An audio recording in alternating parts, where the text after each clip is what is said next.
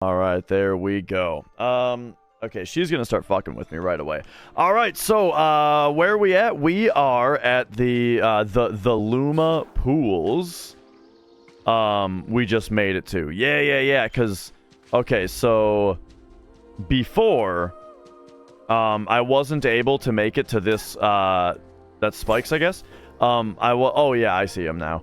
I wasn't able to make it to this ledge until we had the glide power. So we glided on over here. And here we go. Oh, okay, we got stampers. Cool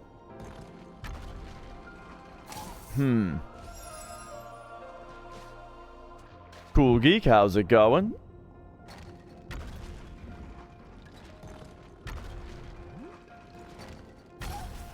I wonder if we're gonna get some kind of swim faster power, and they're like right away introducing us to that, because yeah, it doesn't seem like we have to bait it. Or does mashing A make you go faster than? Okay, all right. I think we're gonna get some kind of go faster in the water power maybe, or I mean I don't know. We'll figure that. Whoa, that's how that works. Okay. All right. So off we go. Maybe we'll find the guy who needs... There's a guy who needs thread. Maybe we'll find him down here. Oh, yeah! Of course there's going to be a swim faster power because there's also currents. That's funny that that right away they show us two different obstacles that we can't get past. But we can assume that both of them are going to have the same solution, which is to be able to swim faster. Whoops. But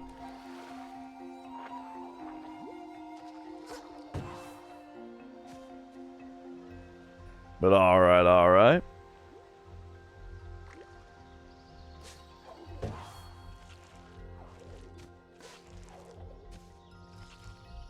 So, what are we looking at? This kind of looks like I probably want this.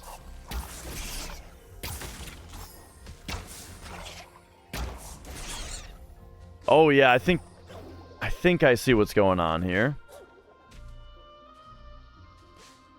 This song, something about it sounds Hollow Knight-y to me. Like it reminds me of like Green Path or something.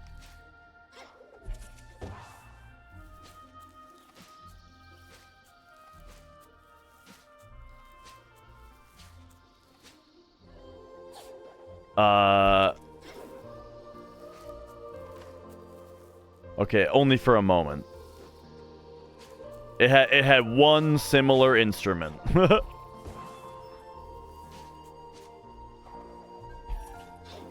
Whew.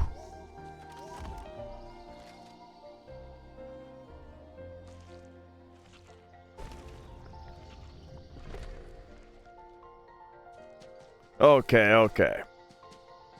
Now, this thing.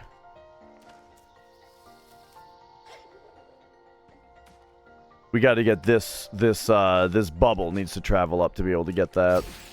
All right.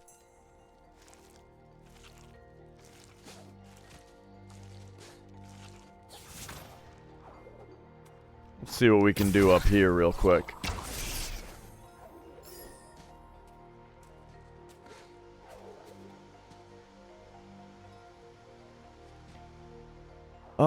Whoa. Hang on, now that we're here.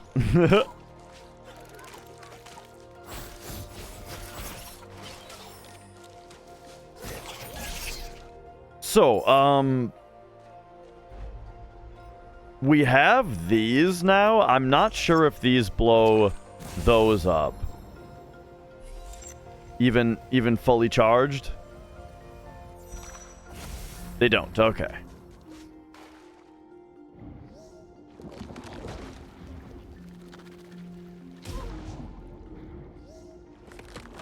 near underwater enemies. I swear I did that on the last one, but okay, okay.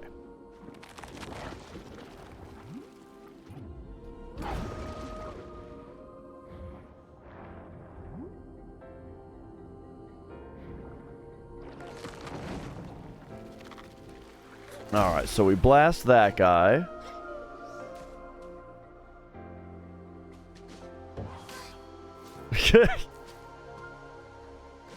And then...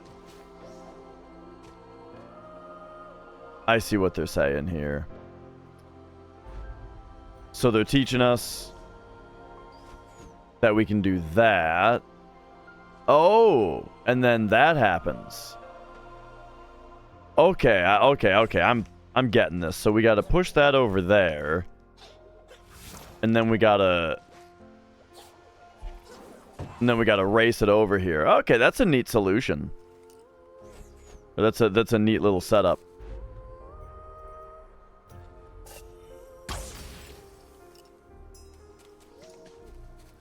Okay, okay. The fish are biting, and not just the bait. Risk life and wing to catch one. Shame we can't all be like those underwater flowers. They retract at the slightest touch or nibble. If only my tail feathers could do that. Fishing would be a lot less painful. Bah! Oh, hey, there's a wellspring.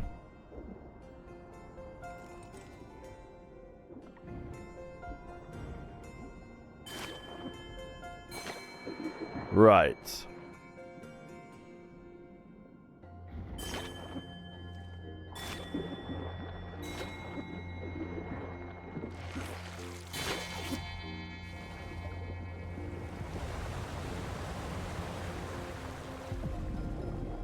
I wasn't even trying to solve the puzzle there. I was just hitting them.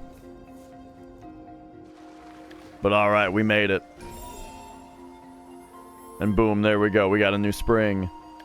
But now I feel like, I wanted to check out what's up here. What's your deal? Aha! This guy needs the string. Okay, okay. My father's old spyglass. Okay, okay.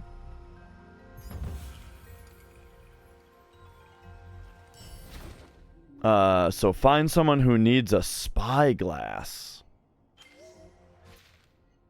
Oh, hey, there's ore up here that I, got on the map but didn't actually see. Is it up there? I see. Oh, you know what?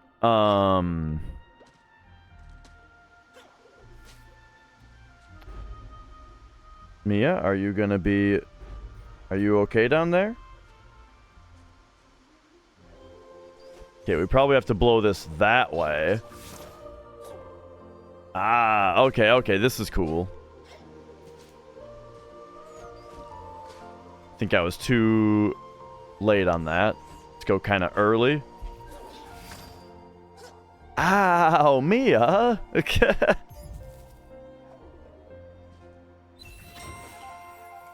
Why do I have little scratches all over the back of my hands, huh?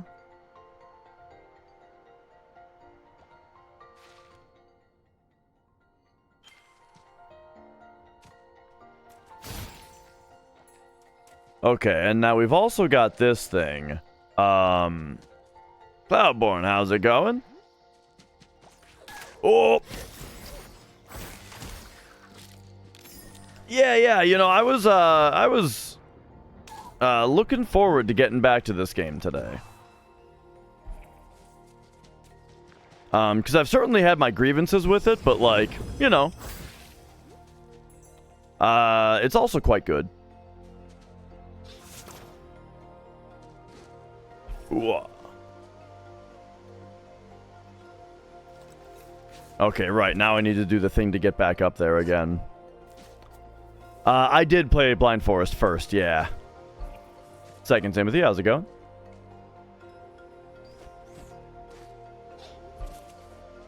Oh, whoops. Wrong way.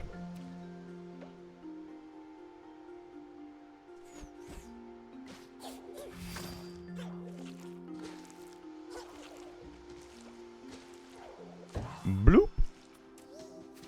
Okay, so we went back for the ore. Came over here and this guy needed the string.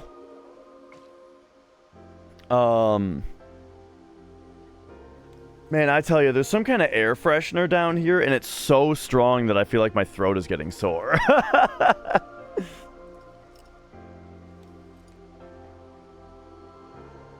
Mrs. Dash loves air fresheners, and sometimes she goes a little overboard.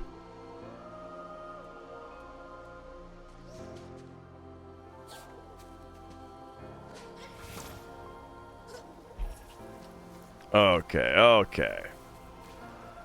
So yeah, let's get back to what we're doing down here. Yo, Midner.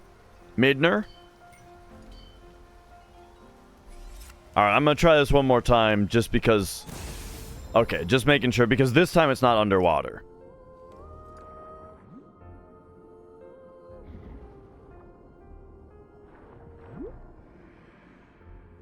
Oh, hey. More ore. And there's what's-his-face.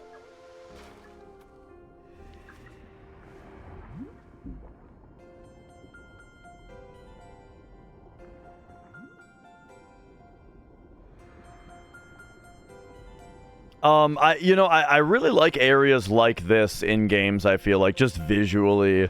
Like Metroid Dread, for example. Remember, there's the underwater area in that? Easily the best looking area in that game, I thought.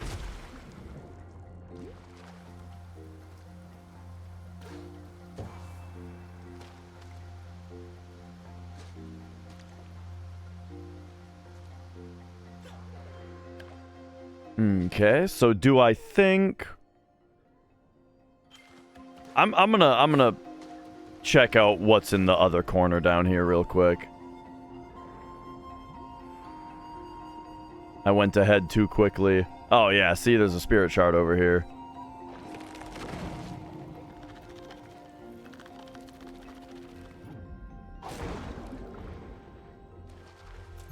Alright, what do we got? Bash deals damage. Oh. Neat. And then we also need to open up that shortcut, I suppose. A candle gal. She likes candles, too.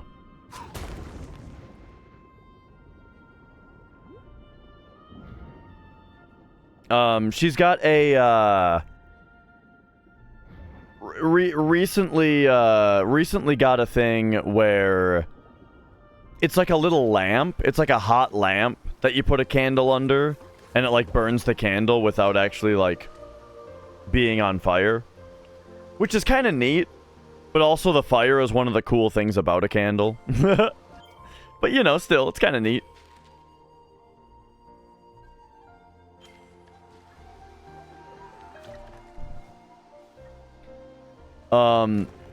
But, like, I even, like, she got this, like, wood wick candle, you know, where the wick is wood, and it was really loud, like, it was crackly, you know, but I liked it, you know, I like a crackling fire. Whoa.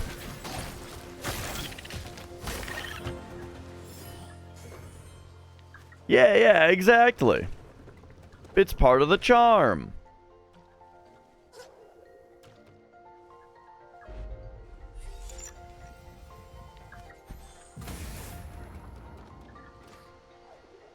All right.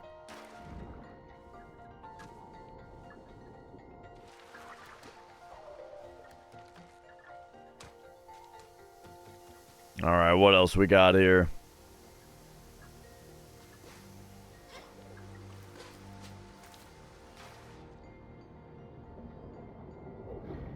But yeah, I personally, I like candles a bit more than air fresheners, in general. Is this a Stampy? Yep.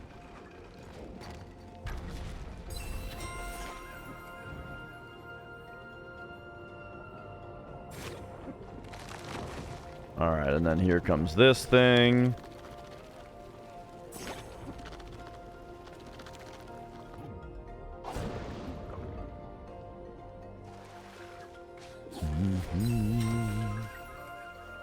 Here's this guy.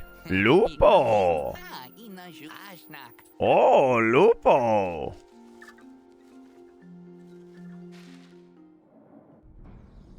Alright, there we go.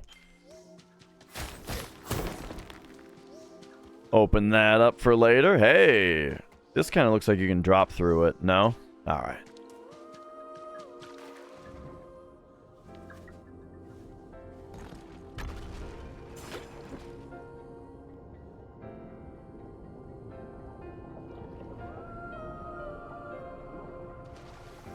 This is where we came from. All right.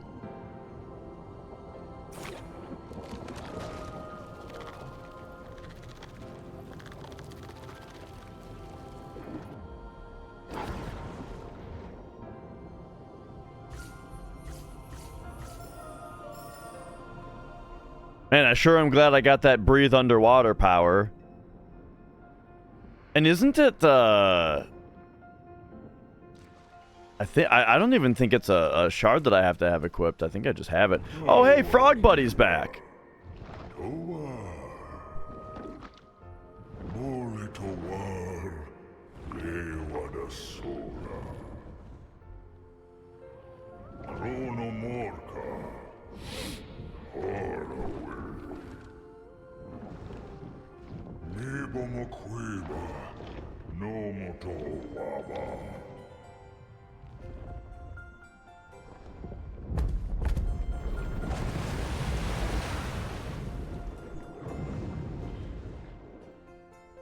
All right, he's out of here.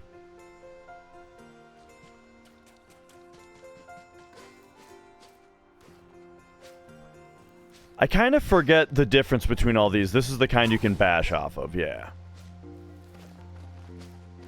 And now it looks like I'm supposed to have a... Oh, wait.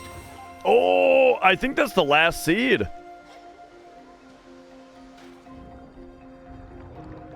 I was gonna say I need a bubble to bounce off of.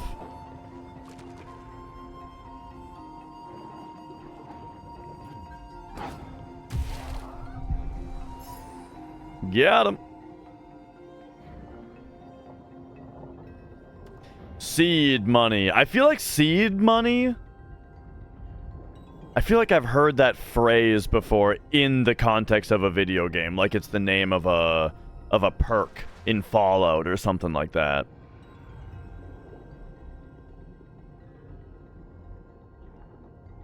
I tell you, perks in Fallout 3, and I realize perks were in Fallout 1 and 2 as well, but like I'm saying as far as the Bethesda kind of system goes, very good, very fun. Oh yeah, Final Fantasy VIII seed money. Yeah.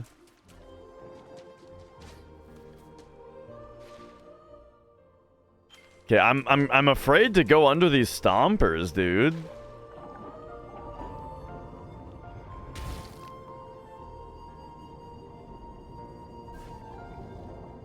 If I had something to bash off of, I could bash through. I feel like this is just straight up telling me not this way. You don't go this way.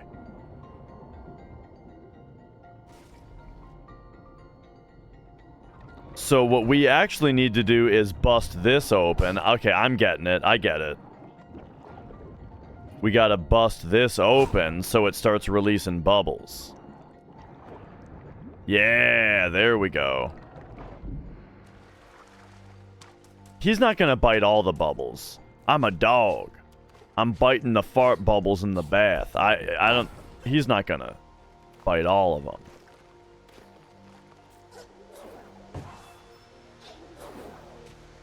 Nice.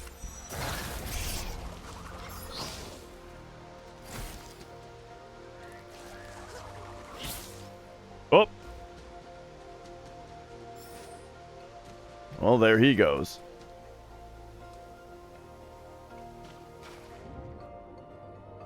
All right, yeah, here we go. This area is cool. You know, I like these areas that are like unique in the way that you move, you know. Underwater area. It's cool, it's fun, it feels unique to explore here. You know, the dark area where you know, you got to follow the lanterns, also cool and unique. I like that kind of stuff.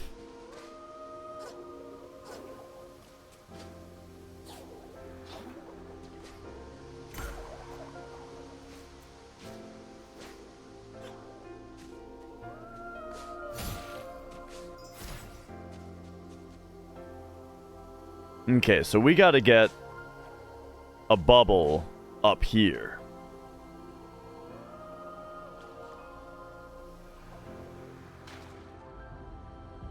And it's gonna be this one. Oh yeah, there's a guy down here.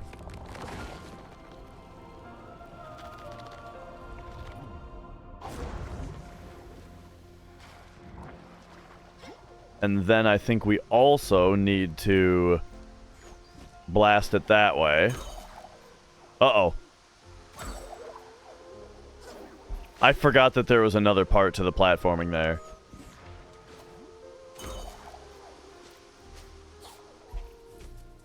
There we go. Alright, very nice.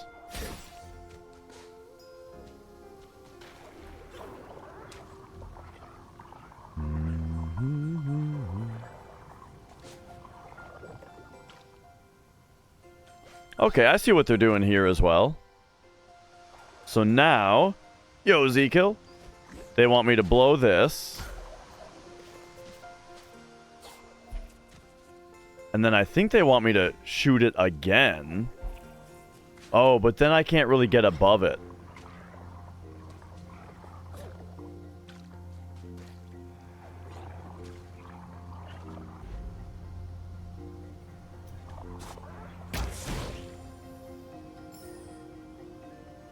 Actually, I needed that guy.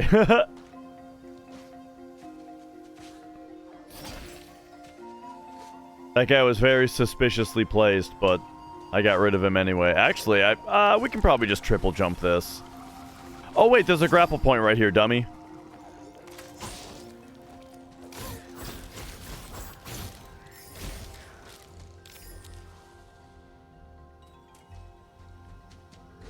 And then that also lets me grab this.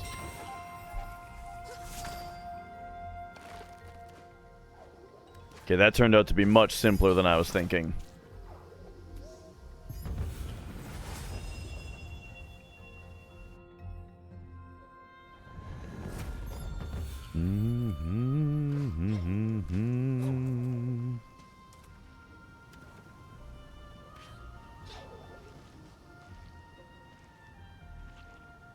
Okay, and then I suppose we can grab that just by doing that.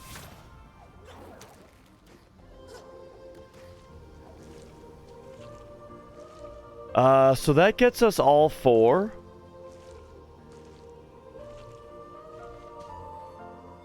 Alright, I gotta try something.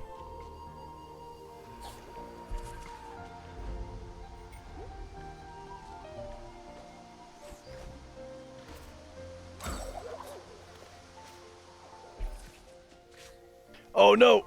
I meant to blow it that way, and then oh.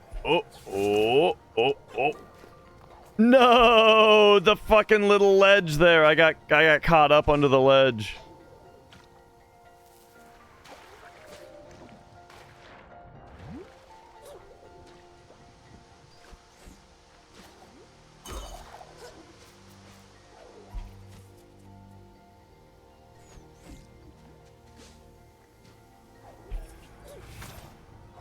So I guess I'll jump off this to stop that from happening. Alright, boom! There we go. Nice.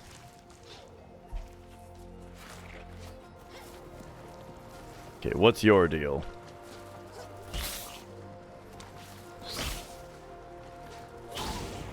Oh, they explode. I feel like half the enemies in this game explode. And I never know which ones. Like, I don't know what the visual language is for I explode.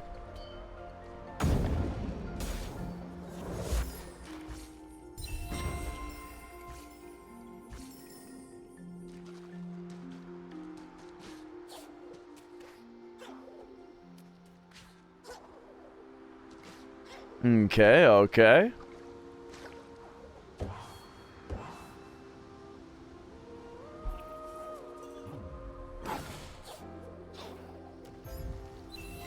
We got more ore. I think I need 2 more to get the next thing.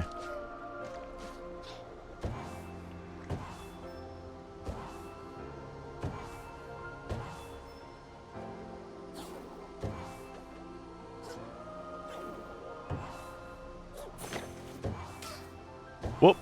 Oh.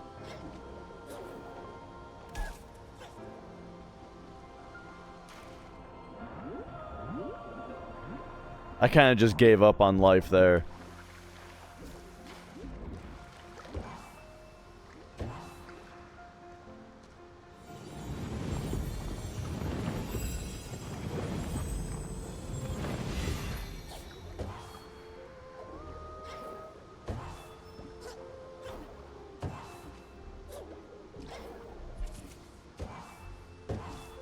Oh.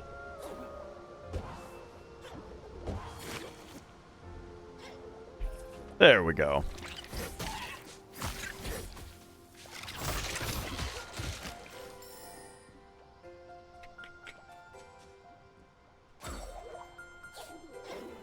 I tell you, do you guys remember when Sonic Boom? Is that what it was called? Sonic Boom came out.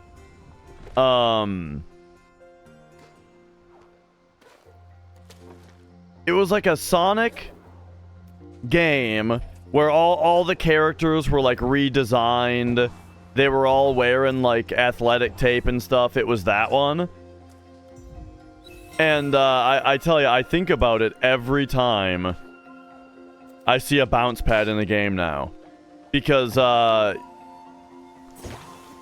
when you hit the bounce pad, I saw Giant Bomb play it. And you hit the bounce pad and Knuckles goes, bounce pad! Yeah, I think about it every time. Okay, can I bash this into that and it'll open it? Or...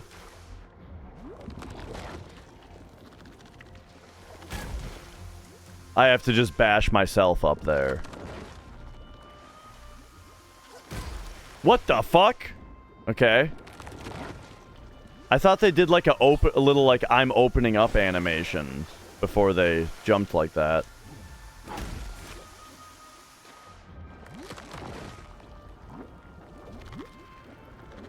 Alright, so that lets us get this out, but like what's the point of this? Can we blow this up or something? What's... Oh! We can't... Oh! We can't!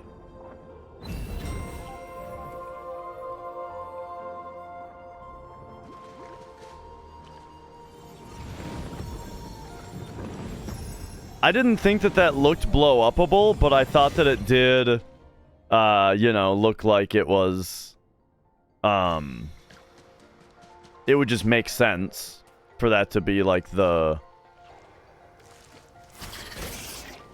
challenge there.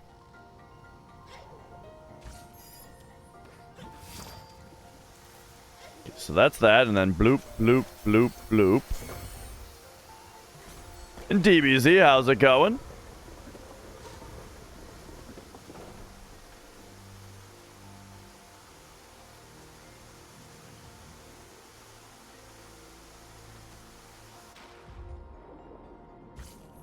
Oh, hey, we've got our new ability down here.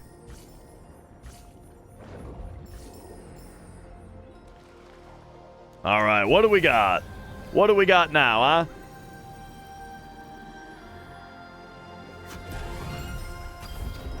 Swim dash. All right. There we go. Cool. That's neat. It lines up with when you're in the sand, you know?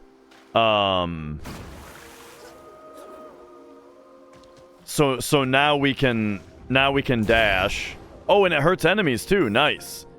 So yeah, now we can dash in the water and in the sand.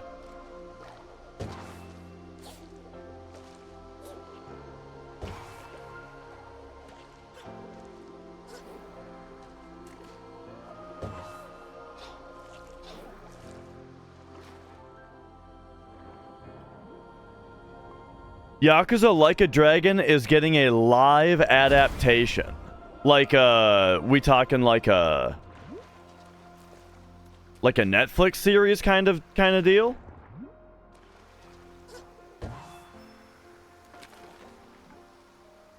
On Amazon?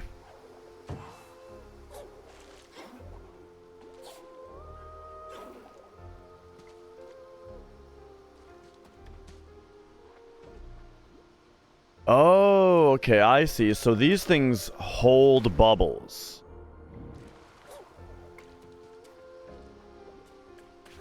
Oh, okay, so let's wait for that bubble to hit. Yo, Cypher. And then...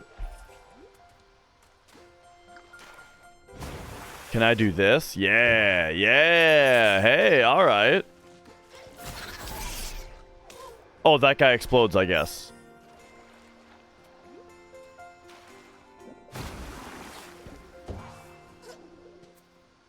Alright, so we gotta open this elsewhere, but that's how we get up there. You know, I mean, yeah, it's one of those things where it's like, I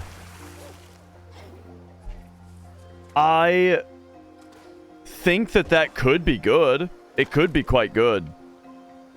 And like for me, it's like there doesn't seem like there would be much reason to watch that instead of playing the game, right? But for people who don't play games, you know, it's a good fucking story. That said, though, a big part of... I wonder how they're going to handle it, because, like, a big part of Like a Dragon's story and Kasuga's character is like, his aspiration to be, like, a hero from Dragon Quest, specifically from Dragon Quest.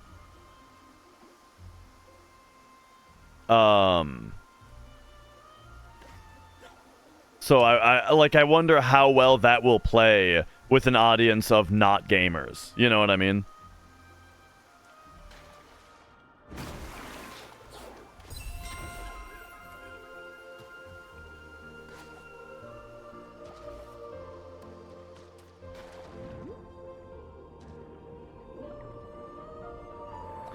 Well, like, that's the thing, is that that's what they say in the game, but they specify, like, Dragon Quest.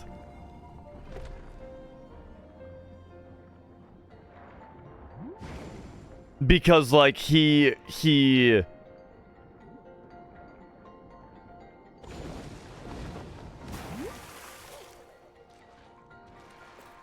Yeah. But, well, so the thing about that...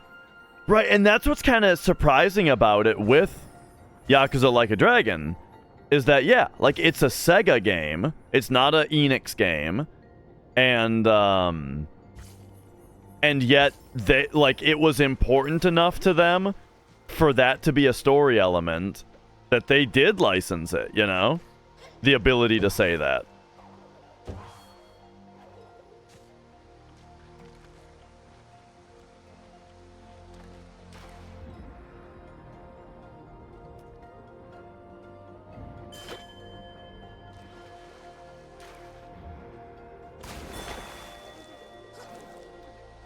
You know, I never finished that game, though. I need to, I would like to get back to it.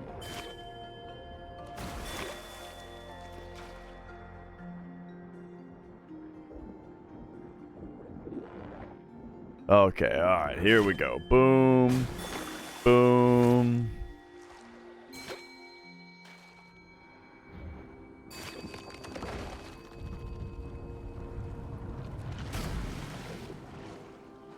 Ah, okay, so now that...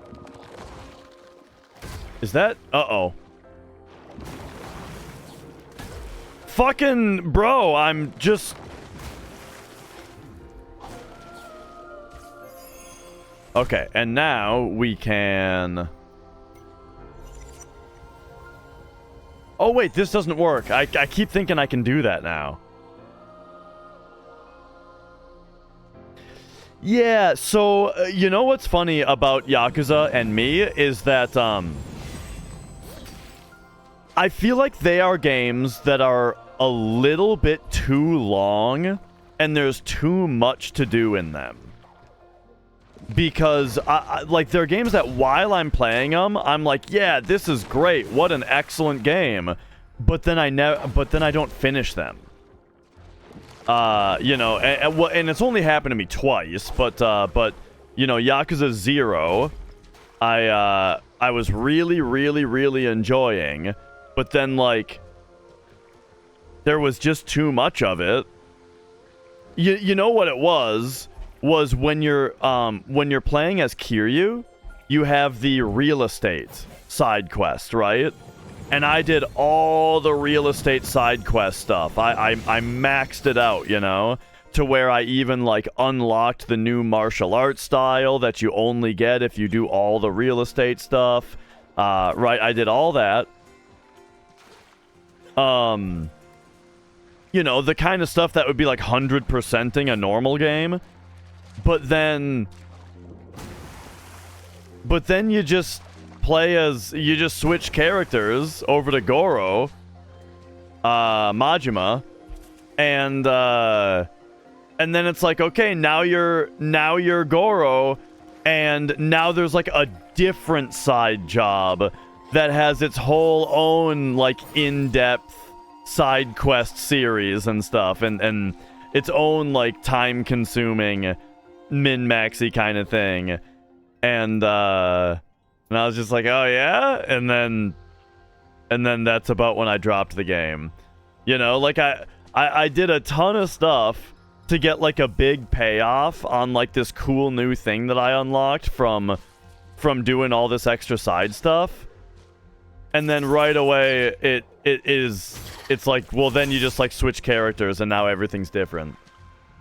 And I'm not saying that this is, like, a big fault of the game. I'm just saying that, like, in the moment, this led me to start playing a different game, and then I never ended up going back to Yakuza 0. And then it came out on PC, so then it's like now, and I was playing it on PS4, and so it's like, okay, now if I wanted to get back into the game, I don't want to go back to the PS4 version. I think I'd want to play it on PC now, which means I'd have to start over. Yo, Melon! Melon!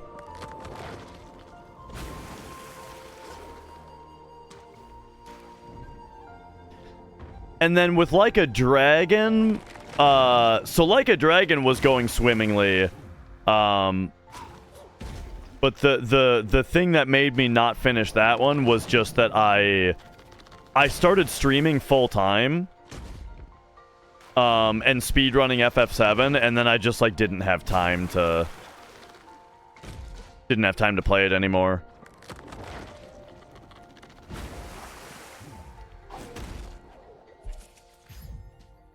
But I was really enjoying that one also.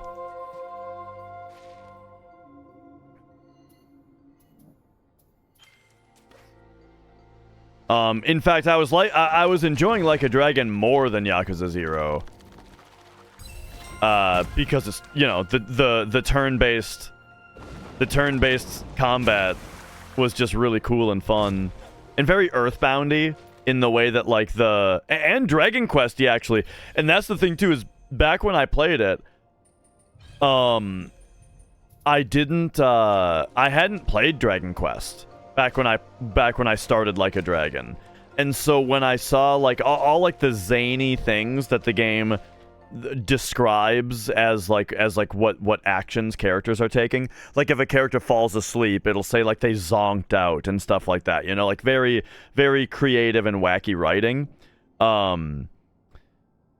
That kind of stuff I just related to Earthbound when I played it. I was like, oh yeah, it's silly and fun like Earthbound. But that's like what Dragon Quest is like though. So yeah. That's funny also. Alright, real quick, I want to go turn this seed in, because it's the last one.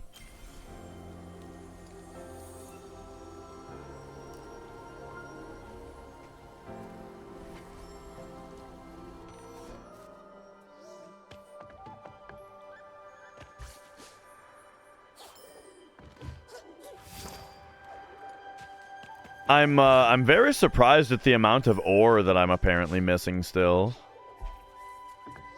Since we're turning in the last seed here.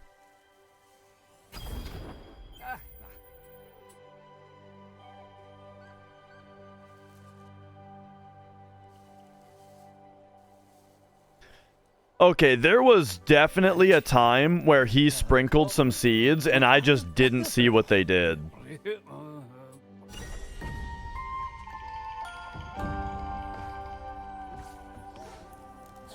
But that's fine.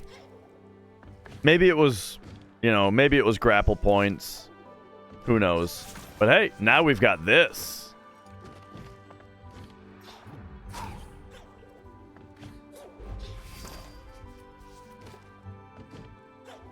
So I wonder, though, if these are actually going to get me anywhere that I haven't been yet.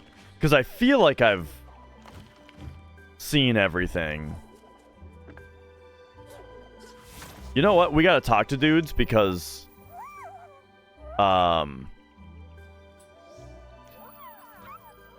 Okay, yeah, that's that guy. Somebody needs a spyglass, and I have no idea who that would be. Yet.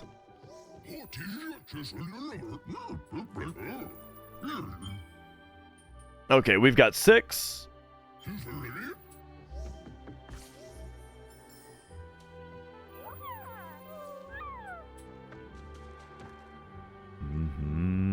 Cheap viewers.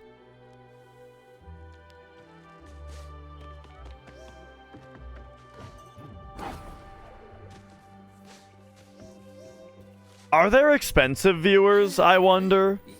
Oh, okay. So this guy wants the spyglass. All right, there we go. All right. Filled with water. Yeah. I specifically mean if you're buying viewers. I wonder what you get out of the service that has expensive viewers. You know what I mean? Like, nah. We're not gonna get these cheap view bots that this guy's peddling. I want the expensive view bots.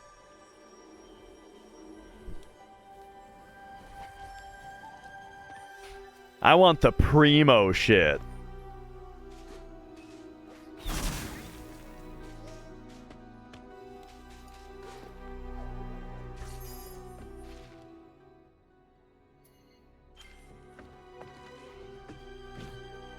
All right. So, take me down here.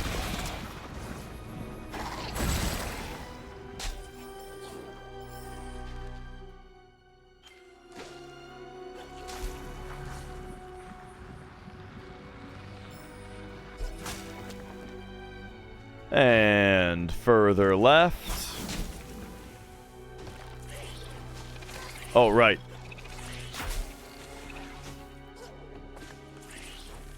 Alright, here's this guy.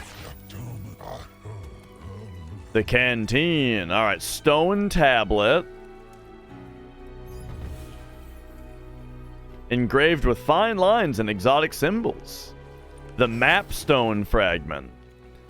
So the mapstone fragment, that's fun because that's from a different... That's from the first Ori. The mapstone fragment was like an item that you got in that game.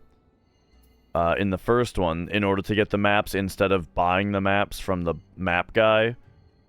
And so, what that kind of makes me think is maybe the map guy has something to say about the mapstone fragment. How'd the run go yesterday? Okay, so the instructions for the Earth Mallet for what to do under a certain RNG circumstance for the Earth Mallet, I wrote down wrong. And so I did the wrong thing and did not get the Earth Mallet manip. So that killed the run. And I think I'm gonna try again tomorrow. So on the bright side, hundo tomorrow. Yeah, cause like, so the thing is, in the schizo fight, you do a manip with Sid in order to just like you use the move manipulate with Sid in order to take the right amount of time to get on the right RNG frame. And then also on my manip for level 4 suicide, you have Sid use manip to spend the right number of frames. And then on this Earth Mallet one, we were under the certain circumstance where Sid has to do a move just to take up space to get on the right frame. And so on my notes I wrote manip, but it's actually steal that he's supposed to do in that circumstance. Yeah, the stone tablet. Alright.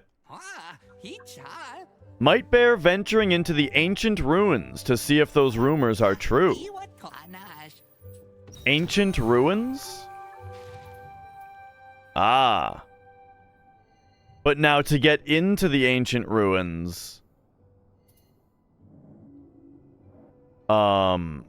I think we need all the wisps.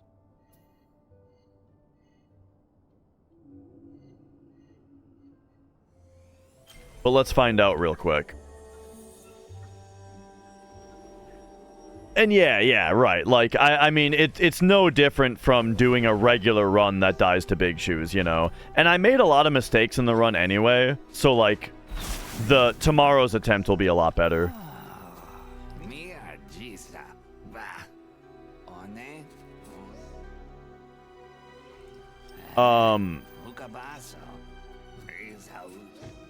Oh, okay, I'm thinking of this up here.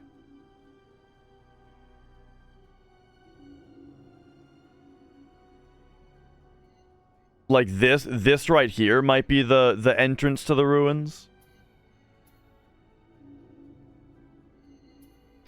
How long since I played FF7 the normal way? Long time. I can tell you exactly.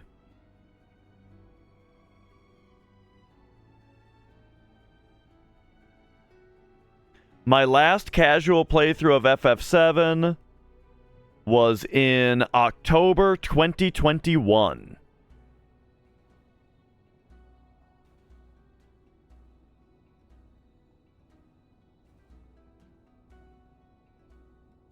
Which, I mean, that's not that long ago.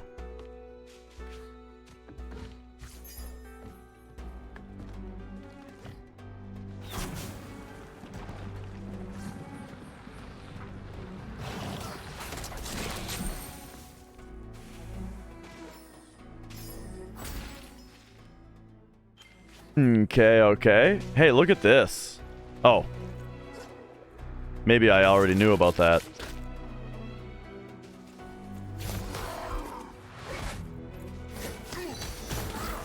Oh.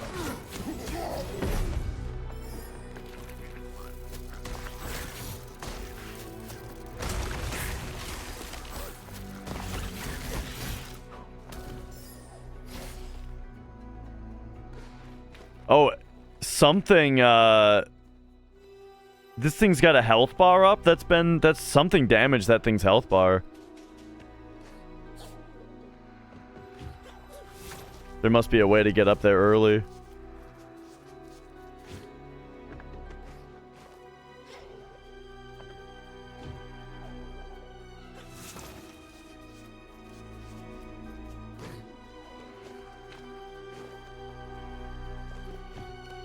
Okay, so it looks to me that this is like a one-way. Oh, and then this, right, this is an elevator. I've already talked about this. This looks like an elevator that'll drop down once we do the right thing.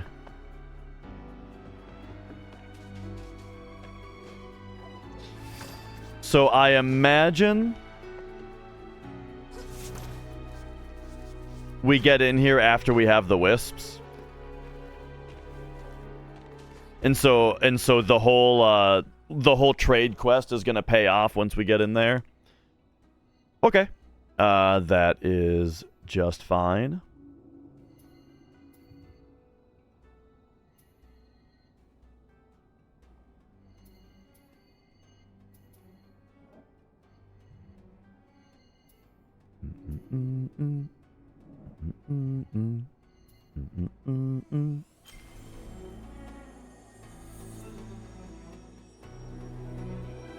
Yeah. I mean, it got damaged from the wrong side, so I can only imagine that that whatever caused that to happen can be exploited.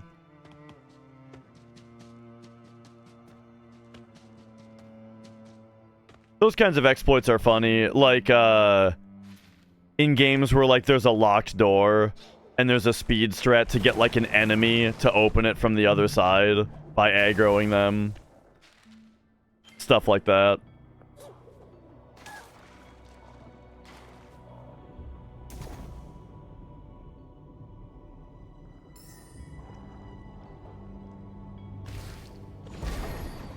Oh yeah, we can just do that now. Boom. Got him.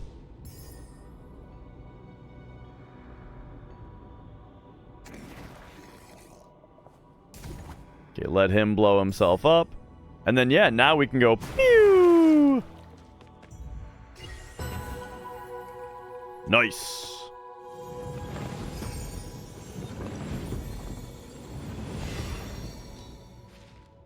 Oh, okay, cool. I've been waiting to be able to do that.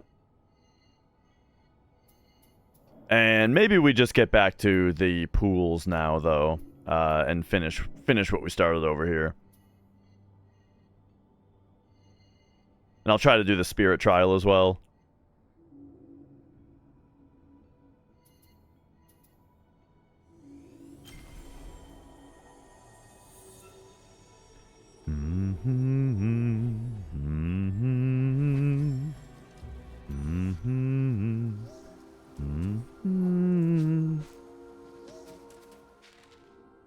So now, remember back here when we first arrived?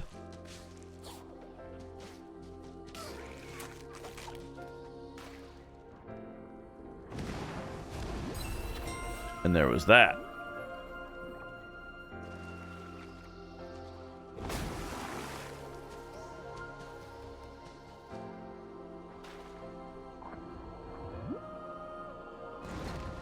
And there was that.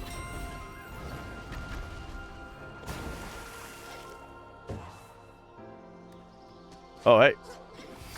Did I do this? No.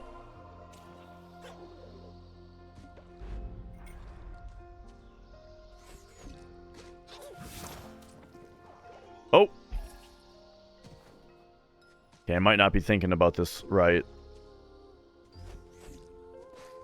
Because, yeah, that goes way over there. Maybe if I go from further back. Oh, that did actually work. I'm surprised.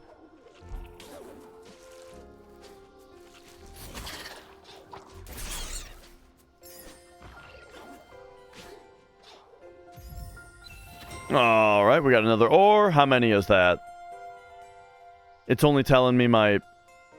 Okay, I didn't get to see how much ore I have that time because it was telling me how many spirit light I had, but I'm like 99% sure that's number 7.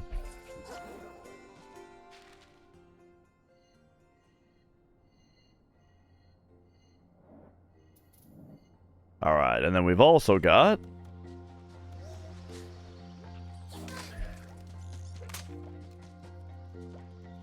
this problem to solve.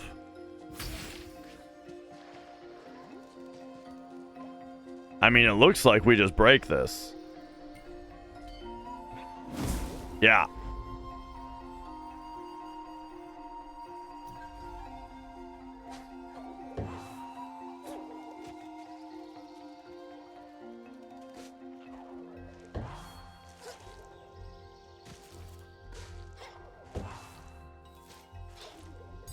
All right, all right.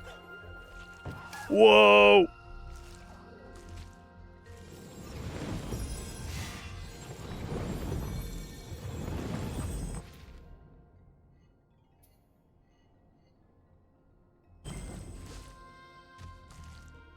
I don't remember if I got up there. I don't think I did. All right, hang on. We're blasting this guy.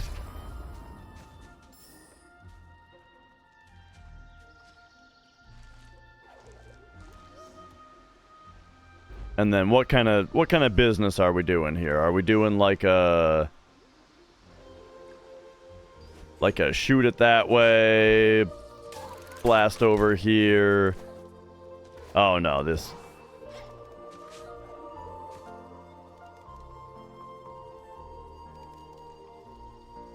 No, keep the camera back.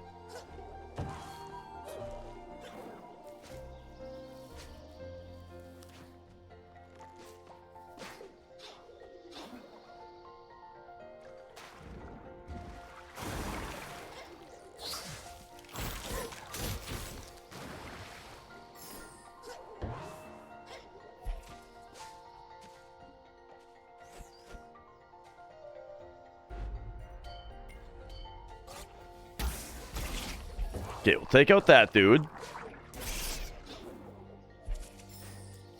Whoa. Oh no. I'm starting to think I did go up here already. Yeah, I remember this. Okay. Right, you like have to do that right away. Okay.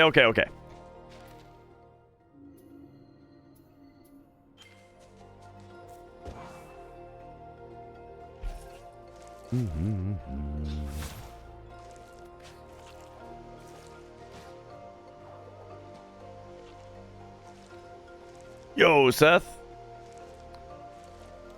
Did it never... I mean, yeah, it is published by Microsoft, so not super surprising. But, I mean, Microsoft is they're talking about putting all their shit on PlayStation now.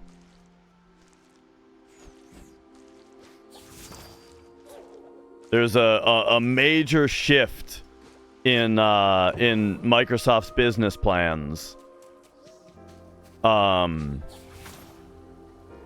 That's being talked about. So like I'm not sure exactly what all the games are, but yeah, Microsoft has been. And like this is to the dismay of a lot of like console exclusive type people. Just like upset that I guess now that now Microsoft is saying that having like Xbox exclusives isn't necessarily the right business path going forward. However, I don't know enough about it to really talk about it much more than that.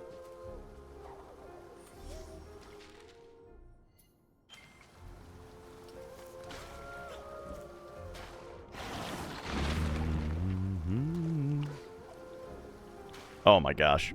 But yeah, this game is gorgeous, by the way, though. I would say absolutely both Ori games, like, of course, yeah, the number one. Again? Super obvious thing here is that, oh wait, this is different than last time.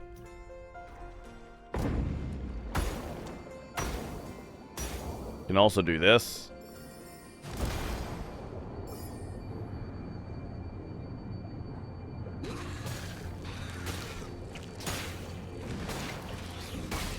Whoops.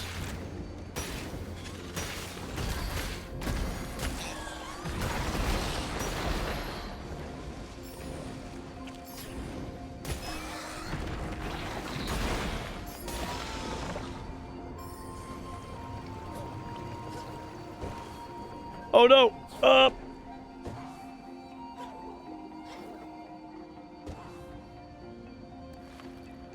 Shit!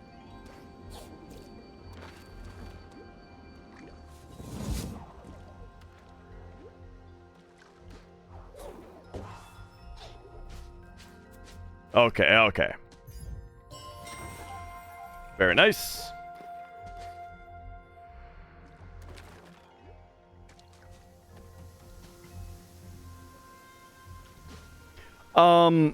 Did I finish what I was saying a second ago? Just that, like, yeah, like, the number one most remarkable thing about these games is absolutely just how good they look, for sure. Whoops. Alright, what do we got here? Enemies will drop more energy orbs. Oh, nice. Alright, here we go. So,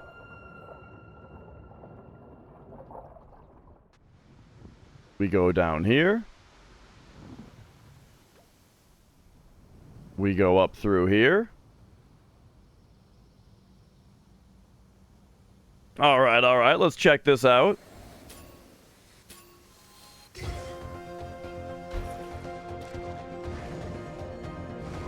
Oh, those things aren't moving.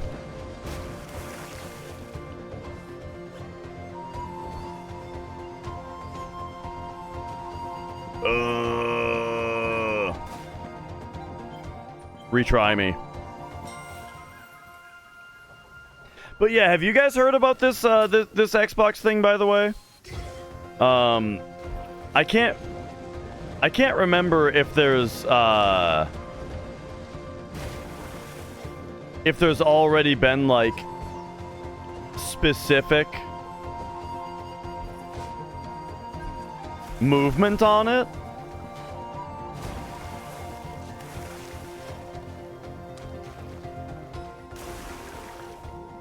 Oh, whoops.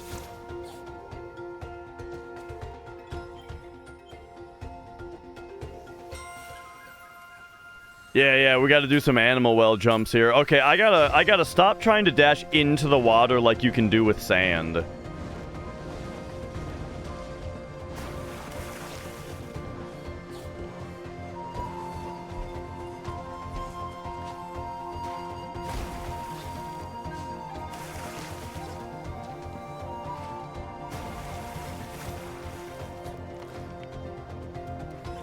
Oh, wait. Okay, I can do that a little bit better here.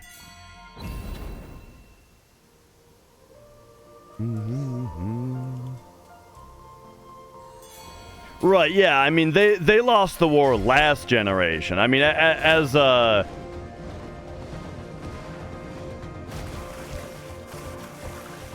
like, the shit that they pulled...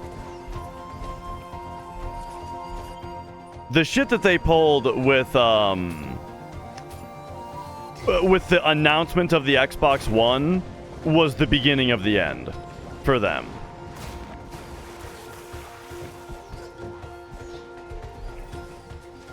Whoops, why did I jump there?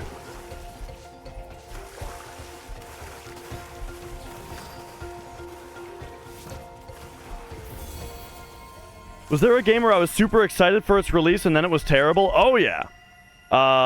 There was a game called Too Human, which was made by Silicon Knights. And I was really into Silicon Knights because they made a game called Eternal Darkness for GameCube. Nice. They made Eternal Darkness, and that was like one of my favorite games. I loved Eternal Darkness, you know. Still is just a 10 out of 10 game. And then they were making a game for Xbox 360 called Too Human, which looked to be like a Devil May Cry kind of style, like character action hack and slash game, but with Diablo loot, like a party system and Diablo loot and classes and stuff. So it's like Devil May Cry combat, but with classes and a party, and you get loot. Like, it sounded like the coolest game ever, you know? And I was super, super excited about it. And then it had a demo. And I got the demo and played it and was just like, oh, this just doesn't play very well, man. Like, the controls are all fucked up, and like the balance is all off, and even though it's all about having a party, it's actually only going to be 2-player, and like some other weird shit about it, and it was just like everything about it was not turning up the way that it sounded like it should. And I ended up just not even buying it because the demo was so bad. And then I watched, you know, I saw like reviews of it that were all kind of like saying the things I was saying about the demo and then some. And it was like, oh, what a shame, dude.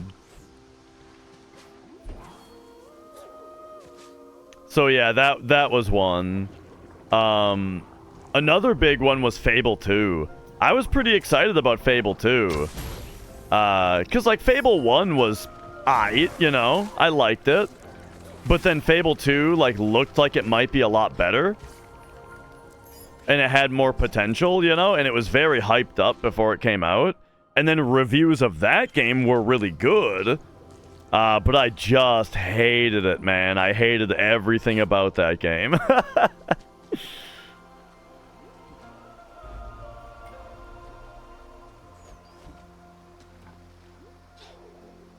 Okay. Was Anthem Xbox exclusive? I don't think so. Because that was BioWare. And didn't EA publish it? I think that was BioWare and EA, wasn't it? Yeah. So I would be very surprised if that was Xbox. I don't think it was. No, it wasn't. And I know for sure. Because people complained that it was bricking their PS4s. Like, the game would crash, and then their PS4 would not turn on again after that.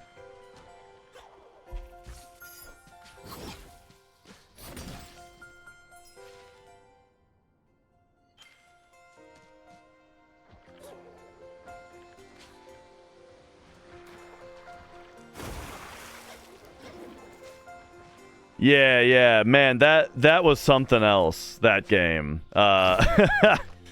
Oh, boy.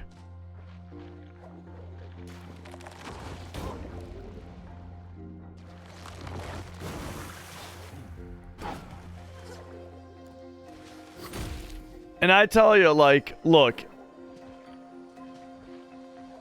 I've been naysaying the reverence that people have for BioWare for years. And, you know, and people still say, like, what about this, what about that? But I'm telling you, it's only a matter of time before I get to be in full I told you so mode about BioWare. But, I mean, we're basically already there. What's the last good game they made? They don't make good games. Yeah, we get it. Knights of the Old Republic was good. Fucking however long ago.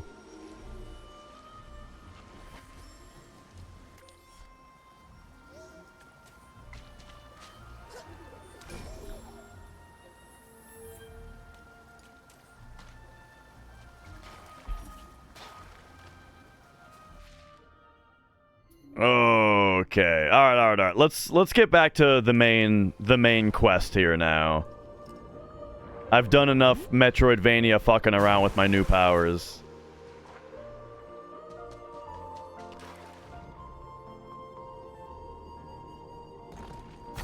Whoa, I forgot that was there.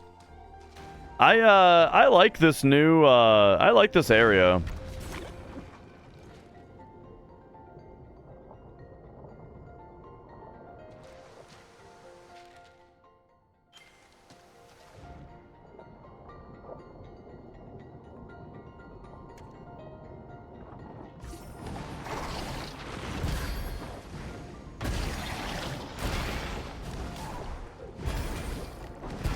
Yeah. Yeah.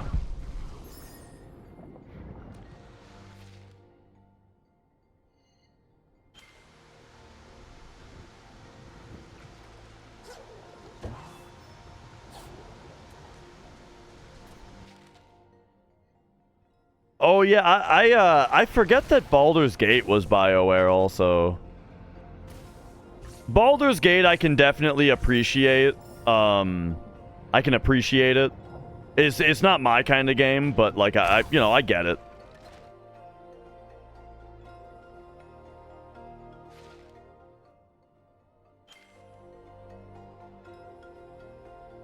EA reneged on their promise to not intrude in the artistic freedom of the studio, and they started interfering with games. That's why Mass Effect 3 was only decent when Mass Effect 2 was extremely good, and why Andromeda was really bad.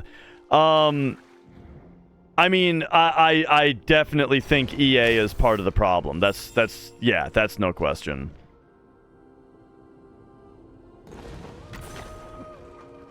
I don't think Mass Effect 2 was good though. I couldn't fucking stand Mass Effect 2. I thought the first Mass Effect was quite good. Couldn't stand the second one.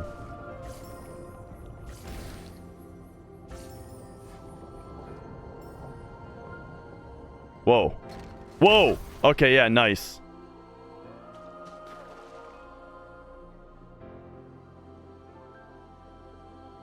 Oh, yeah, did I miss something here? Oh, what were the shenanigans Xbox pulled with the One announcement? Yeah. It was them right, Xbox One was going to be always online. Your games were going to bind to your account. And so, like, even if you bought a physical game, it would bind to your account in such a way where it was non-transferable. So you couldn't, like, buy a used game for Xbox One. Because, okay, hang on. We gotta fix this. Okay, there we go.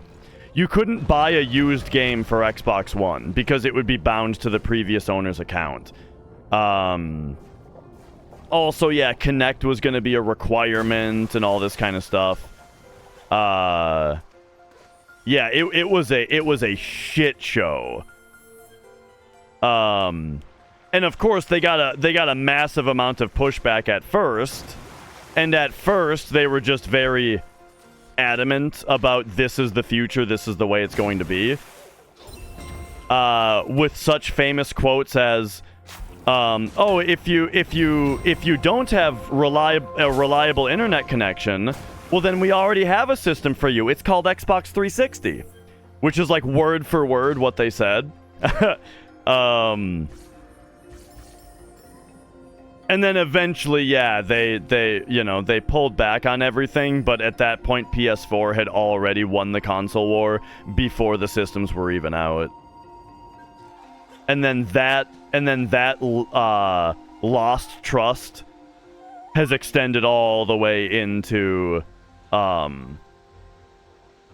this generation as well, you know, just nobody trusts Xbox anymore.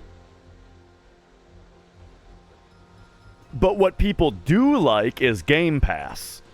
And so if people like Game Pass but they don't like Xbox, then what does Microsoft do except for start offering their games and Game Pass on every console? Or on every platform. He's gonna puke. Look at him.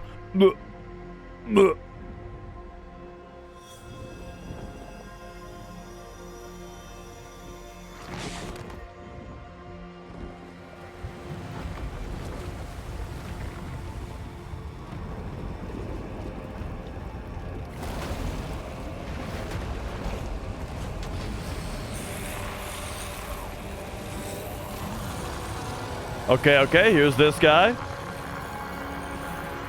Alright, let's go. Time for a boss battle or an escape sequence? It's whoops.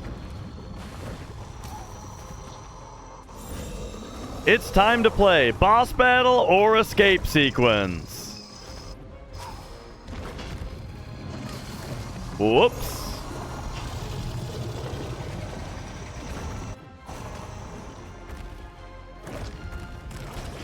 the current Sony tier system? Genuine question. So here's the difference. Yes, I mean, no, that's a good question. As far as I know, the PlayStation system, and you guys can correct me if I'm wrong because it's been years since I've had it, but on PlayStation, the idea is if you have PlayStation Plus, they offer a new game, and you have to sign in, accept the game, and then you have access to that game as long as you have PlayStation Plus, right? And it never goes away. But you have to consistently sign in and accept the games every time that they release them. But then you have access to them as long as you have PlayStation Plus. Game Pass is more like a streaming service where it's just, here's the library of games. You have access to all of them, but they rotate. New games rotate in, old games rotate out. Here is the window of games that you have access to with Game Pass right now. So it's fundamentally pretty different. Whoa.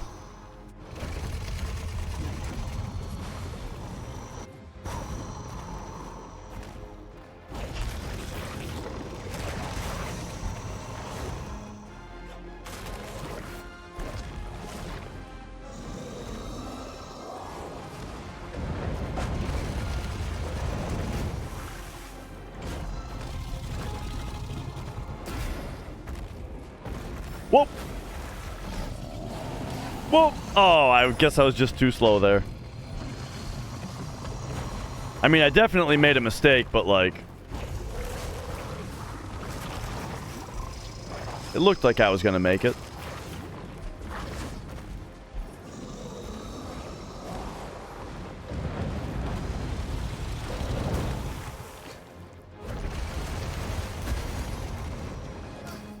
What?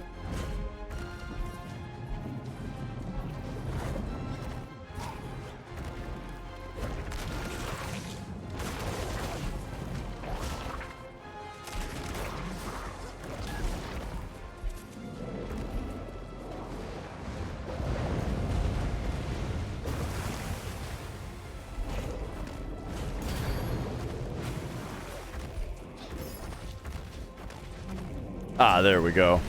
And this looks like the fight arena, maybe? Alright, we did it. I don't know what was killing me at the end there. But yeah, it's funny. By the way, I like... as far as,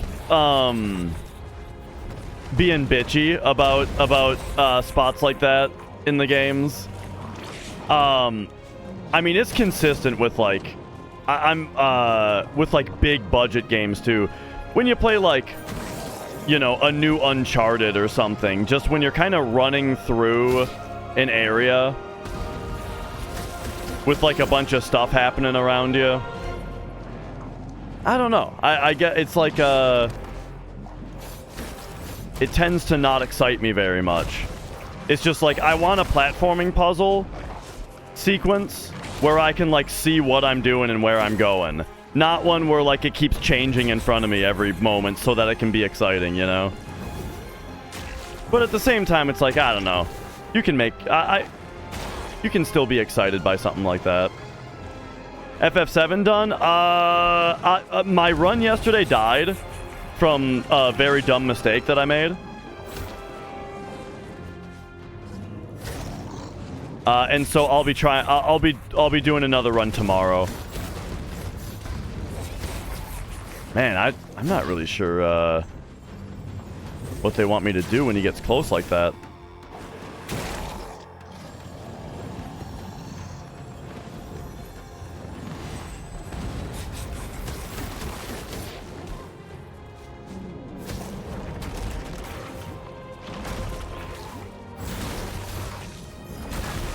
Oh, oh, oh.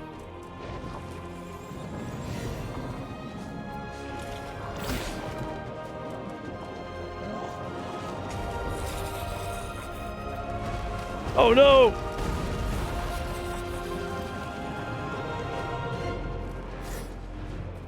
Yeah, what happened is that whole thing I was doing, talking about the RNG manipulation, you know, you have to do everything perfect in order to keep the manip going. and I wrote my notes down wrong. I had the wrong thing written down, and so it broke the manipulation.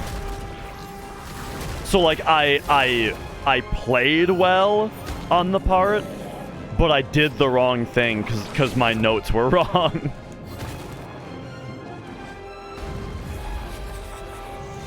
How's this boss fight? So I feel like there's just like a gigantic thing floating around that floats into me, but I'm starting to figure it out. I don't know.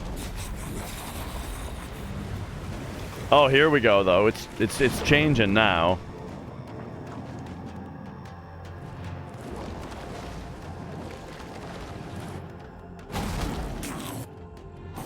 It feels a bit more like I like how I'm enjoying like the fight being like pretty dynamic, where like when he, you know, it feels more impactful when he like shoots something at me and I shoot it back at him, you know.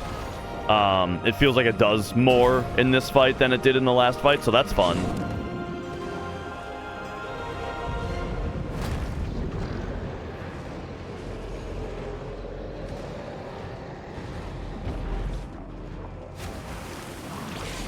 Oh, well.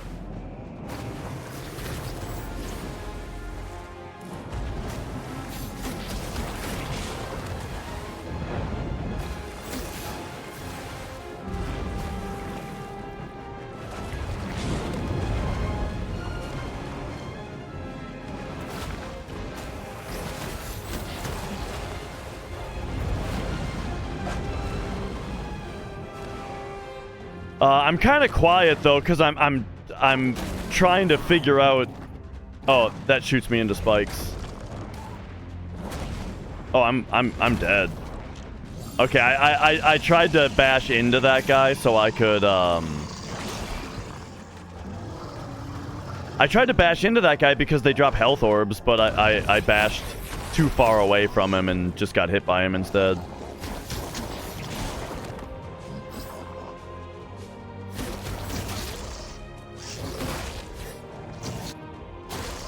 Oh, yep, there's that old trick where like I'm bashing too close to the ground, so the projectile just explodes immediately when I shoot it.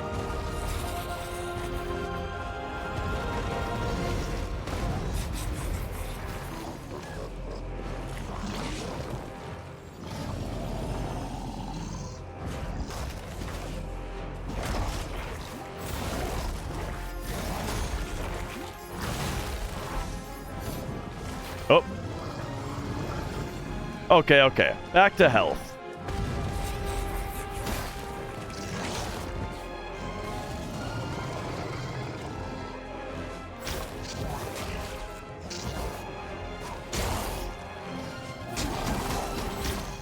So, one thing just with these boss fights that I keep feeling is that whenever I try to go in for damage, I end up getting contact damaged by the boss's body. Just because, like, either the Ori moves into him or he moves into me.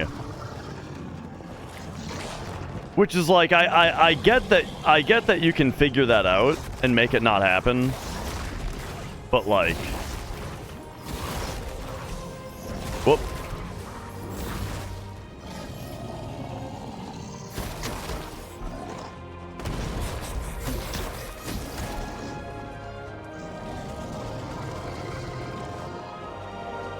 Oh, okay, okay.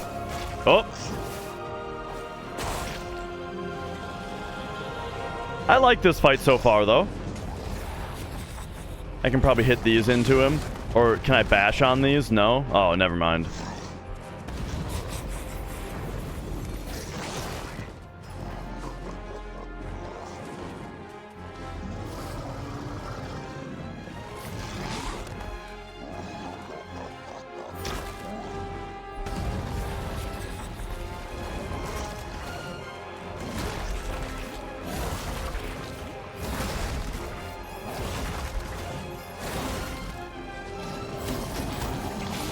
Oh.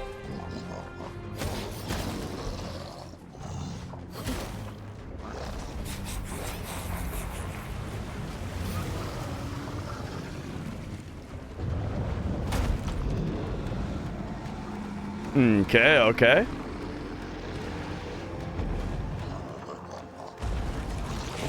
Oh.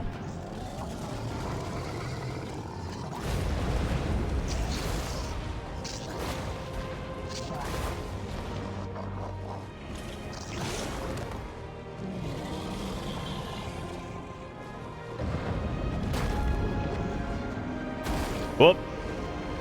I waited too long.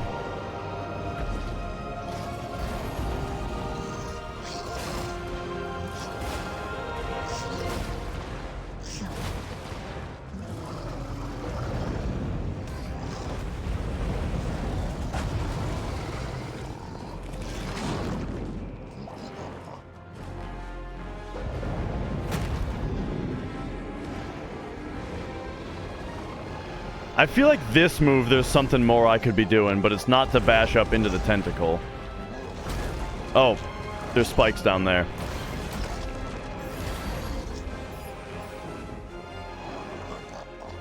I'm about to die again just because I keep like flying into the spikes when I'm trying to do other things.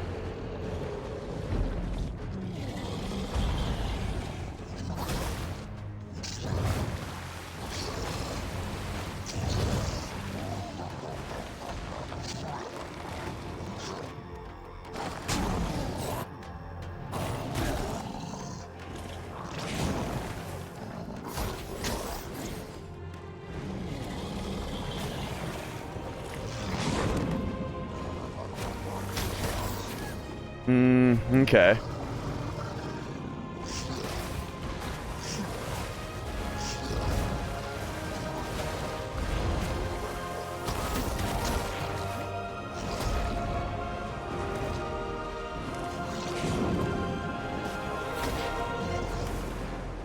Oh, you can dash down? I can't tell whether you can dash down into water or not.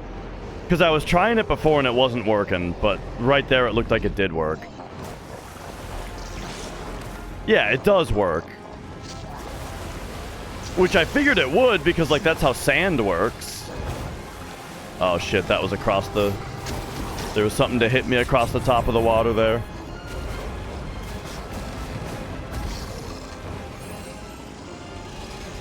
Okay, okay.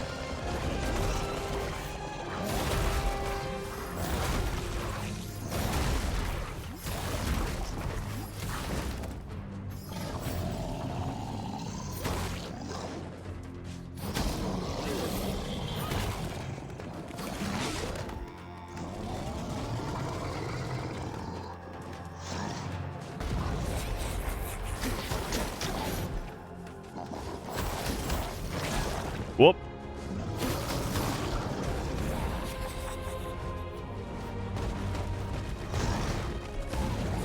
Yeah, that when he does that slam move, I feel like I don't know where I'm supposed to be. But what I need to try is the opposite of where I usually am.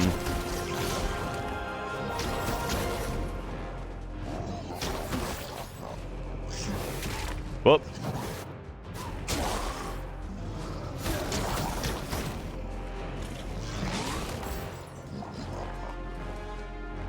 Like, is he slamming here? So we just gotta, like, do that?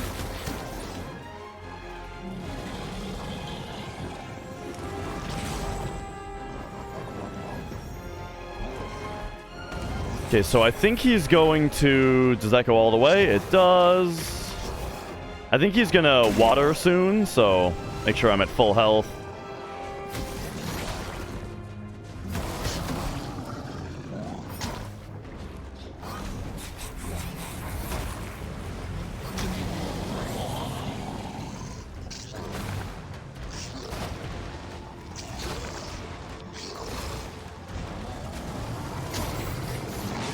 Whoop.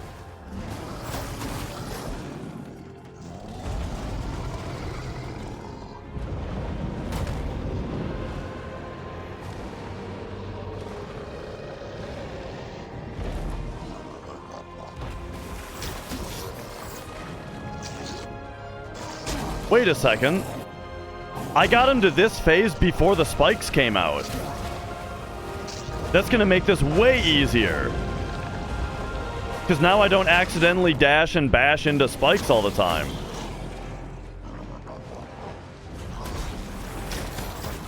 Man, I should just try getting the ball in the hole in one shot every time.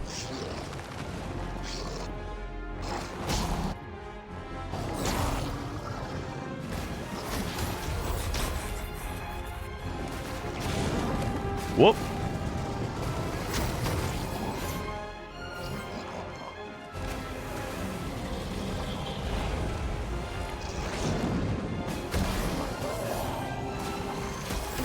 Wait a second.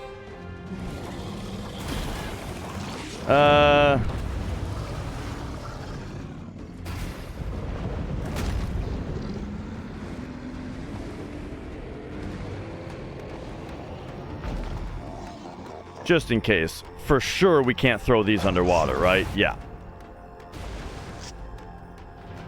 Just wanted to make sure I'm not supposed to, like, throw a bomb into his mouth, you know?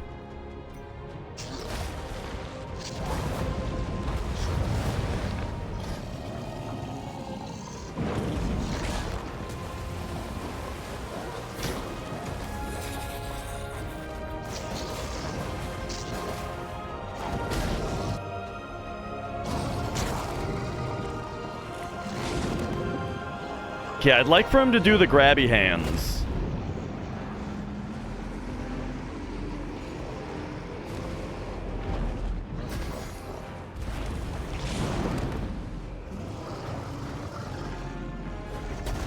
There we go.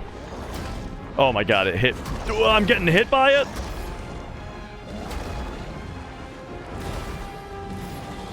Okay, I got a little bit of health. I gotta figure out how to actually benefit from that. Okay, I'm gonna go defensive for a minute here. And we're gonna go do grabby hands again.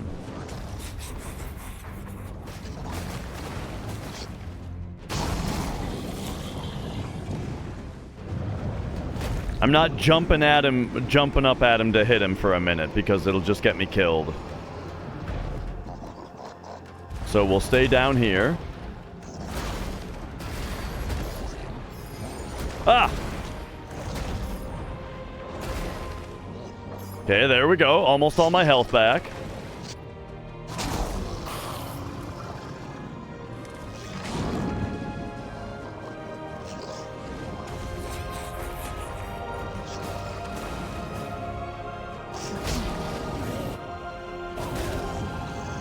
Oh, I mean, this kind of seems like a better way to fight him.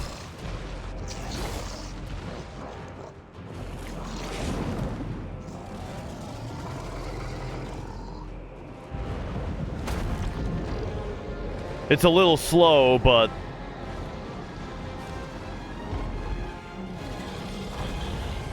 it's much safer.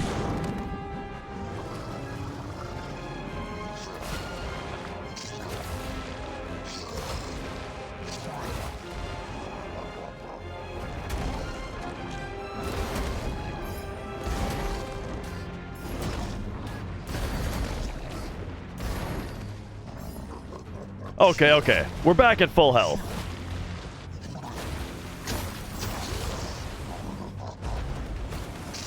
So now I'll pop up and start hitting him.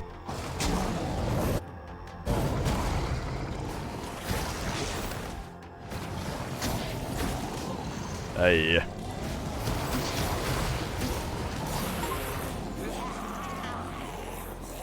Oh, I got an achievement for beating him fast. Well, like under 2 minutes. That's funny.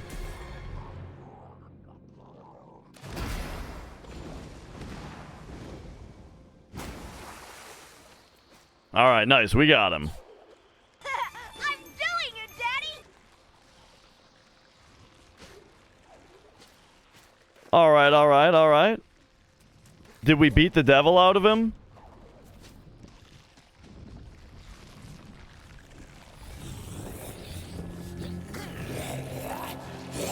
Thank you for the GGs. We got him.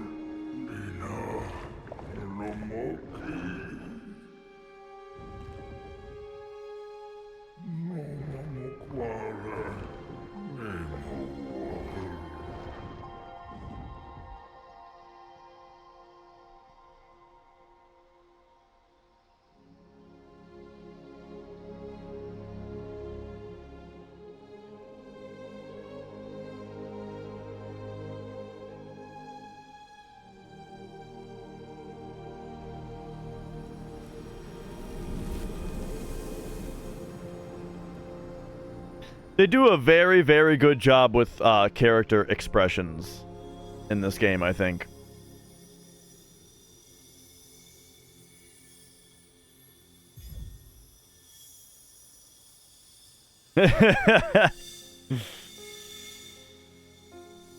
Alright, there we go. We got all 4 wisps. Nice.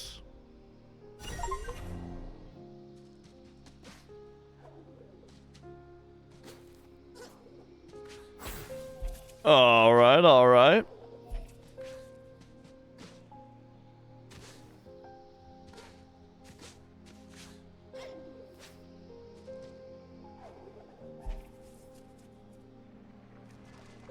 Off we go.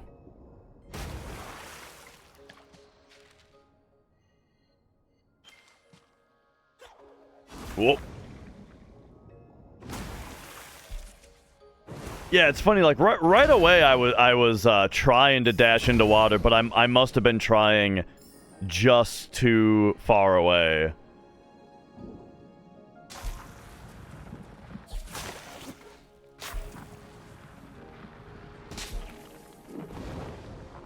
All right, so this we got to go fast. Yo, Blink.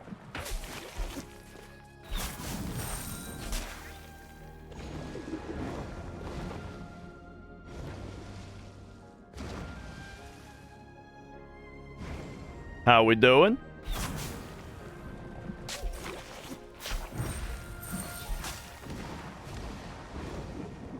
All right, there we go.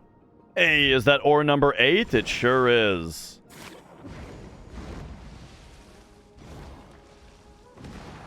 Cool, so now we can do the next project. Massive question. Since I'm a leaderboard mod, there's some discussion for your other speed game coming soon. Oh, okay. I'll tell you, as far as mods of FF7 go, I feel like I have the least popular opinions.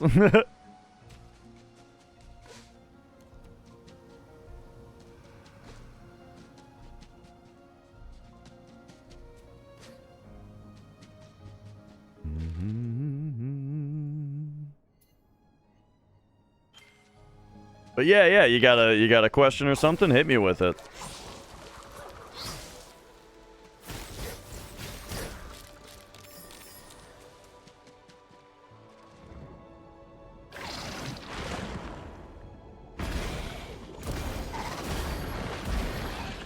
But really, though, I think it's not necessarily unpopular opinions that I have. It's just, I'm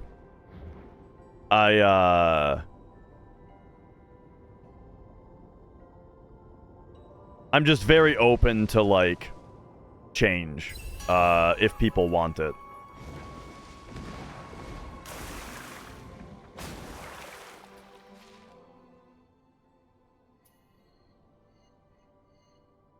All right. 92% in the pools.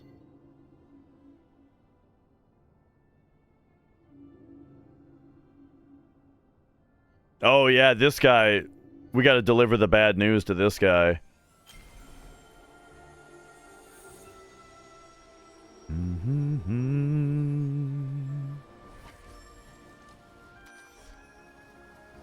Your other speed game, by the way, being Breath of Fire?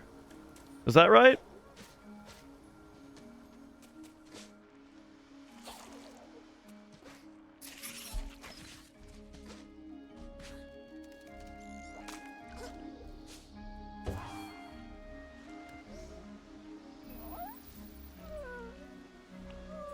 Okay, okay. This amulet, he gave it to me long ago. Could you bring it to his pool in the hollow? Oh, sure, okay.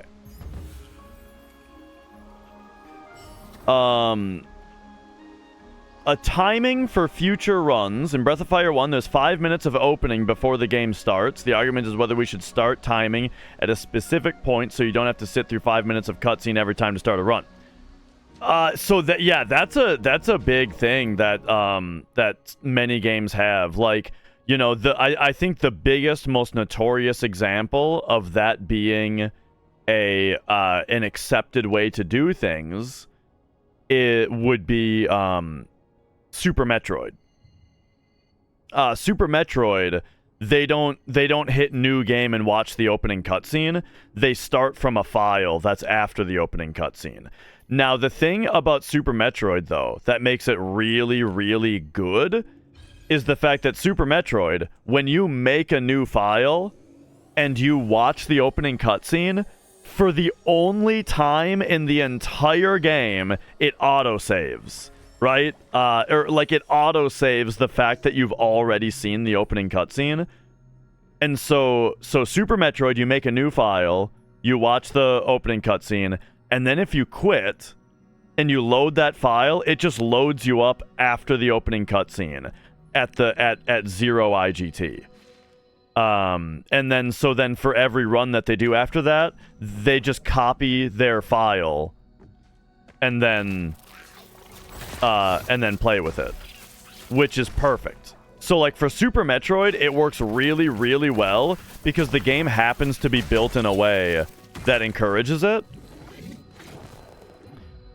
Now, an example of a game that's not built in a similar way, but that they do have rules for opening skip anyway, is Ocarina of Time. Ocarina of Time, the moderators and whatnot, decided to allow opening cutscene skip.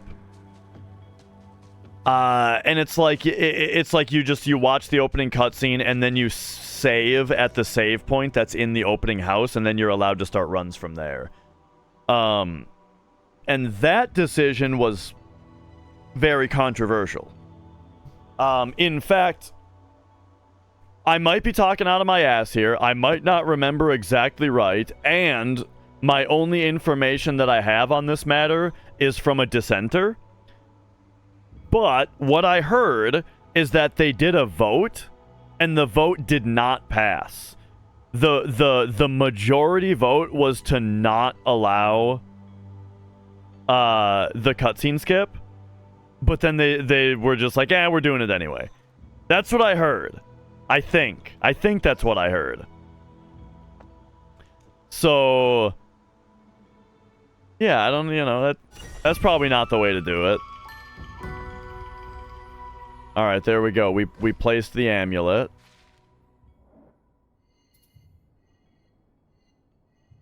Now we can go back here.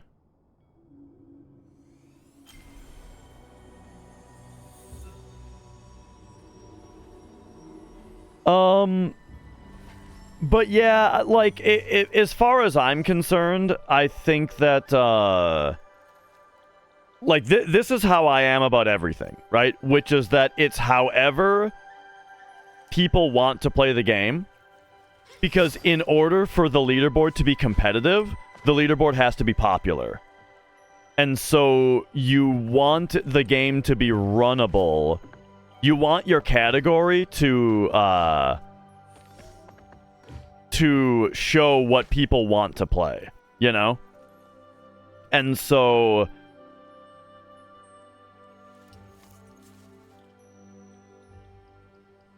But you know, I also think it needs to make sense. So, for example, let's take FF7, for example, right? When Cloud jumps off the train, if there was a save point right there, I think that there would be an argument to be made for skipping, for starting up right there. But there's not, right? And so I think for FF7, it's just not a discussion, and it's never been a discussion, because the option doesn't even present itself. So what is it like in Breath of Fire? Is it like FF7, where you would need to get up to a specific spot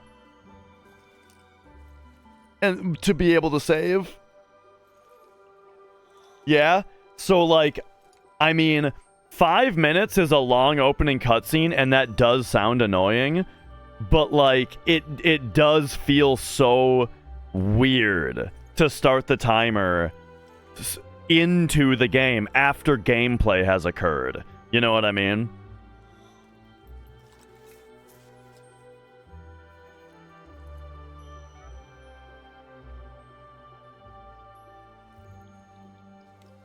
Because like with Super Metroid, let's take the Super Metroid for example again.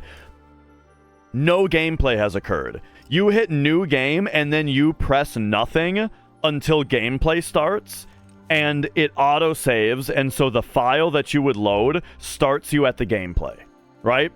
So again, with Super Metroid, it's like it's kind of a no-brainer that it's totally fine, right? And that the game is made in a way where you should do it.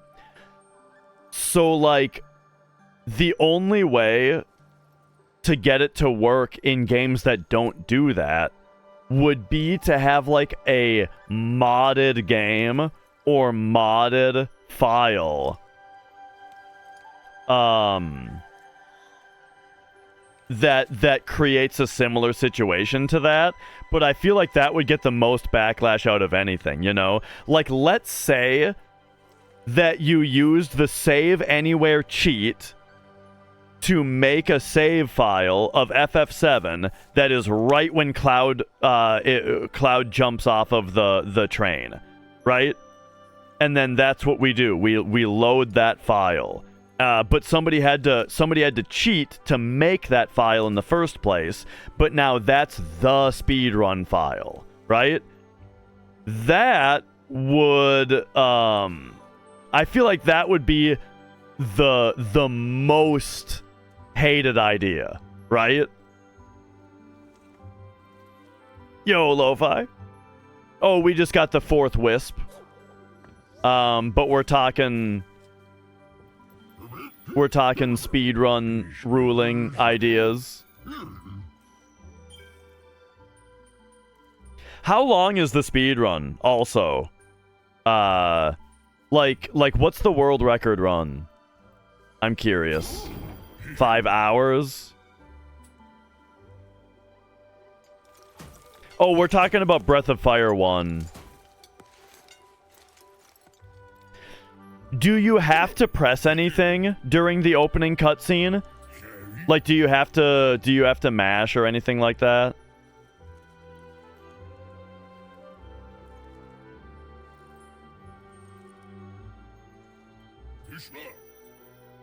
You mash through the text?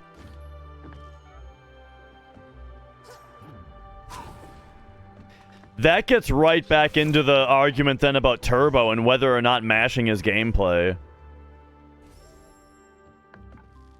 Which it obviously kind of is.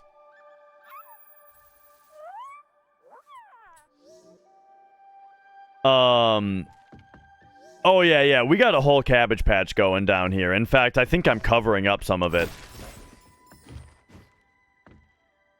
So, yeah, I mean, if I was the sole moderator of the game,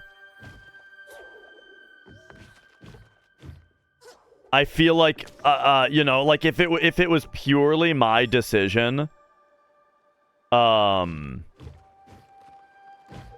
feel like I would say, no, it shouldn't be a thing.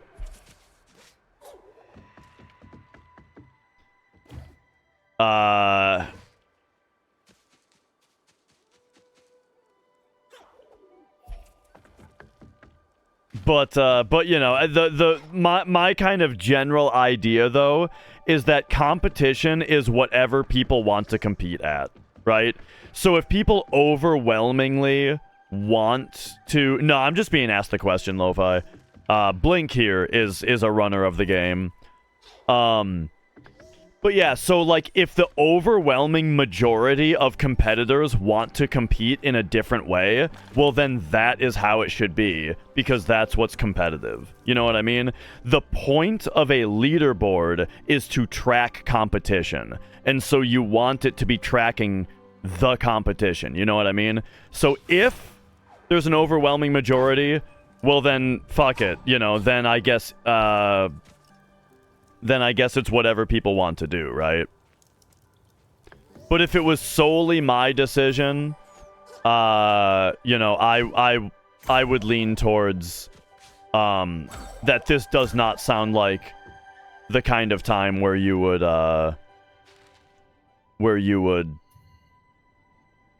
do that, where you would have that be the ruling.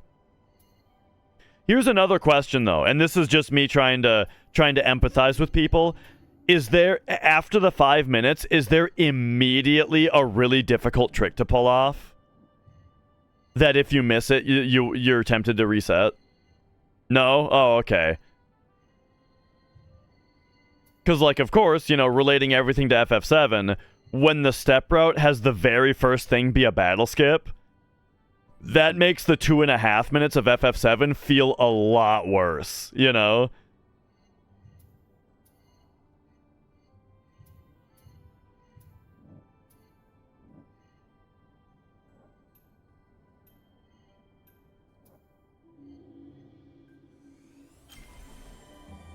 Okay, I'm gonna go get this energy shard, and then let's check out these ancient ruins. So that's the thing, Makire, though, is that, like, okay, so I understand exactly what you're saying, but what if you considered that a game with a lead-in like that could actually cure your reset addiction, you know? A game that heavily punishes your reset addiction will make you stop resetting so much.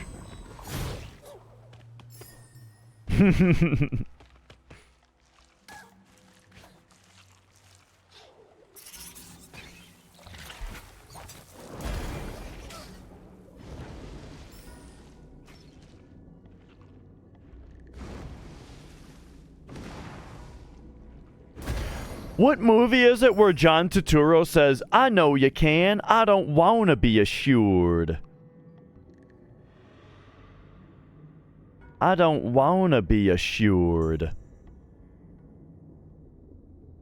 It's got to be Secret Window, because I have not seen very many movies with John Turturro in them.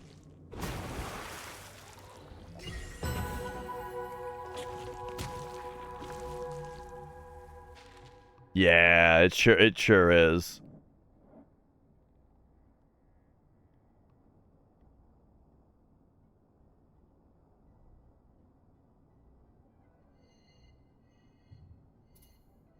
You reset a 3-hour run due to a 5-second loss in the opening. Yeah, in the opening. Oh, totally. And that's why I was saying, like, as far as the Breath of Fire thing goes, I feel like a relevant piece of information is whether or not there is a reset heavy trick right after the 5-minute opener. Oh, that's nice, Blink.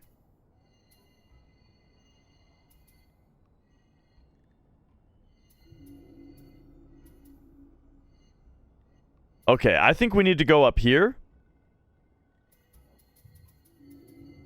That said, though, I'm not actually sure that I did everything up here. Like, they built a house and I went in the house, but I don't know if I went in all of the new houses. But anyway, that's fine. Yeah. That's what I was just saying. I built a house, and it had like a spirit orb in it.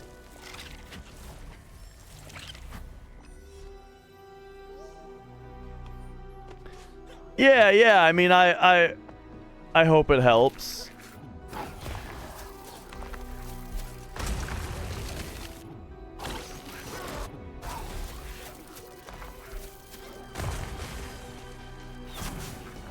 Alright, blast me up. Whoa.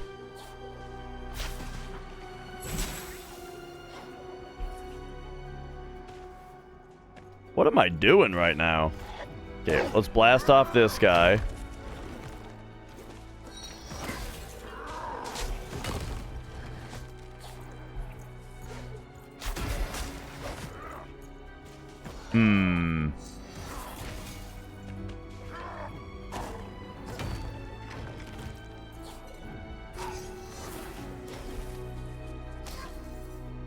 The hell am I doing?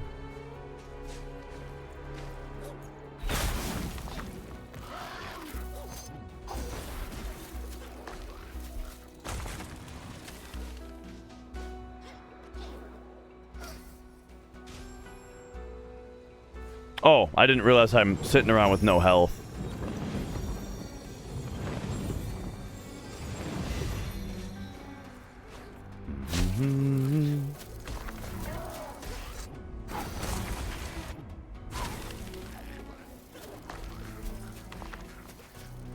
All right, maybe what we'll do is...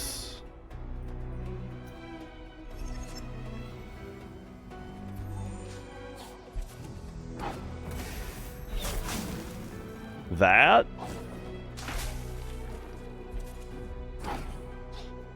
All right, that worked.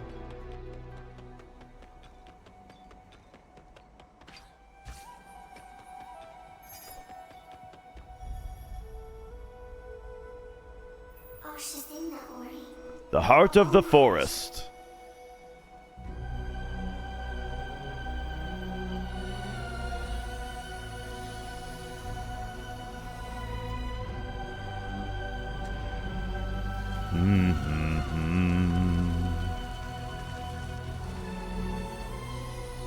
If something like that is approved, and you were for it being approved, okay, yeah.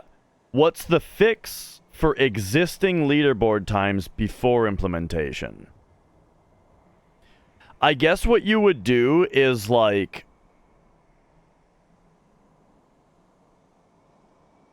I mean, so by default, you would time the fastest...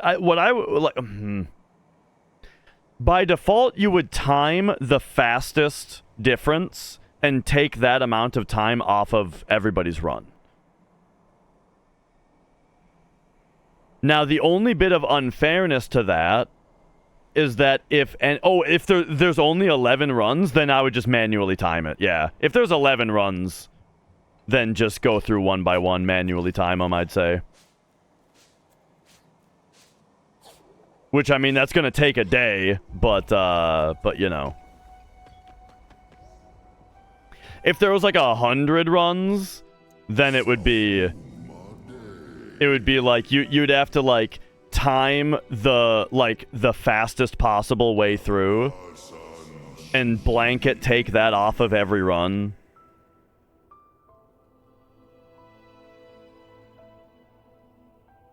Or actually, that's a good point, Cool Geek.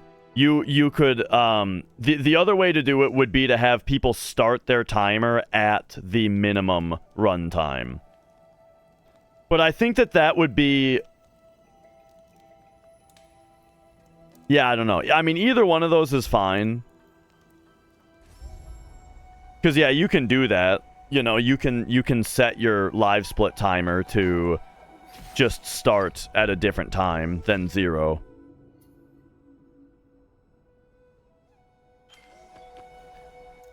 Okay, Wind-Torn Ruins.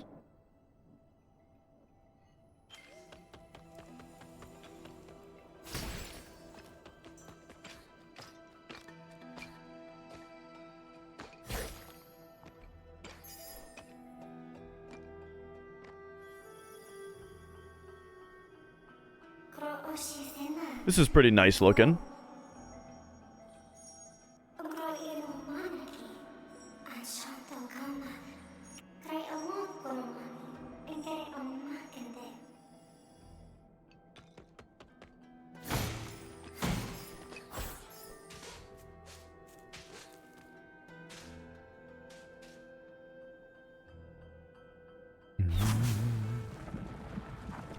This game, are you asking me? I think I think it's pretty decent.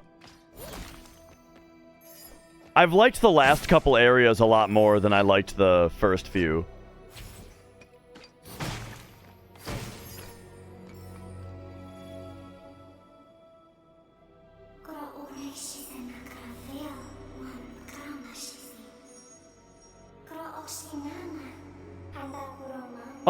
What I would say about this game in general, just like very generally, right, is that this game it's very solid, it's very well made, and there are many people where this is probably their favorite game ever, because like it's really well made, and like they're nailing what they're doing, you know?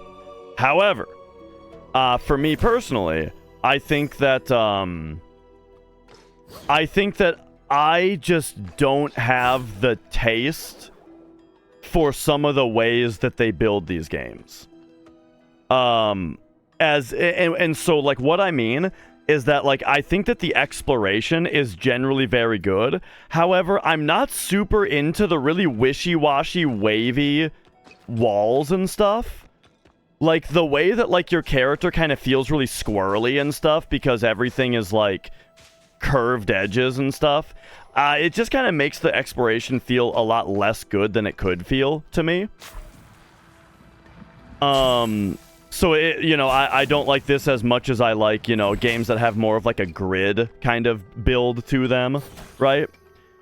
And then the other thing is that when this game wants to be big and exciting, what they do are like chase sequences and then the style of boss battles that they do. The way that they do like big epic set pieces are just things that I'm not super impressed by, and I don't super enjoy. And then the way that they build their boss battles just don't quite tickle the way that I like my boss battles to be. And so like I'm saying, none of this means that the game is bad. It just means that it's not my style, you know? So that's kind of how I feel about the game. Like, I definitely appreciate how well made it is. And of course, I appreciate how goddamn gorgeous it is, right? And it's fun enough for me to get through it, right? But yeah, it's just I think that this particular developer does not share my beliefs in how games should be, in like how tightly games should be made. You know what I mean? If that makes sense.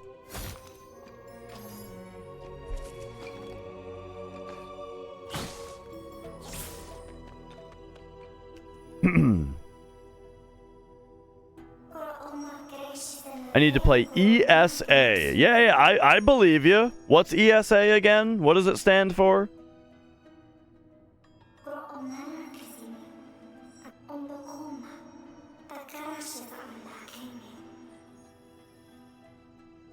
Environmental Station Alpha. I'll check it out. Oh, excuse me.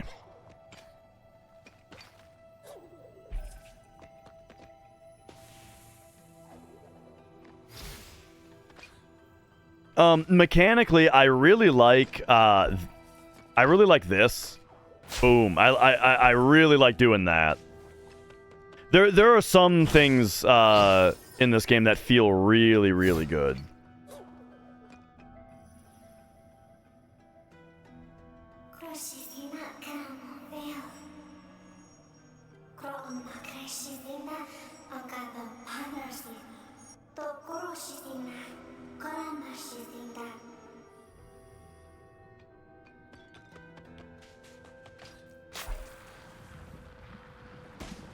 Okay. Find any more bunnies? You know what? I haven't played Animal Well since the last time I streamed it. I've been planning on doing a like, please help. Well, more... I've been planning on doing like a I'm going to ask for hints stream of the game. But I haven't gotten around to it yet. I think I got spoiled by a YouTube thumbnail on what one of the solutions is. And it's something that I have no clue where the game was supposed to have hinted at it. And if that's the case, then I'm not going to feel bad at all about having to ask for help.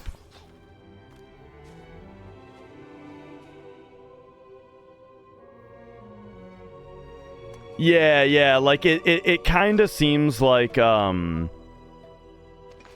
just like judging by this other thing that I found, yeah, it kind of seems like it is a game where someone is supposed to have discovered something essentially by accident and then word of mouth, meaning that the intended way to play the game is to look things up, which is weird, and not something I agree with from a design perspective. But that's weird to me because like everything else about the game I do agree with from a design perspective. Like the game is so well designed, you know, that in general, that I'm very surprised that it kind of gets into that realm, if it does. But we'll people on the ground floor solving it in a team on Discord have a great time, but no one else will get that experience. Yeah, totally. Like the people who are into that exactly, where as they play it, they're going to be talking to other people, and yeah, like in a Discord, putting stuff together themselves. That sounds very fun, and I've had that kind of experience before. When the Demon Souls remake came out, and there was that door that nobody knew how to open.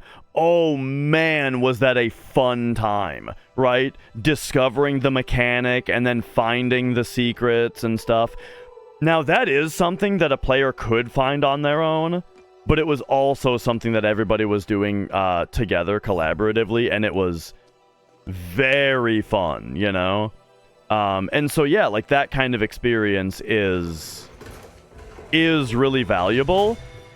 But I wonder how you're supposed to communicate that to players, that that's the intention, you know?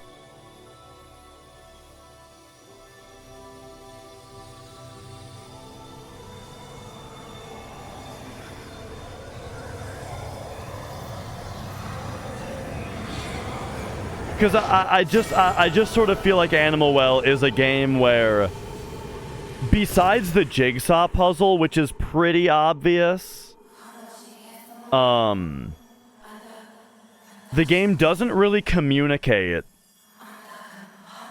that that's the intention. If it even is the intention. Like I'm saying, what I want to do... Hang on, let me shut the fuck up during a cutscene.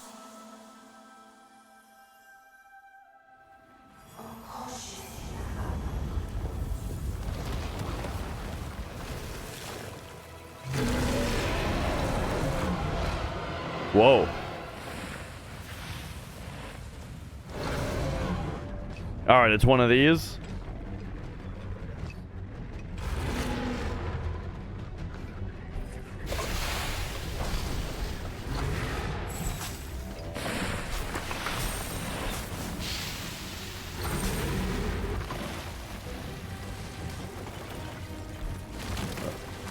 Oh.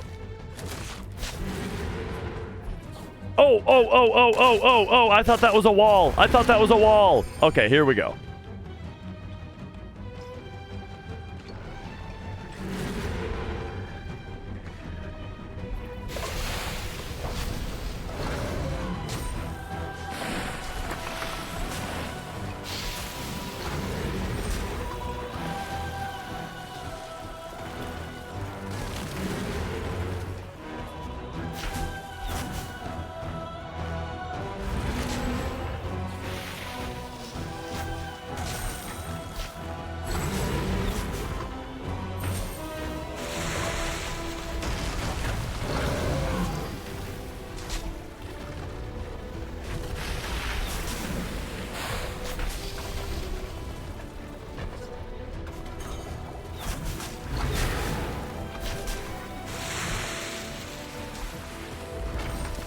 Oh.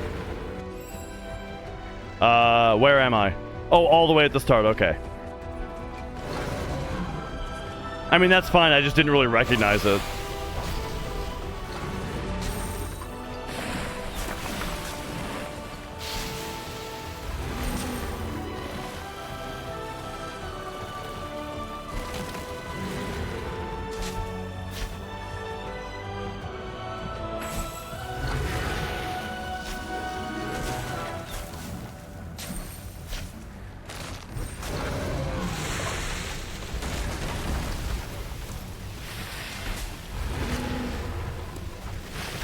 Uh-oh.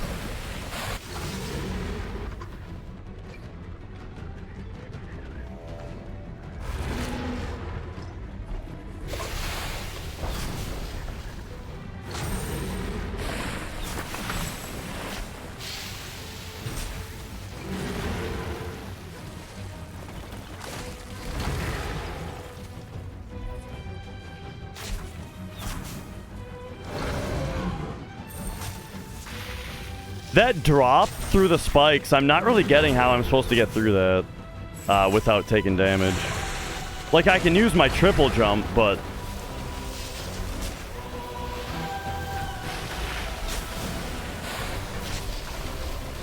Oh, my thumb's slipping off the thumbstick.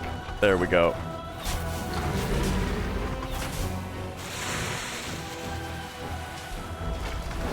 So I'm supposed to, like, do this. Okay, neat.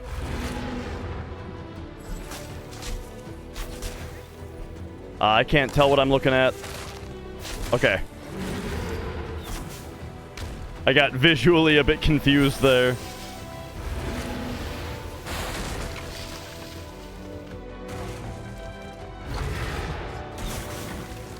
But yeah, like, I don't mind this too much. It's a lot smoother than the other ones, I feel like.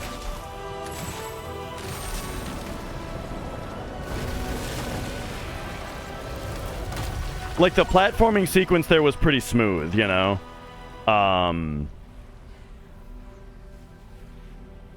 It really, it was in the first Ori, I felt like they were really unintuitive. Oh, here we go.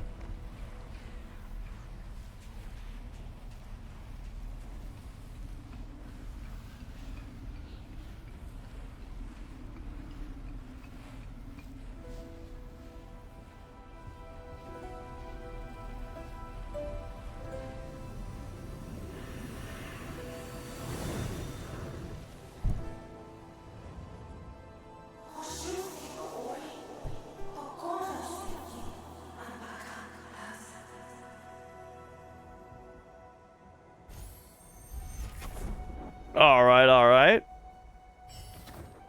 We did it. Right, and then we're going that way. However, we want to go back in there. Yeah. Take me back here. We've got that mapstone fragment.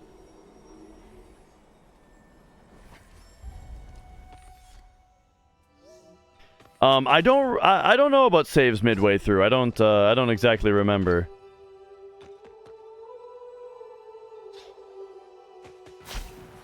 Whoa.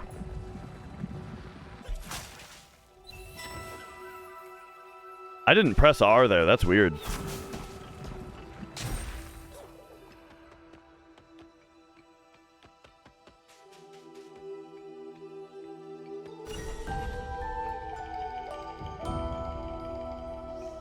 Okay, yeah.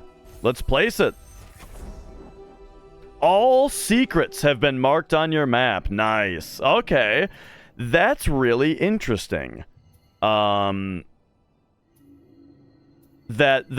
so the reward for doing that whole side quest is, yeah, like a complete secret map for 100%ing the rest of the game. That's kind of neat. That's a pretty good idea. Am I going for 100%? So some of the secrets and the way to get them is some of the most fun stuff in the game. So yeah, I think I'll probably try to do that. Cause yeah, it focuses on the really fun stuff the most. I'm gonna run to the bathroom real quick. I will be back in a minute. Yeah. Be right back.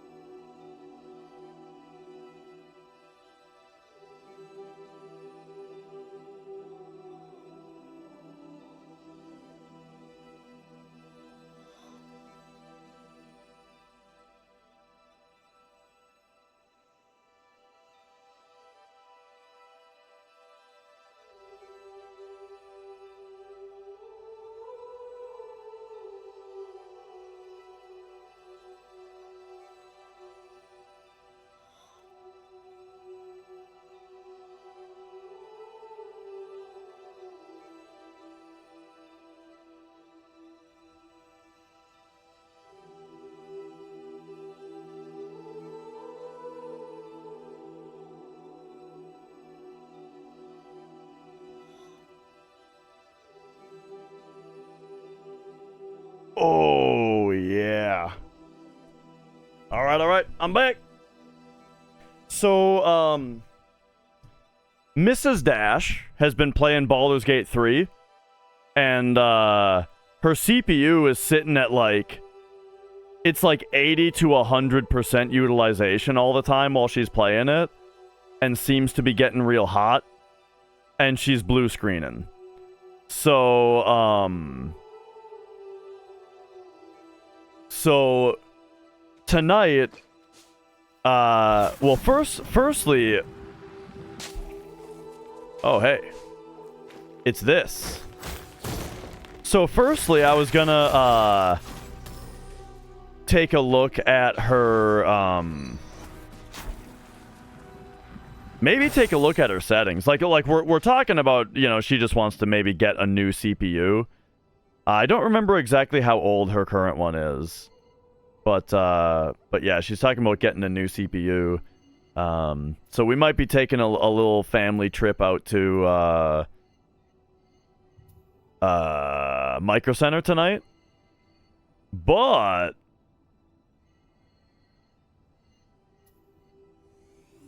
we may also I may also just try to take a look at maybe there's just a setting. Like, do you guys know of a particular setting in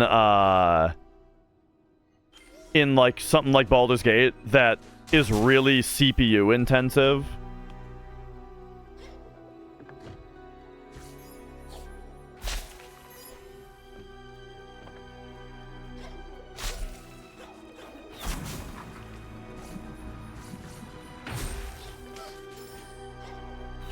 Oh. She also has a little bit of trouble with Valheim, but that's because she's building like a goddamn city. She's building like an entire Dark Souls area in Valheim. So that I'm saying, like, I feel like it's just Unity that can't handle what she's doing in that game. Whoa.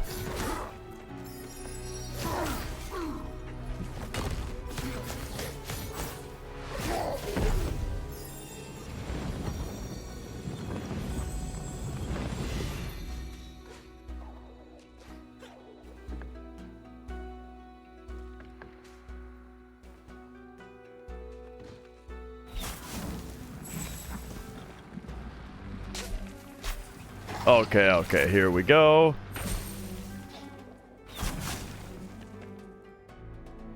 Aha. There we go. There's a little something something. And then we got another one down here. All right, yeah, let's start getting some of these secrets.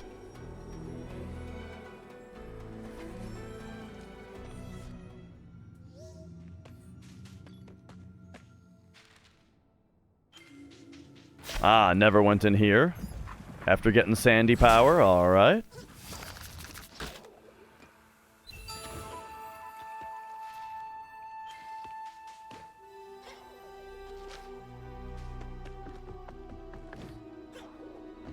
Whoa. I couldn't see my Ori for a second there for some reason. Oh. I just never went in there, huh? Alright, well there we go. So 97%. Oh, didn't we find out? I think I confirmed for myself earlier that, like, map exploration counts.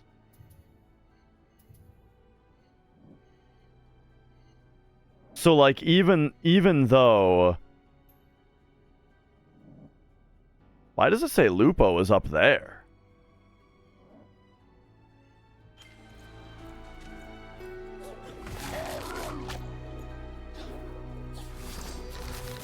Whoa.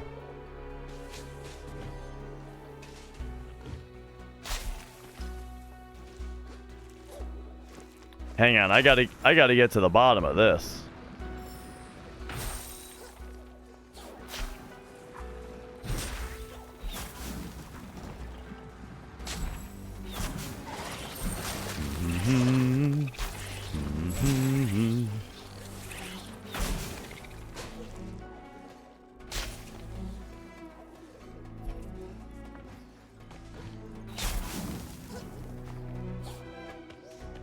So he's up here. Okay, so this doesn't get marked on the map. I did find this.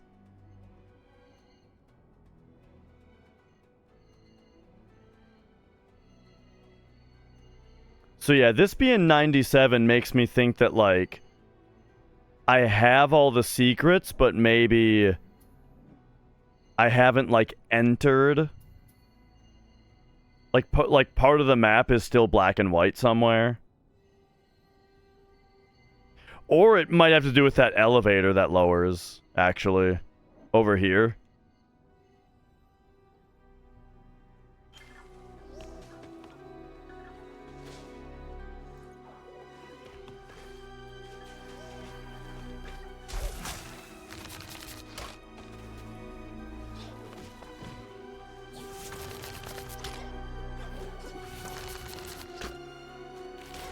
Whoop. Whoop. Whoop. Stop.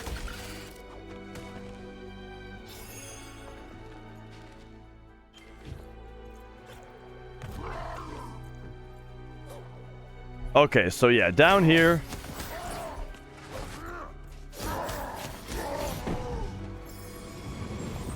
We've got this thing.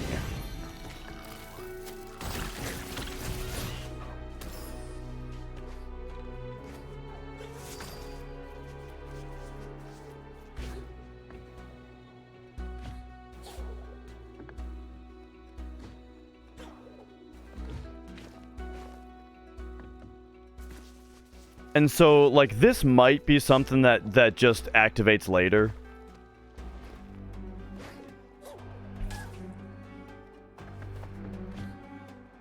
Or it's just for show and doesn't activate.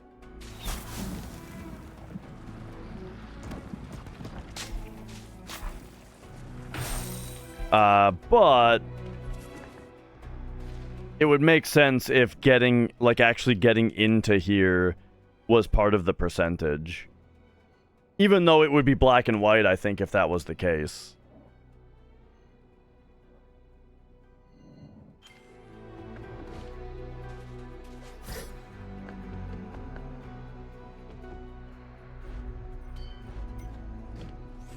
Blow that candle. All right.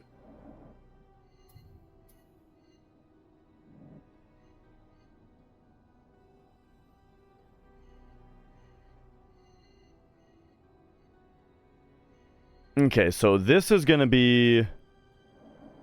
Whoa. The last place to go, perhaps? What are these? Creep heart? Oh, okay.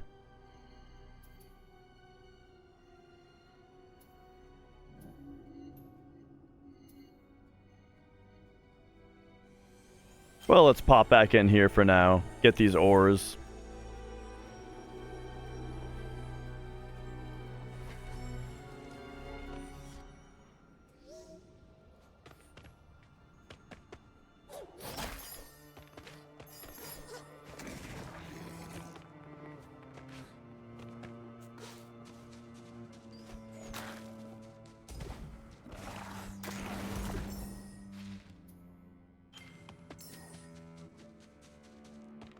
Okay, so we're looking at something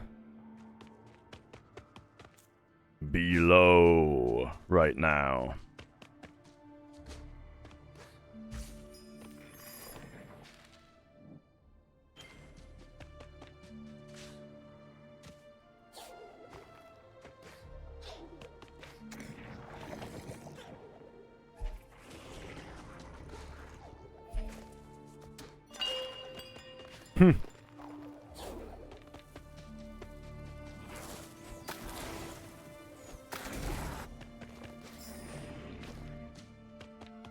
Well, let's try heading down here and seeing if we have to go up.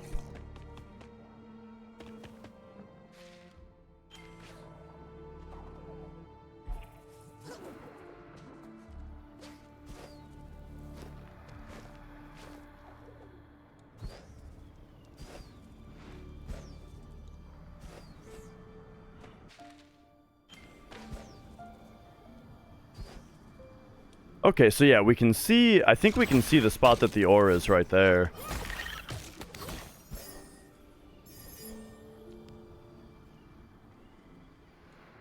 Yeah. Whoa.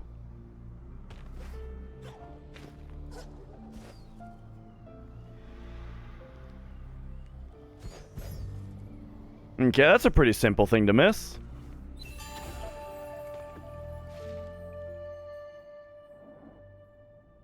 And then there was another one down there. What's this? Spirit shard.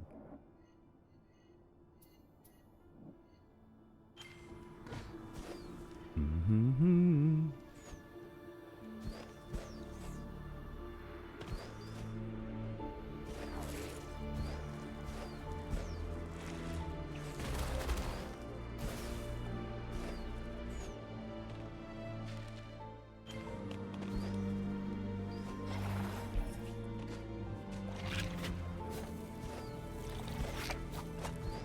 Oh, right up in here? Oh no, okay. We've already seen that. To the right over here. Oh yeah, that's pretty obvious.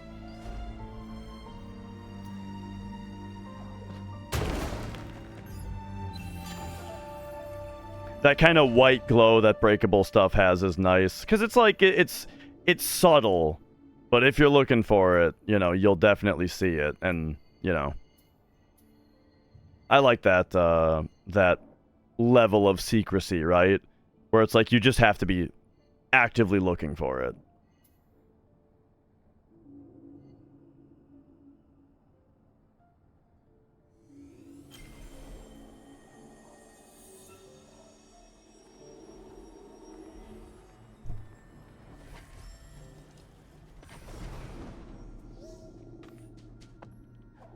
All right, well, I'm glad I didn't now I'm very glad I didn't buy any of the expensive maps from Lupo that had the secrets on them, because they're all revealed to us now.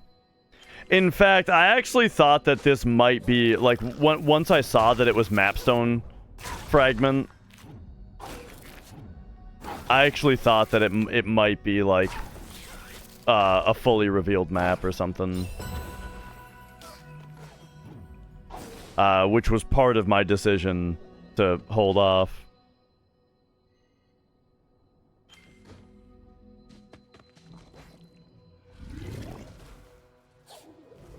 All right.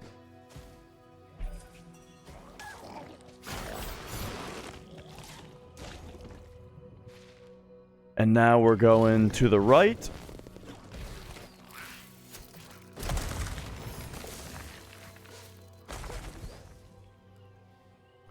Okay, so there's a thing up there that I didn't get.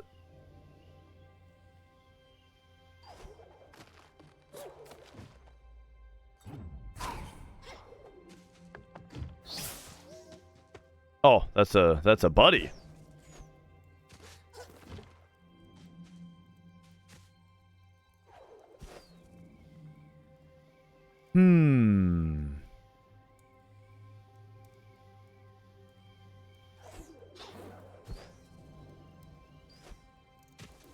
That is a tricky one. Oh.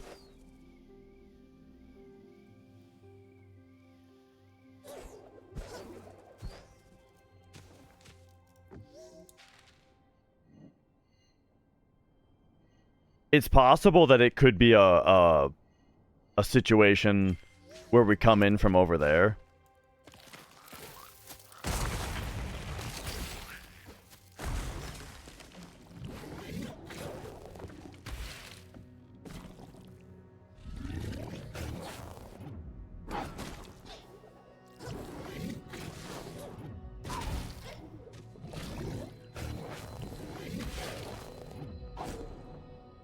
Like, if we go here, is there any way to get further in that way? Actually, it doesn't look like it. Huh.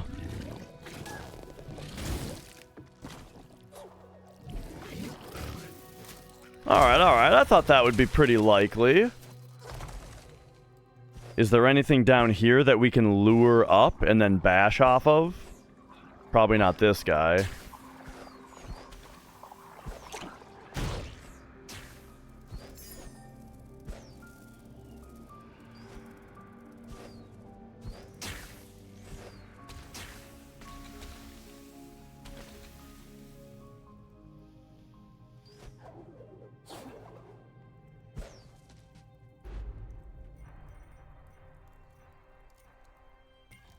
Only other thing I can think is like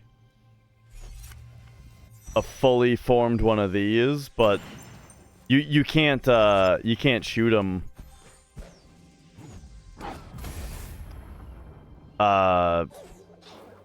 fully enough to jump off of when you're in the air. I might still not have a way to get this.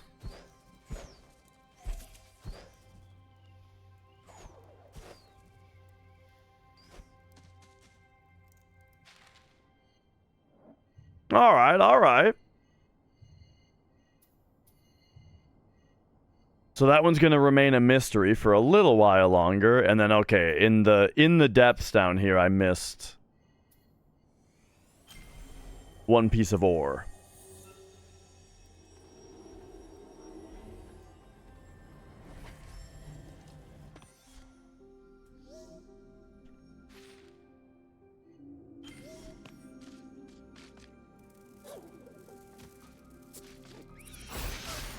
Whoa. Whoa. Whoa. When you warp to a place, it's funny that it doesn't refill your health and energy. Maybe there's a reason for that, like if you're using the shard that makes you deal extra damage when you're low on health. Maybe you would want to be able to fast travel and not have your health refilled.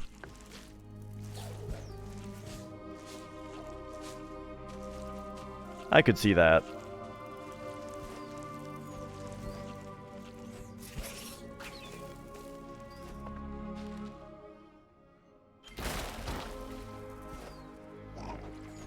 Okay, so... Oh, okay.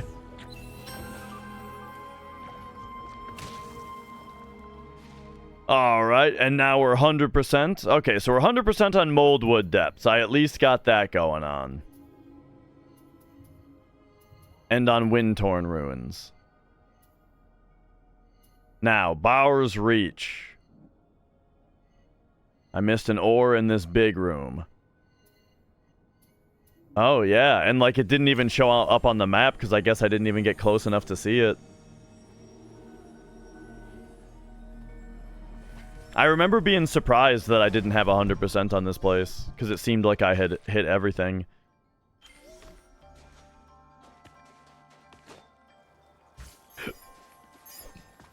But yeah, let's see what this is all about.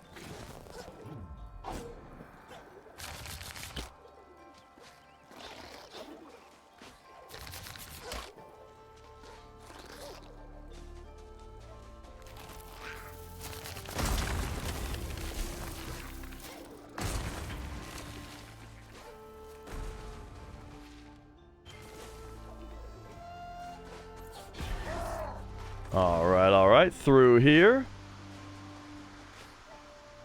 Okay, this big open room right here.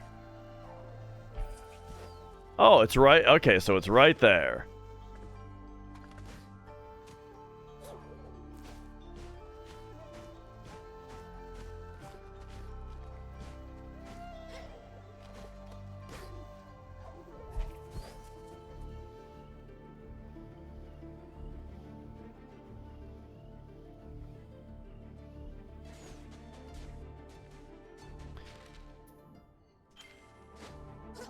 Okay, wait a second.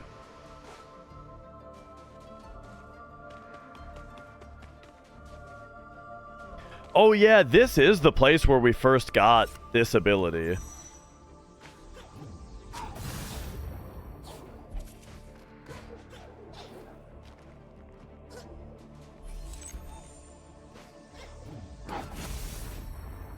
Okay, okay, so now we can go like... Oh, fucking... Oh, man.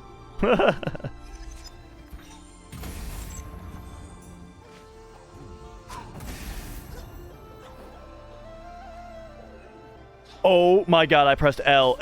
Dude, in Ori 1, it's L to throw these, and it still trips me up.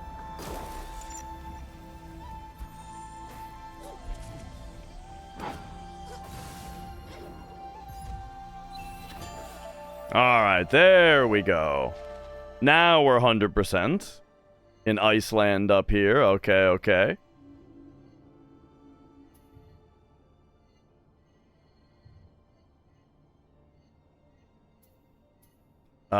And then in the hollow, yeah, so this was the thing that's tripping me up, but then there is actually more stuff to find over here. Let's go.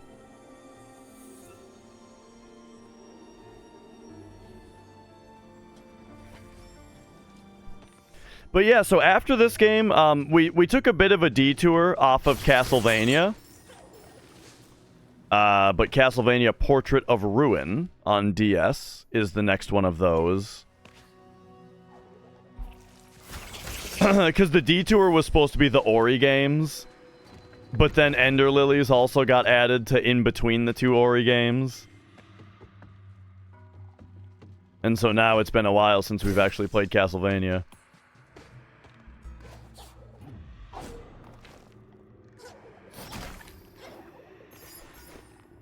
Can you bash off these after? No, you can't. Okay, so yeah, up right here. We haven't gotten.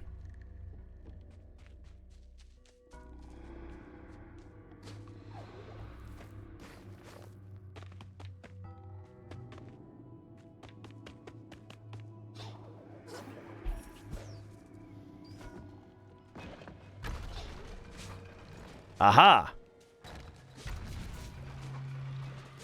Have no fear of the top of that thing. Okay, there we go.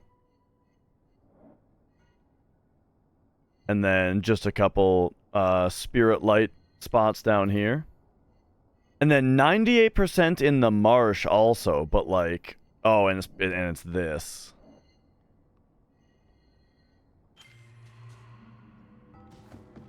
Alright, well, let's head down. As far down as we can go.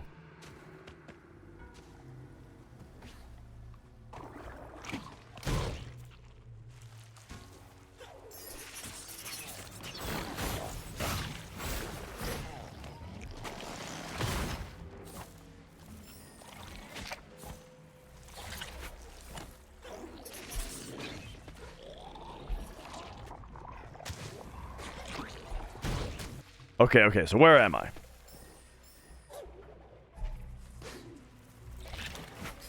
But yeah, as far as the Castlevania series goes, Portrait of Ruin is one of the...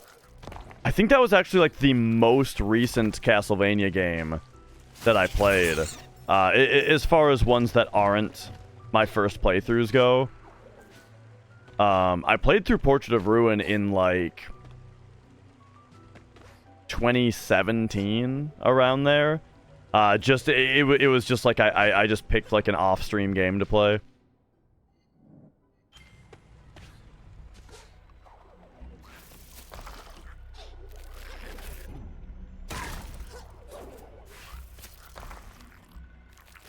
Okay, so what am I getting pointed at here?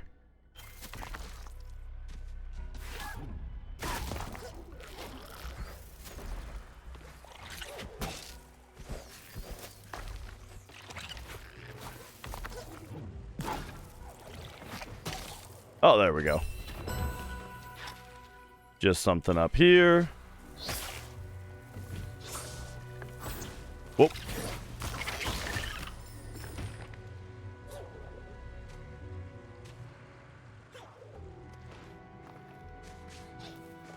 Oh, and then this looks like... Whoa! Okay, I see.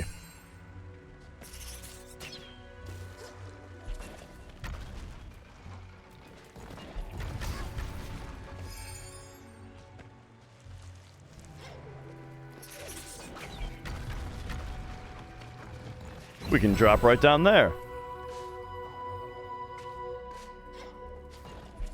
Alright, that's clever. And that takes us to 90 in this area, which still seems really low.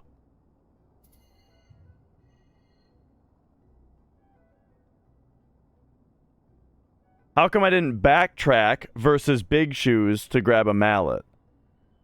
Because then we would be off steps. And then the entire rest of the playthrough would be a disaster. because we wouldn't be on steps anymore.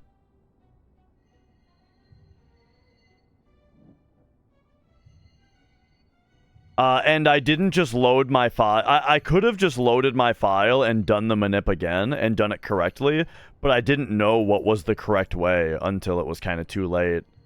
Like, it took me a minute of investigation to realize what it was that I was doing wrong. So I'm just going to try again tomorrow. Oh, there's also this in the hollow. So if both of these are 5%... Why is being off steps so significant? So steps... They reduce your number of encounters overall, so you get way less encounters if you're on steps. And B, they get you the encounters that you want when you want them, because it's been routed as such, which is particularly important for 100%. Let me give you an example. When you are in... when we return to Midgar, okay, let's take the return to Midgar for example. The fights that you get there are first a behemoth. This is if you're on steps. You get one fight that is a behemoth, so that gives you an opportunity for a war gong, which you need for 100%. Then your next fight, you fight the Turks, you run up there. Your next fight is,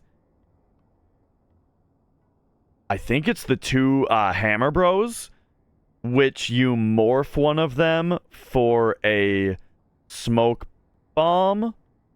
Yes, you morph one of them for a smoke bomb. And so you need a fight with a Hammer Bro there. So first of all, you don't get another fight forever. And then when you finally do get another fight, boom, there's your smoke bomb. Also a chance for a Loco Weed if you don't already have one. Then after that, you get a preemptive fight against the guys that you need to steal a grav ball from. It's really important for that to be preemptive because their turns are like 20 seconds long if they get turns. And so we also need to steal a grav ball, so we need that fight. Then after that, the next fight is a Gross Panzer, where we get the 8-inch cannon. We need the 8-inch cannon. And then after that, the next fight that we get is is where we steal the Shinra Alpha. And those are and so besides one fight that we just escaped from, those are all of the fights in Raid on Midgar. Every one of them, except for one that we just escaped from in the middle, every one of them is very significant to the 100% route in its own way. And so if you weren't on steps, you would not only be getting more fights, but you would have to sit there and grind fights until you get the items that you need. And so, yeah, it's especially on 100%, it's a disaster to be off steps.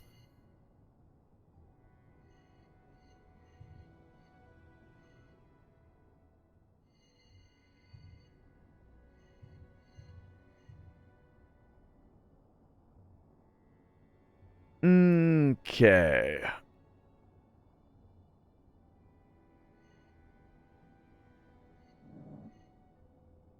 Do you think, like, maybe there's a way, like, in here that drops off right there?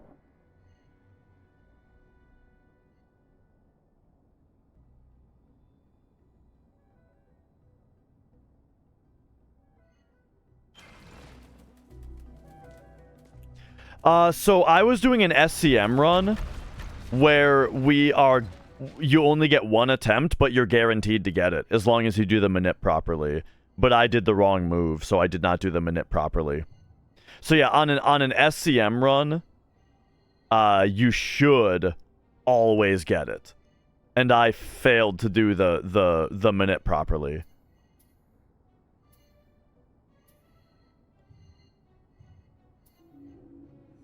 On a non-SCM run, it depends. It depends on how you handle it. If you want to be the absolute fastest, then you only get 3 attempts to get it. And each one is a 14% chance. But if you want to do safety strats, then you have like as many tries as you want. And well, as many tries as you bother to route out. And I've routed out, I think, 16. for if I was doing like marathon strats, you know, where the run absolutely must finish.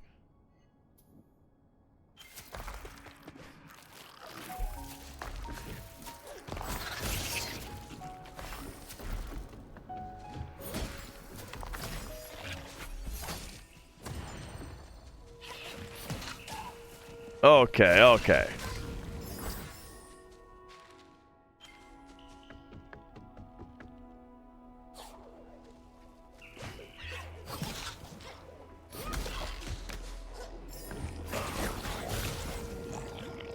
There we go.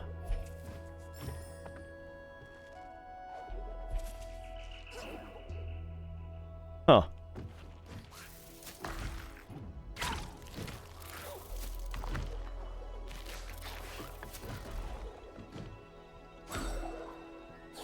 Okay, what did I forget about here? Can you actually bash off this thing?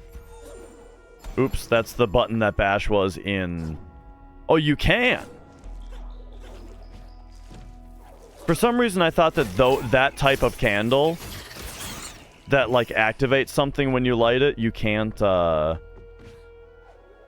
bash off of.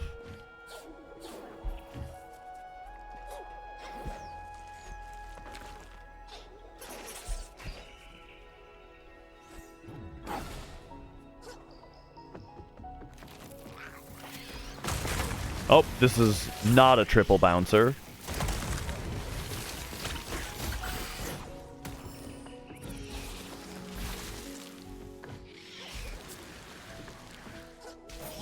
Okay, okay. But yeah, so anybody who is missing the FF7 100%, I will be trying it again tomorrow. And the bright side, right, is that if the run had finished, well, then I wouldn't be streaming today. I would be recovering from the hundo. But instead, I'm here streaming. And then we still get a hundo tomorrow.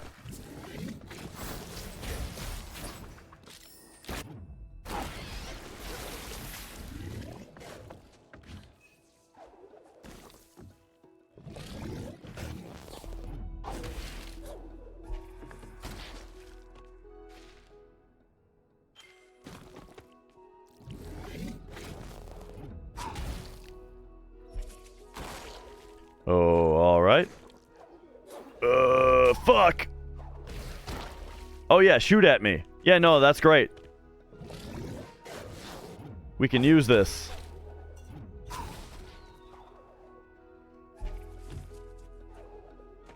Oh yeah, it's a one-way over here. I keep forgetting about this. Oh yeah, remember this area? Okay, okay.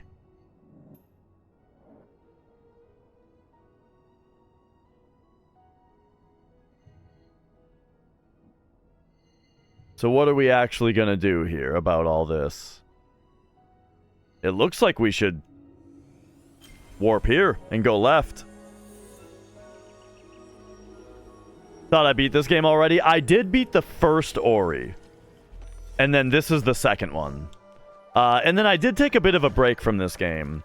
To play Animal Well.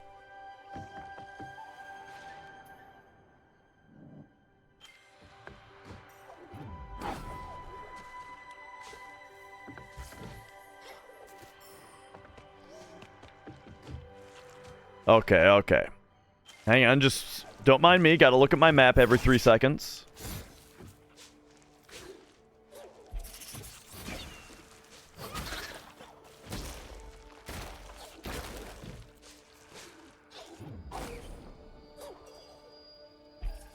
Uh-oh.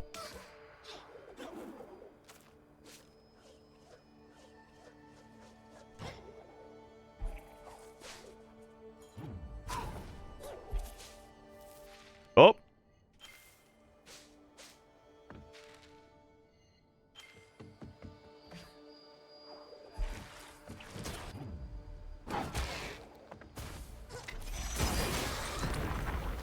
I just pressed the wrong button, and so that ended up looking way cooler than what I was intending.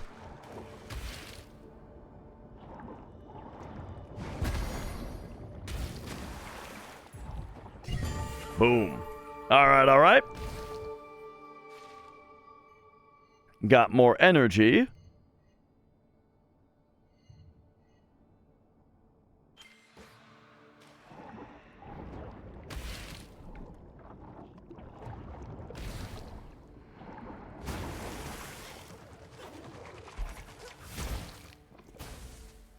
And then that is not the way out.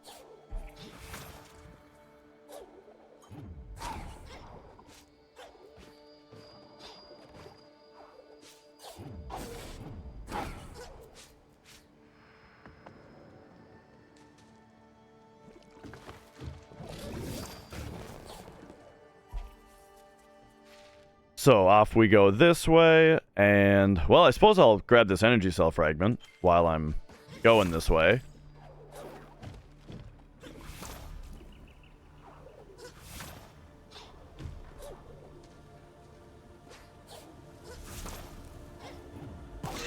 Aha!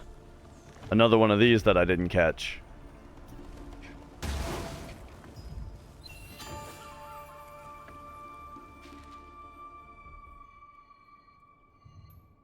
Okay, and we're probably all the way done because, like, the next energy cell fragment that I get will be my 20th blue spot.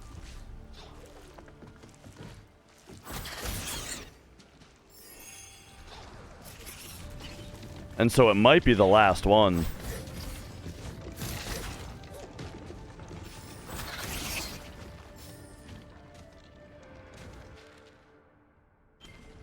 Okay, so yeah, we're basically trying to get to the bottom of this. Whoa! Hey, Mia. Nice jump.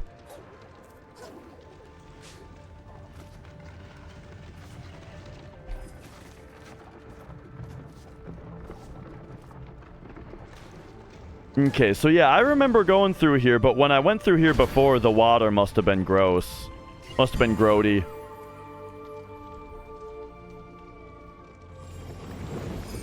Alright, so there we go. Now I got 20 blue spots. And I've got 19 cabbages, so like... We ought to be pretty close here. Mia, your claws are sharp. Ow!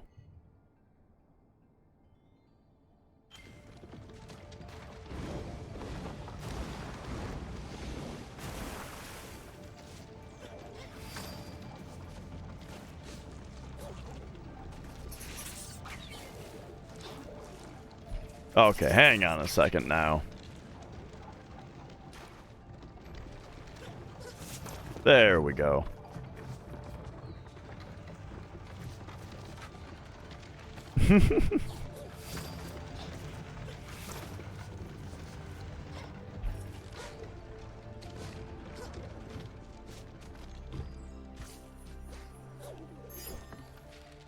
Alright. So now, just a couple things in the windmill area here. We've got a little light spot over here.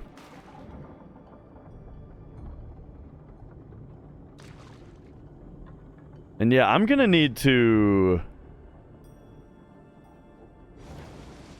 Oh, that is what it was. Dash into that button thing.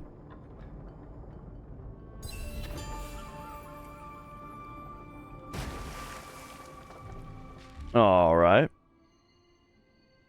And so now we need to go up a door. I started to say a sentence back there, but I lost track of what it was.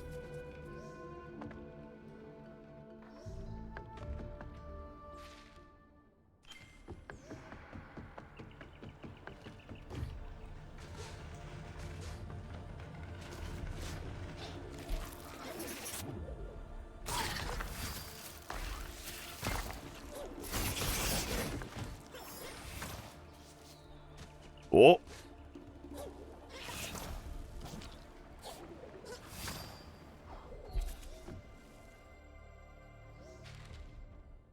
Okay, is this high enough? No.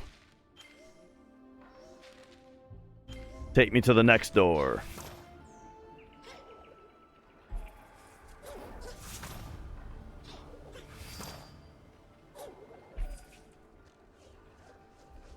Hooah!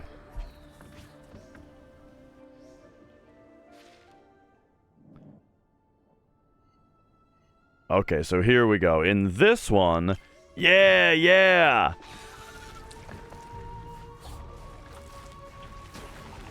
I thought that this, what the hell?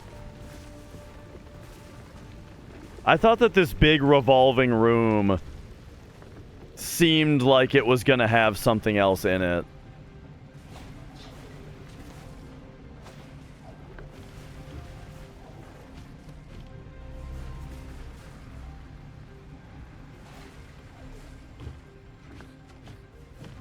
Oh, is it just that? Alright. Man, a lot of these secrets, it's funny. It's like in hindsight coming back here, boy, this really wasn't that hard to find at all. Like, I can't believe I didn't check that. I feel like I even remember re-exploring that room. That very room. Being suspicious that there had to be another secret in there.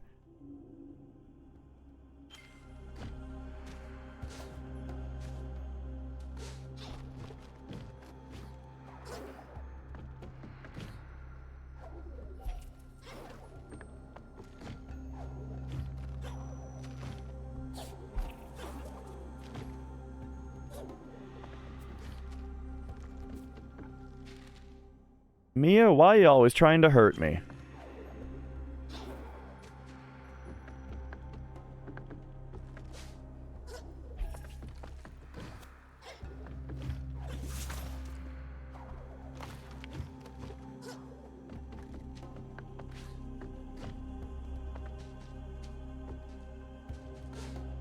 Ah, right there, there's just you can just drop down.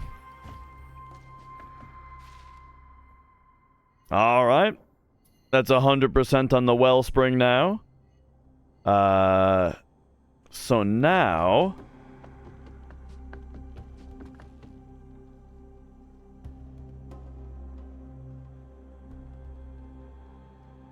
First of all, we've got a show cat. Give me a second, though. It's very difficult for OBS to open my, my properties lately.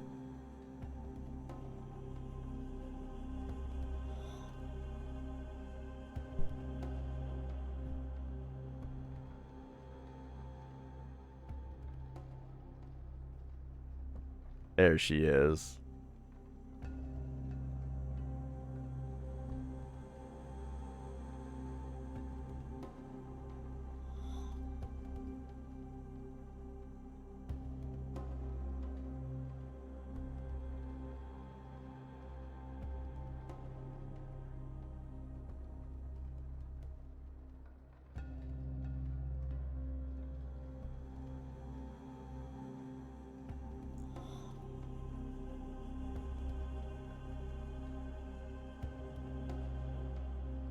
This paw when I have my hand when I have the controller in my hands.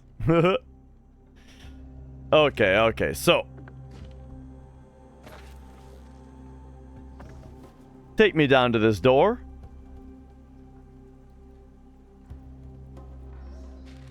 And alright, so now we want to get down there, which is all the way bottom right on this room.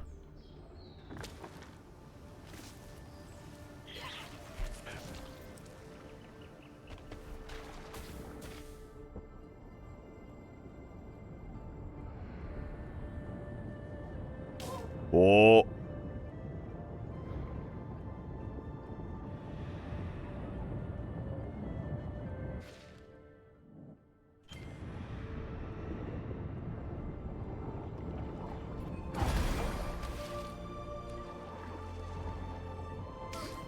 Oh, that looks like a spot where there's no spikes that I'm supposed to get through.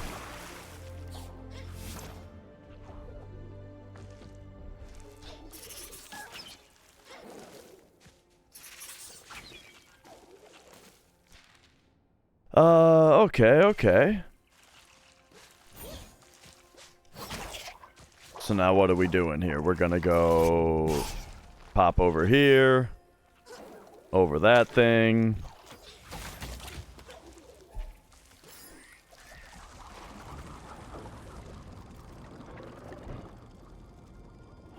Oh, right. Here's the spot. Bloop.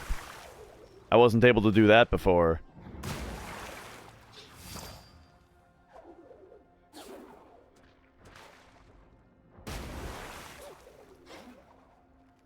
Whoop. Hit me with that. Meta waddle do. How's it going? It's pretty good. It's it's alright. It's decent.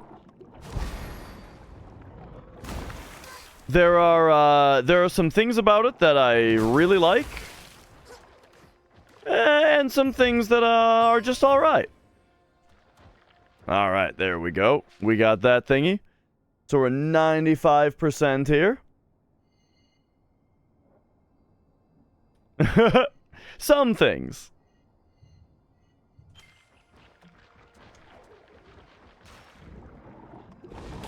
Whoa.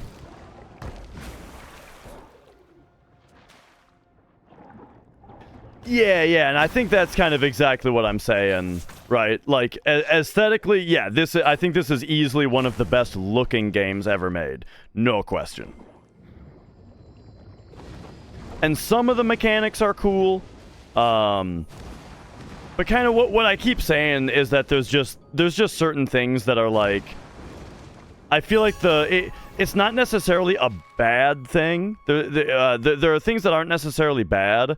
They're just not how I like my games to be, generally.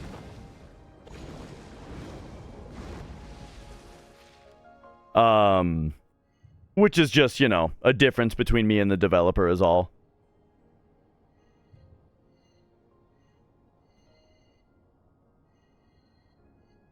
Alright, so Luma Pools, we gotta get all the way over here for this guy that I missed.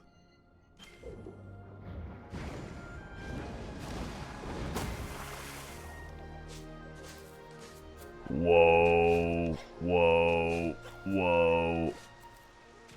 Alright, is this grounded enough to warp? It is. Take me away! I keep reaching for a drink, but I'm out of drink. So I'm mostly going for 100% here, but there's a couple of secrets that I'm struggling to figure out.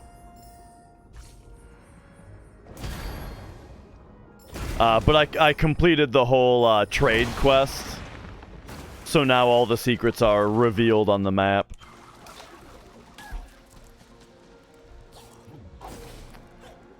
All right, so what are we looking at here?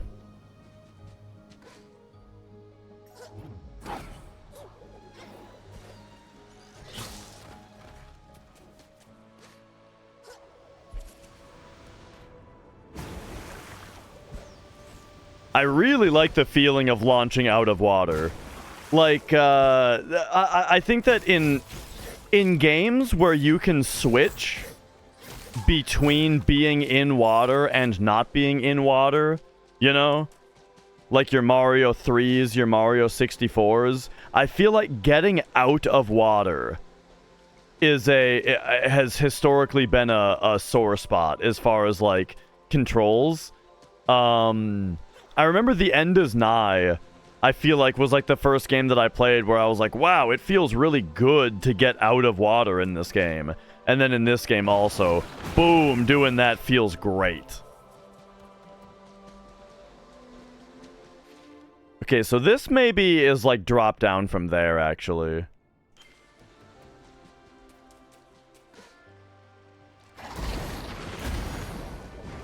Was it still bad in Mario Galaxy? I don't even remember it in Mario Galaxy.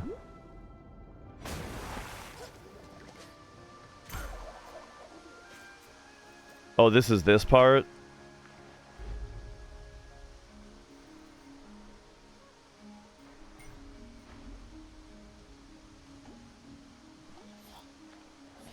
Oh. Oh, whoops. I meant to do that. Mario 64 water is fine. I mean, it's fine. So specifically, I'm talking about exiting water. I'm talking about how it feels as a player to go from being in the water to getting out of the water.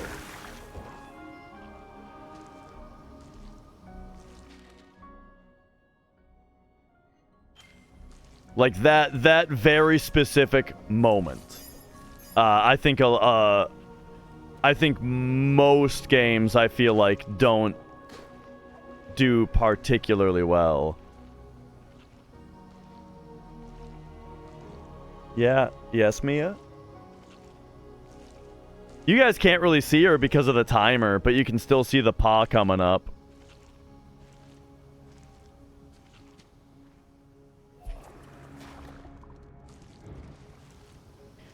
Yoku's Island Express? Never heard of it. Oh, those just explode, I guess.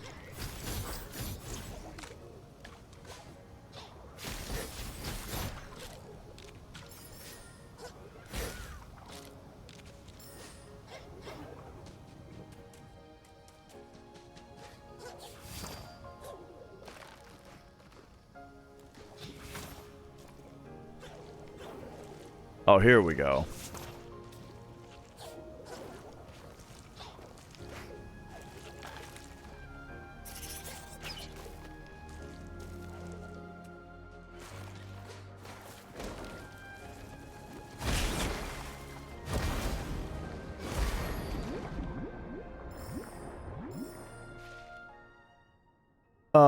A bug in a Metroidvania with pinball elements. Pinball elements, huh?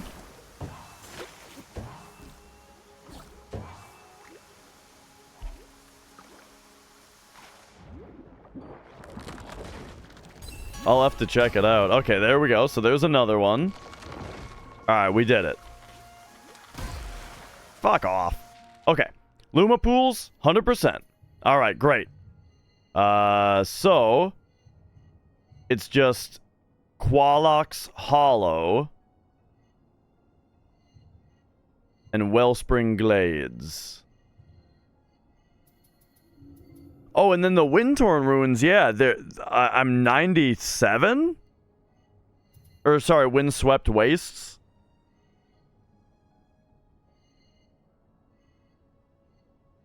I don't know what's going on here.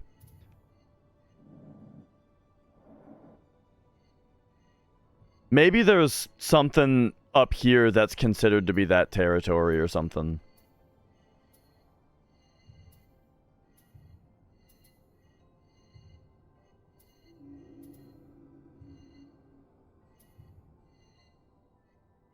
But alright, I'm almost ready to get back over there. I wonder how much ore I have right now.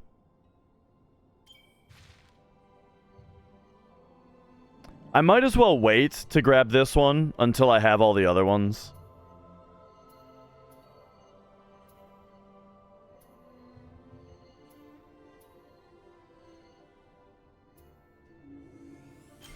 Okay. Just trying to decide where to hit next. Do you remember that game Odama for GameCube? Where it was like you... It was like an army battlefield.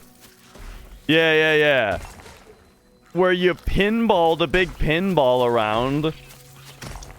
And you had to, like, give voice commands to your army to try to keep them out of the way of the pinball while you pinballed down the enemy army. What a crazy fucking game.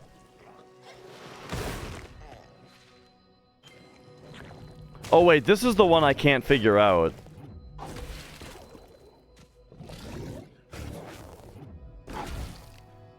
Yeah. Well, you know, it was on GameCube, so it wasn't that exact, Mike, but yes.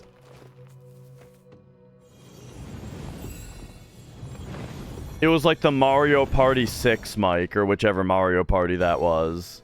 Whoa, Twitch.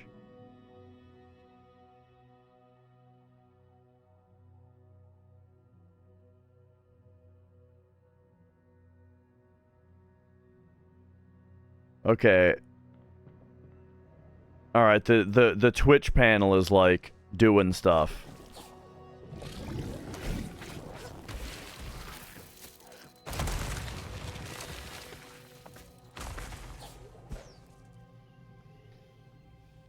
So yeah, this is driving me nuts.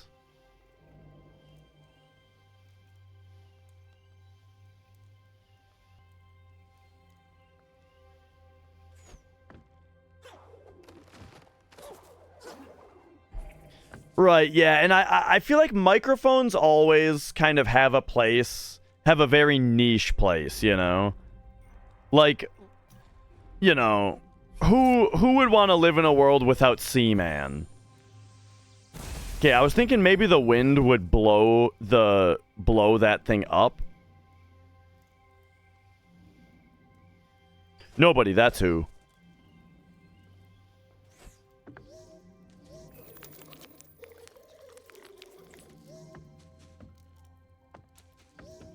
I just talked to him to see.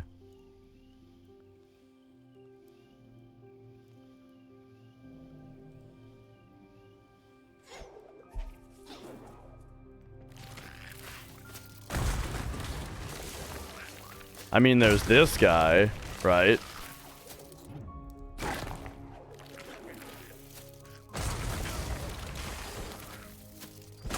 Hang on, hang on.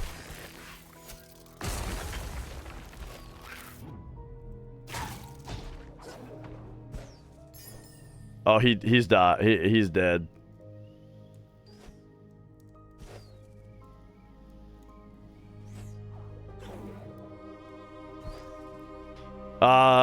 Well, I'm not necessarily looking for hints, but I don't even know what you're saying, Killian. I don't know what you mean.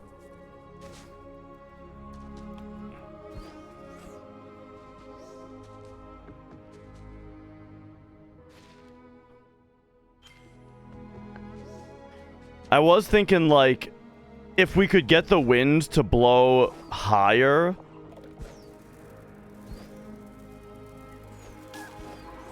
then that would do something. So I checked down here, but, like, yeah, I don't see anything to, like, open up to get more wind out here.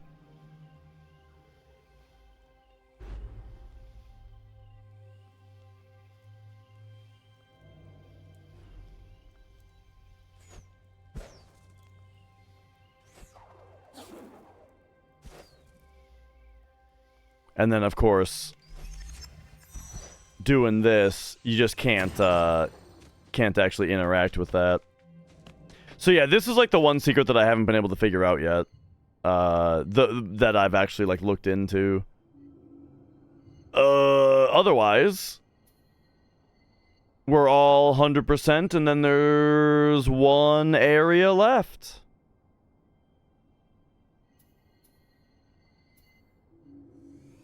Yeah, let's just go to the new area.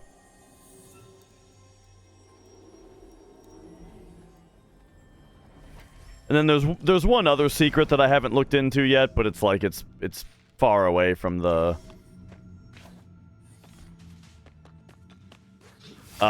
warp point, so I don't feel like it because it's just a tiny thing. We'll go for it later. If it was the last thing, that'd be one thing, but it's not.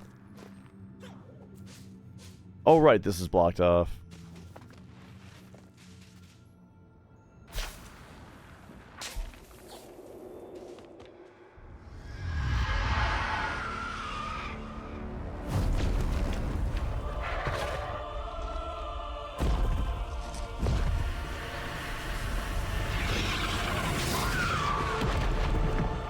So here's this guy again.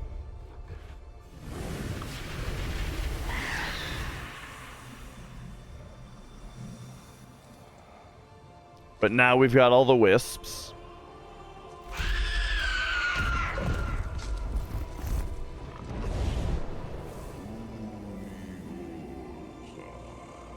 Yo, Bang Adjuster.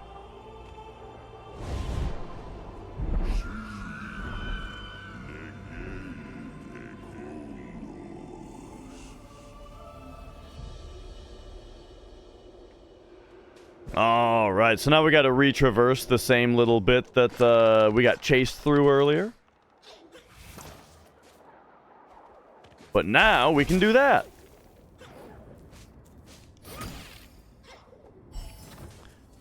Yeah, we're doing all right. All right, take me there.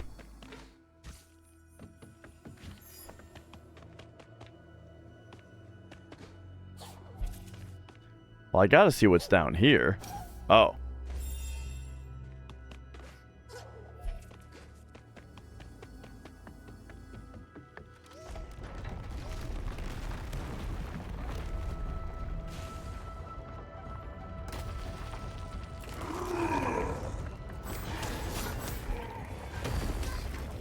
What the fuck?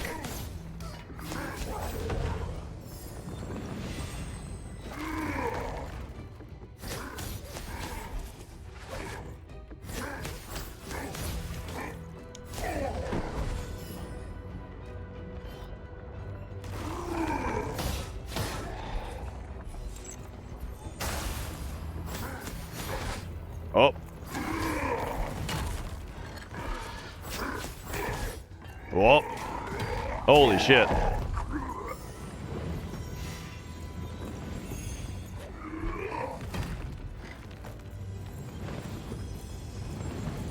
Let me just heal up here real quick.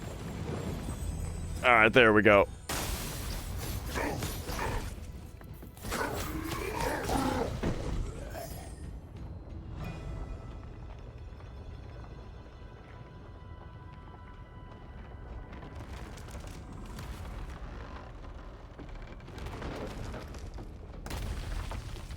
Oh, all right.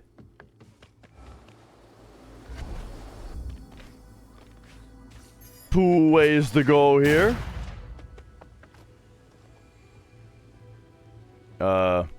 Camera?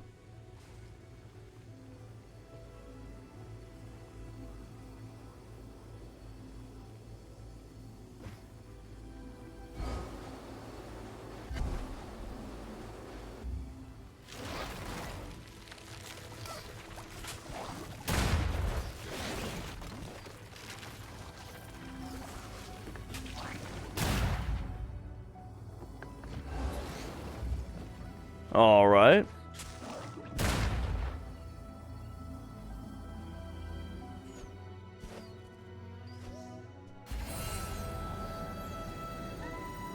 Well, shit, I guess I went the right way. All right, is this going to be our high jump?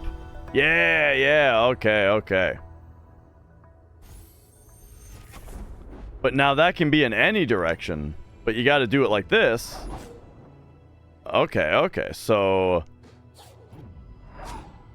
now we can just launch whenever we want. Yeah, and there you go. That gets us that other thing, too. Bro.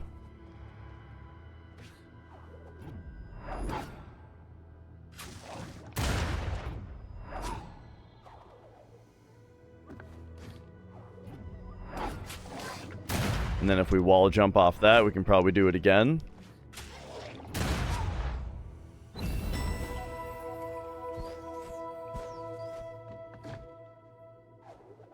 All right, nice.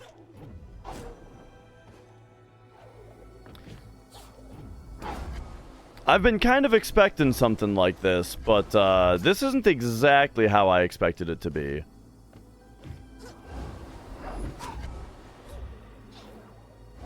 Okay, so I need to get... Alright, so for this one, I think we need to go... We need to start... This might be the first time I've ever needed to combine powers.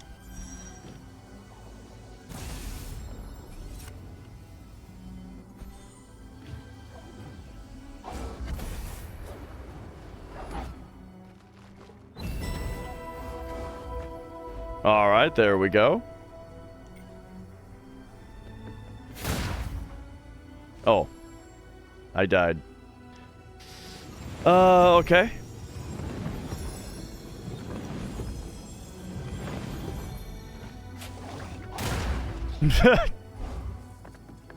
I hate these little exploding things. Wait,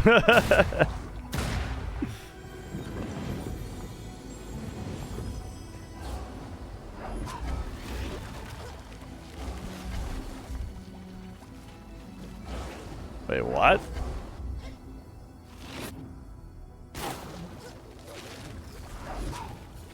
Okay, nice.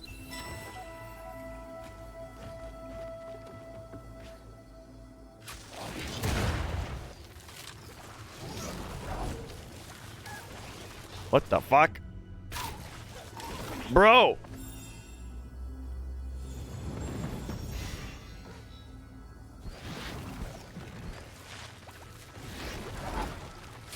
Like, I guess they want me over here?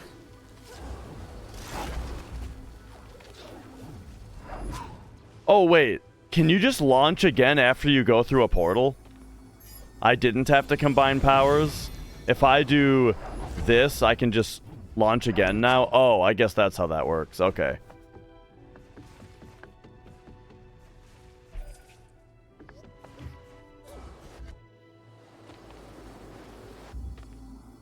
Alright, so what's this then?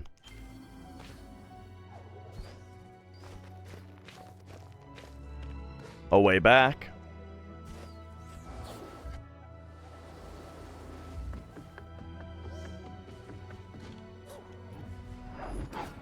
Wait, what did this just say?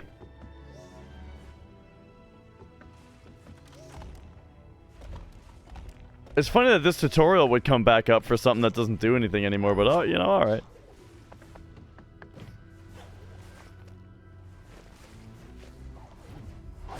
Oh, wait a second.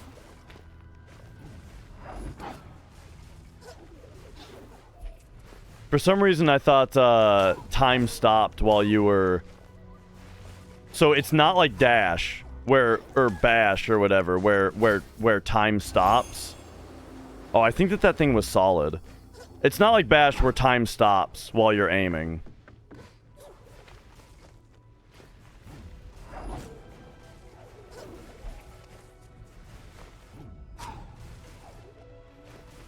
Okay, I didn't realize that was solid up there. And I was trying to figure out the timing thing. Okay.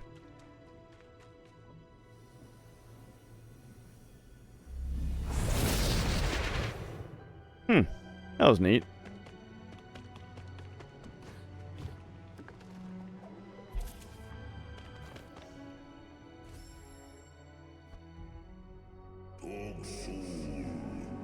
Dark Soul. Did you hear that?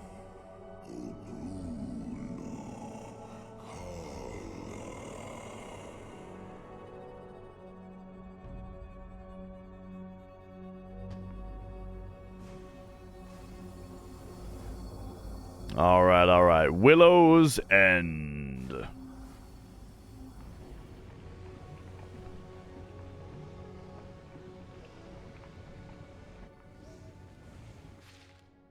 This looks a lot like the tree from the first game, kinda.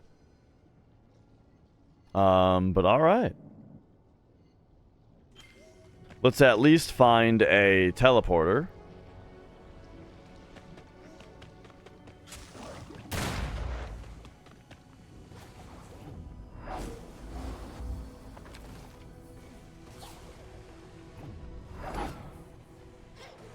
Okay, and launch does not take any energy.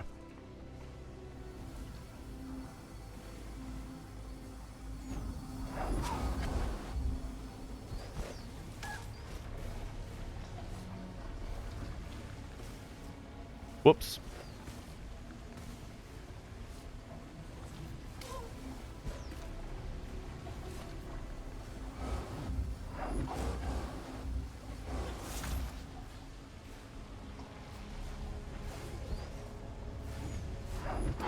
You can't you can't like hold it until it's the right time. If I just tap, hang on, here's something I got to figure out. Like, oops, that's, hang on. And now that thing has an explodey thing. Okay. that goes that high. If I just tap, it goes just as high. Oh, I thought okay. I was like charging it.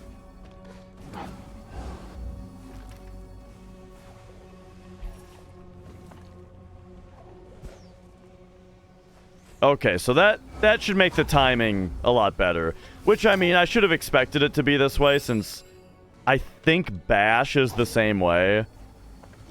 Where, like...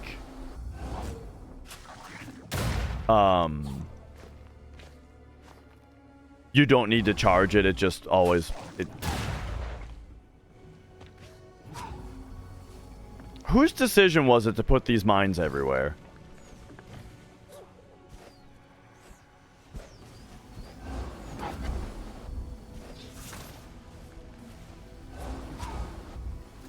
Whoops. Okay. I didn't think I grabbed it yet.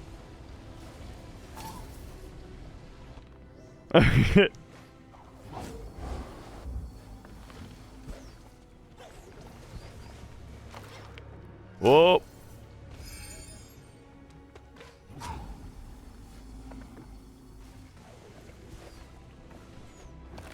All right.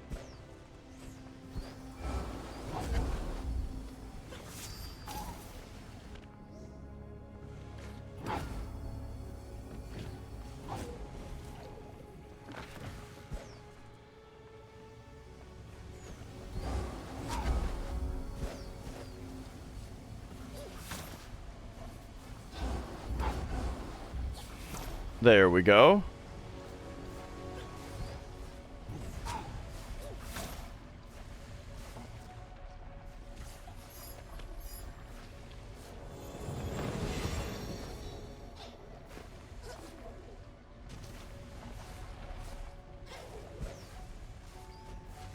Okay, I forgot the theme of this area.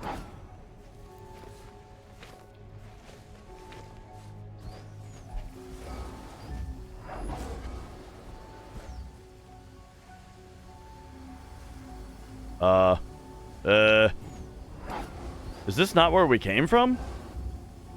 Oh, it's not. Oops, okay. Yeah, give me it. Alright, good enough. I think I just I-framed through the beam. Let me just make sure that these are connected how I think they are. Okay, they are.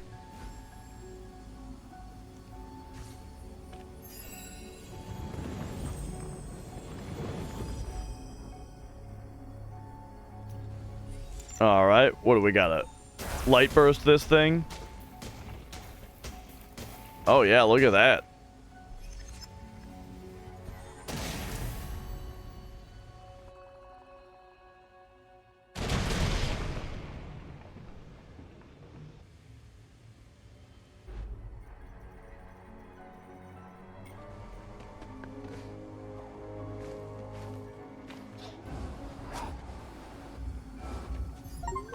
Alright.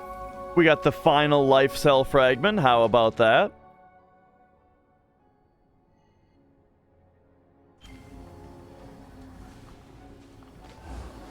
Man, I tell you, I really need another drink, but now I got this cat on me. But okay. I'm picking up what they're putting down here.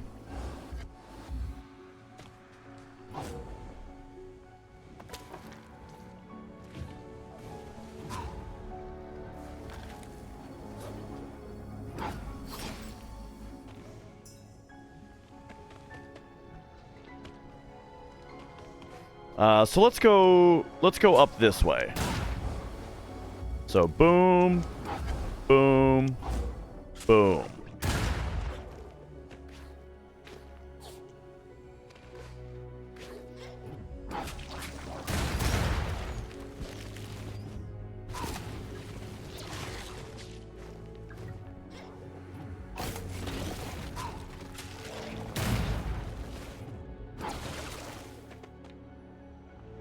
All right, we got up here. Oh, Lupo.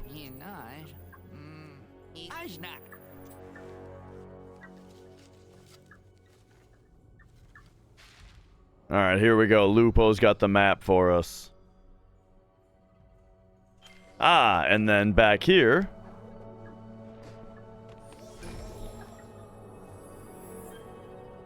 we've got the warp and save points. So over here then... yeah, this is a thing that we gotta check out.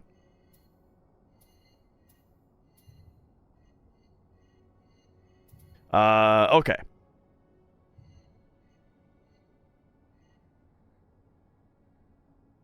So I'm gonna go back here and I'm gonna pick up those other two things now that we got the launch ability for it. But first, I am starving. I need to go get another protein drink. Mia. Be right back.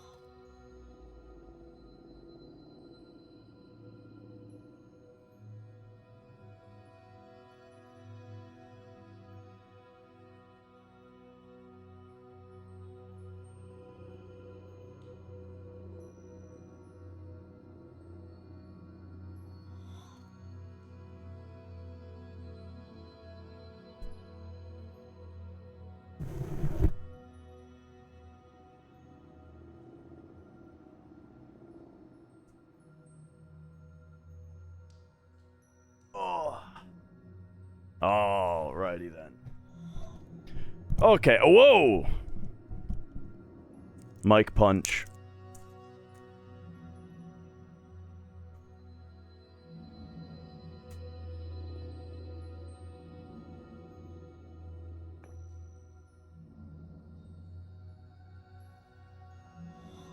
Oh, yeah. Alright, alright. I've been dying for that. Okay, now...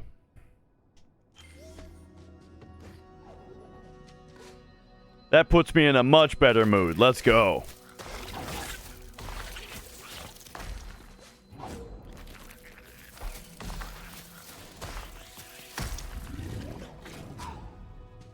I tell you, with this launch move, it's just like... now we can use that anywhere. I want to go over there. I want to go up here.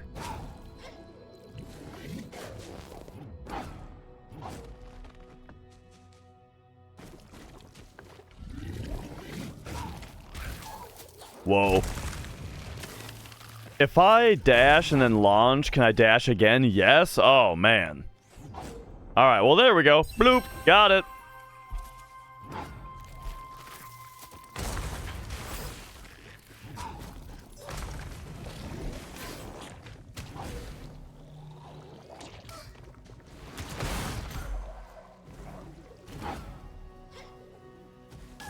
Whoops.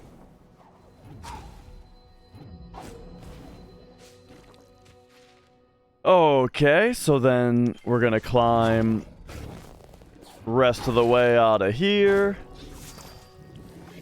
Boom, boom, boom. Oh yeah, you can launch off dudes too.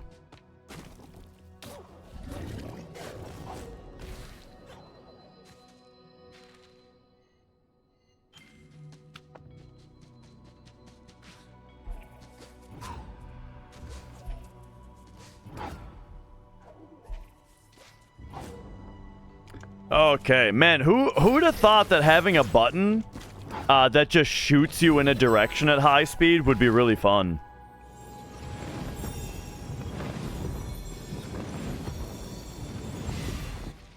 Alright, there we go. So now we're 97!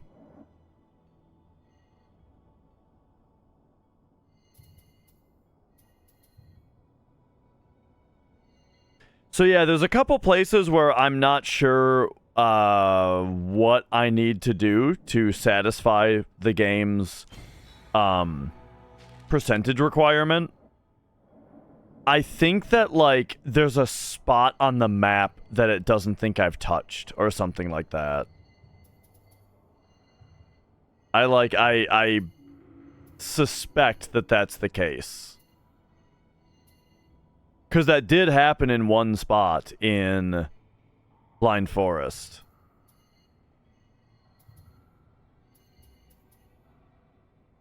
Yeah, I mean, this is the kind of game that I feel like is made to be 100%able on your first run. I mean, like, when you do the entire trade quest, what they give you is full secret reveal on your map. Like, they reveal all the secrets on your map. And so it's like, all right, yeah. I mean, go 100% the game, right? Is what that tells you. But yeah, I think that map revealing might be part of that, which in that case,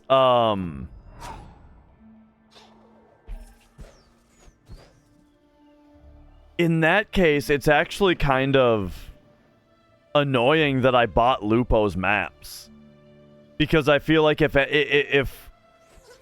it is map exploration that's keeping my percent down, well, then his maps make it a lot harder to tell. Whoa! His maps make it a lot harder to tell where it is that I missed. You know what I mean?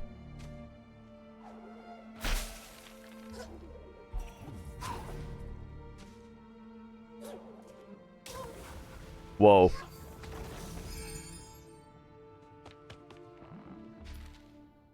Okay. Oh, this is where I never came up to?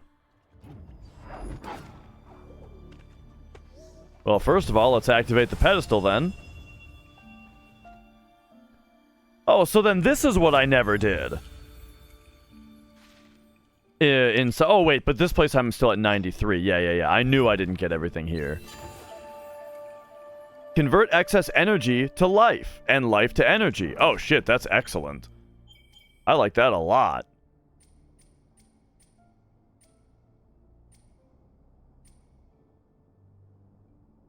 I kind of feel like we can get rid of secret now. Because I already have it. Or I already have all the secrets.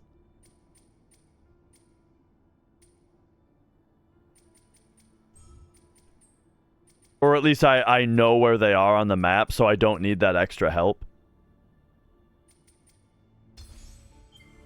Nice.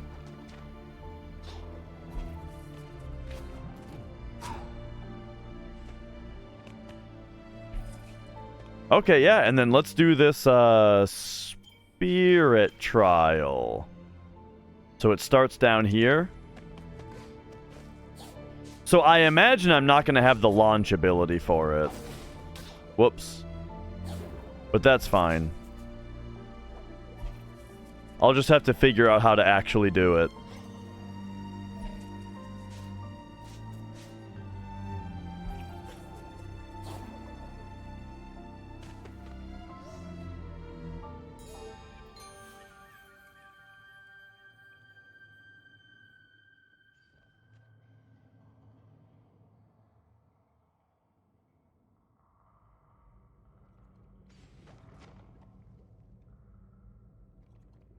All right, here we go.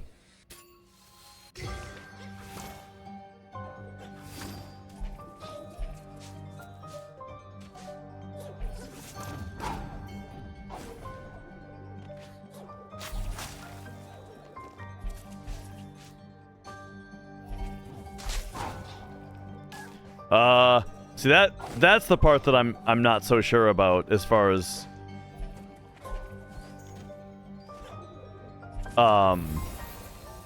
how to do it.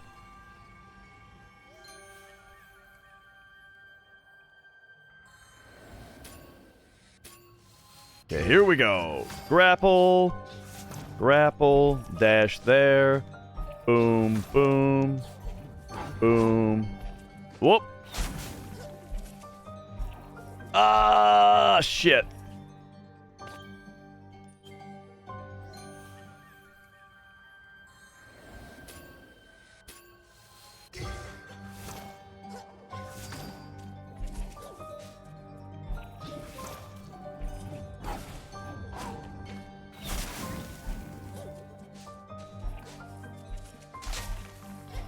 Oh, there we go.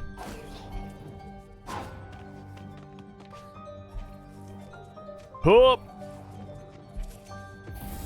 Got it. All right. Nice. We did it. That was fun. All right. Now, Silent Woods is 100%ed. All right. All right. And so, yeah. I mean, is there just an icon that I can't see on here?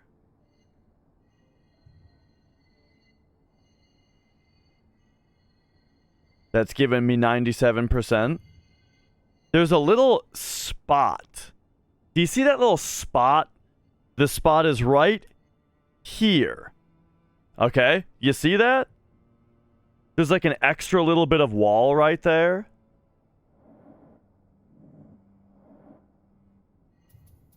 Could that be what's fucking with me? Could that be the other 3% of the map?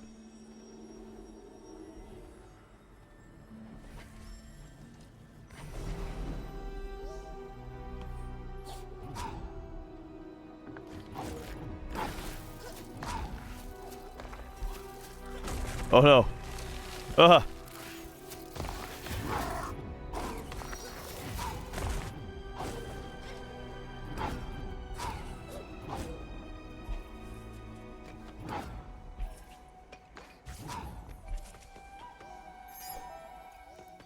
Okay, okay.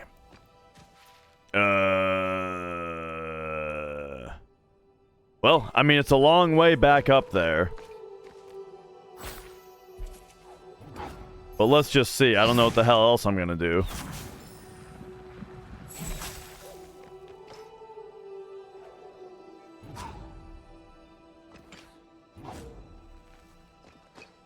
Whoops.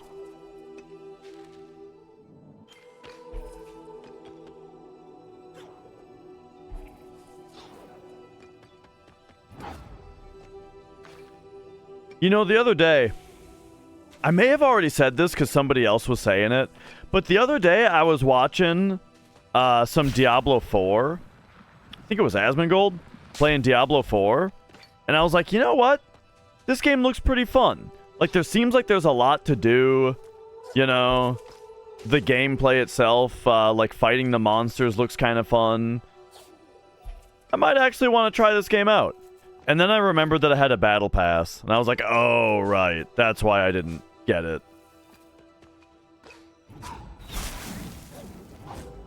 And so I'm back now to just being like, no thanks. I don't want to deal with a game that's designed around a battle pass. Okay, so this whole area to the right over here is completely cut off from us now.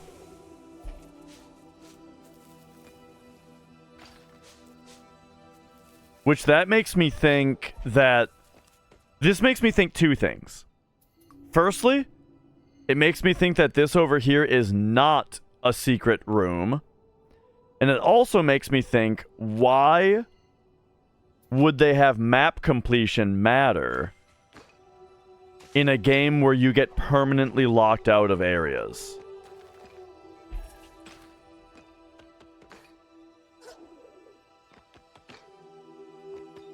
So maybe it's actually something else.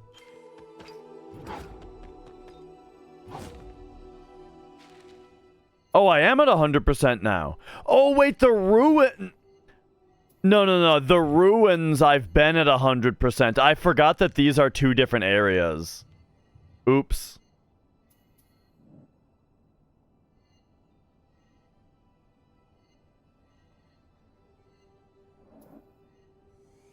Alright, good call.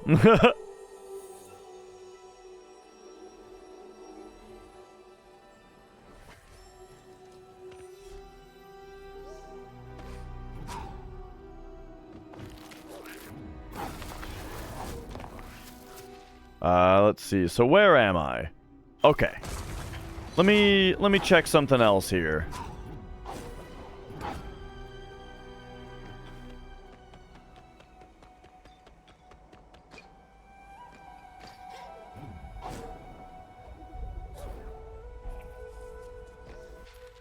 There's like a area up here.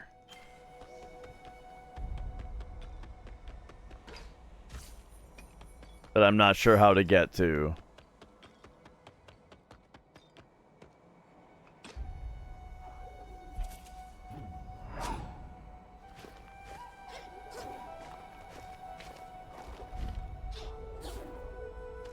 Whoop.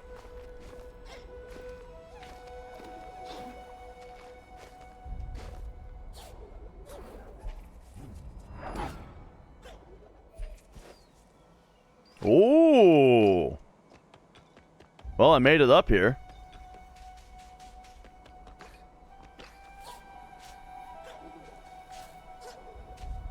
Oh yeah, this is where you get chased to.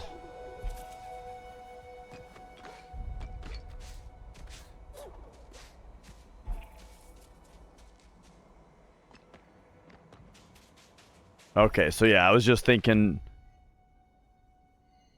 it might be exploration of that little bit up there.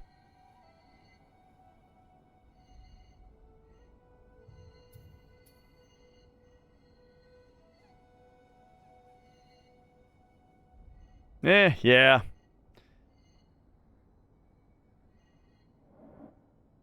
Yeah, I don't know. There's a couple spots like this. Quarlox Hollow is the same way. It's at 97, even though I have picked everything up. The village should be 96 because I don't have all the items yet.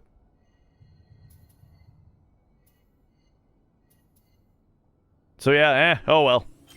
Probably not gonna 100% the areas then.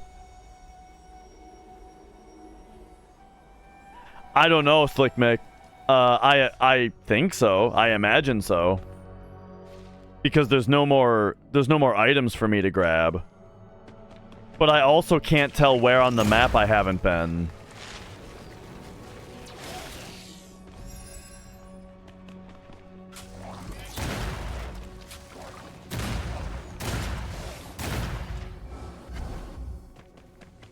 Okay. I think I need to go down here. Oh, you can stand on this.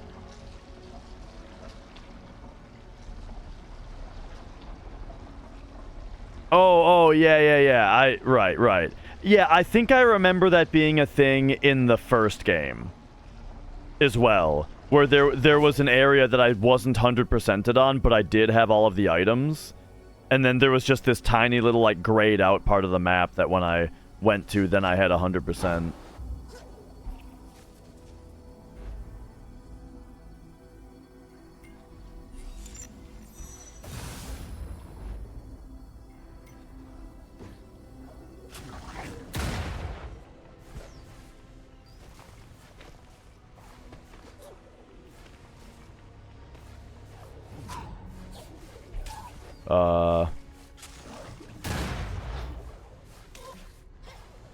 Okay.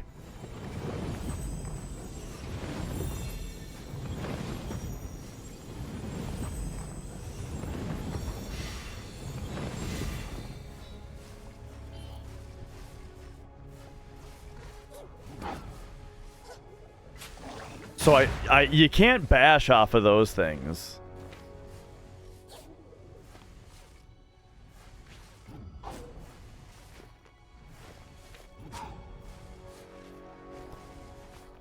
Alright, so here we go. So let's go glide, launch, land.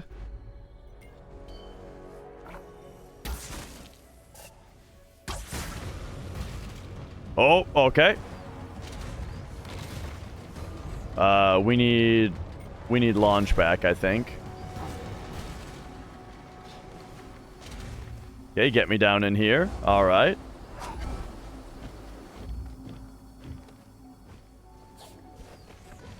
Bloop.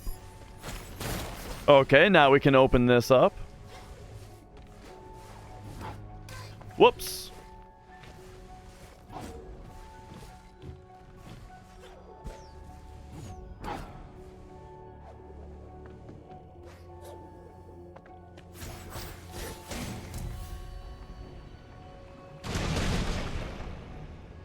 Nice.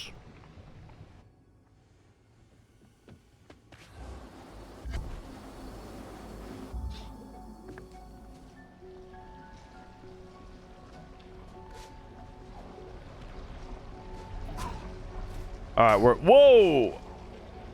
Oh my god, okay. The first time I thought I didn't grab it, so I pressed jump again, which dropped me. And then the second time I thought I did grab it. So I fell.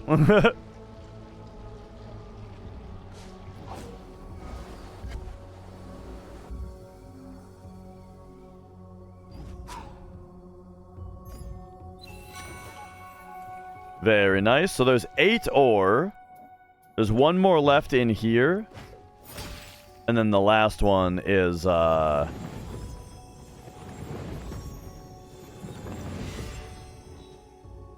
think the overflow makes you gain energy on your last heal. Which is something I was wondering if that would happen. I'll have to check it out again. But okay, anyway, what was I saying? Whoa. These fucking things, man.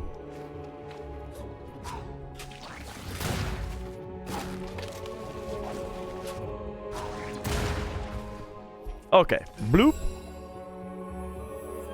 Oh yeah, there's 1 more in the tree, and then the actual last one is in the village.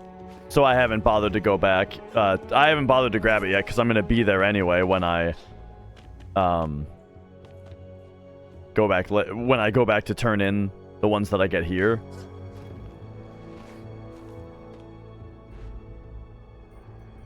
Okay, I don't think that this is breakable by me. Oh, it is.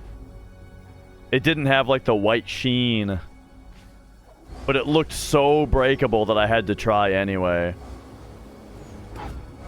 Oh, I see what this is. Now we can do that.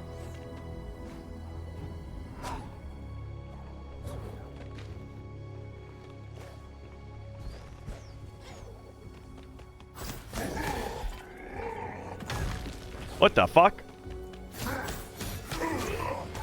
Now they got spikes.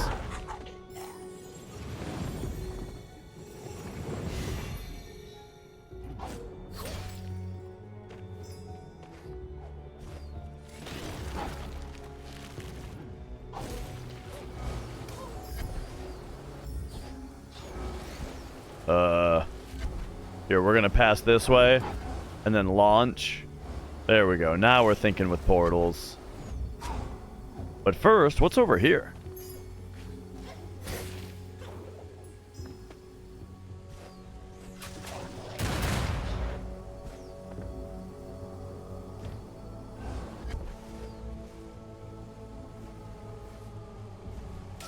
Oops.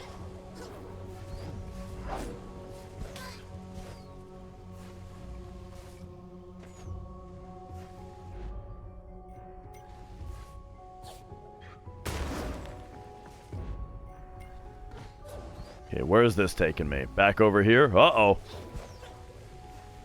Fucking... Oh, God.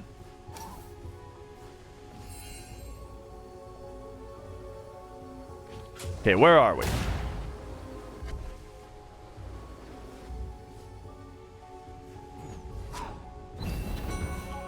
Alright, so we got that. Then we're landed.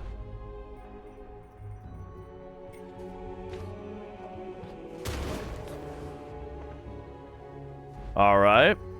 Then...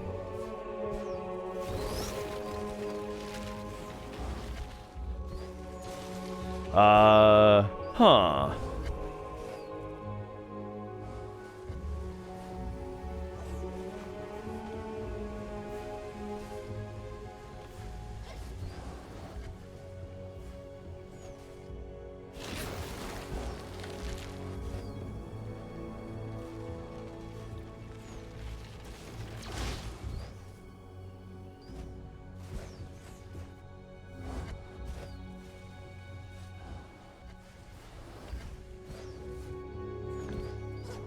Wait a second. Are we supposed to do this? Uh-oh.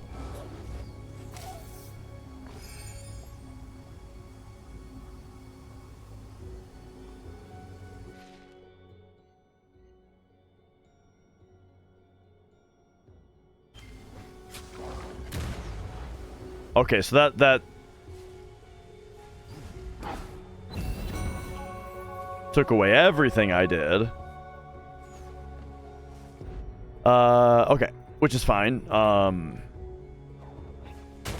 just curious as to what I'm supposed to be doing here. Oh, wait a second. Okay, I think I get it. I get it. This thing shoots, and we blast it straight into that portal. Then we follow it. And we blast it into this portal. This is actually really cool. Okay. Then...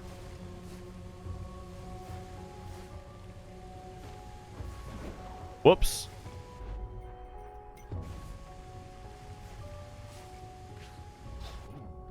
We blast it like this.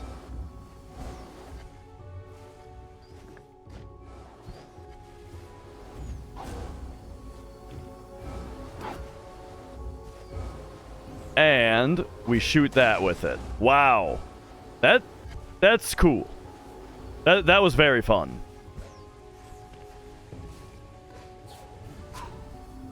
Oh, and then I keep forgetting that after you go through a portal, you can launch again.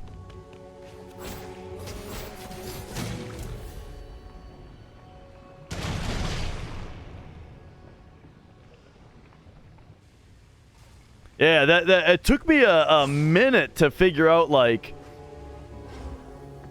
what the purpose of all that was, but there you go. So yeah, this part is black and white. You see that? So like that means that that's counting against my percentage. I have to do that. We were at 43. Oh, now we're still at 43, but now that's colored in. I don't fucking know.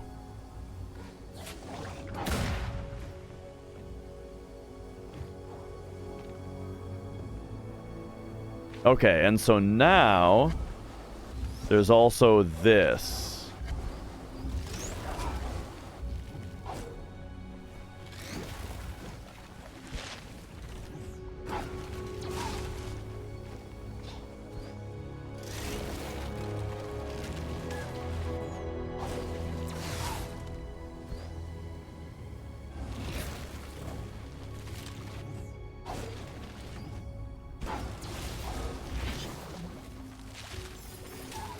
Oh, okay, okay.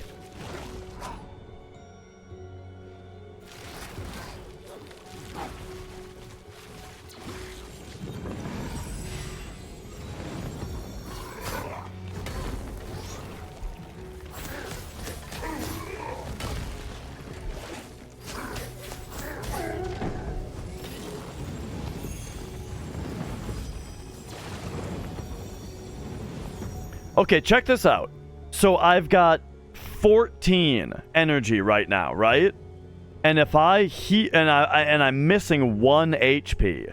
So if I heal, it spends 1 energy and gives me 3, but then the overflow gives me 2 energy back. So I actually gained 1 energy to heal right there. That's a funny interaction. I'm going infinite.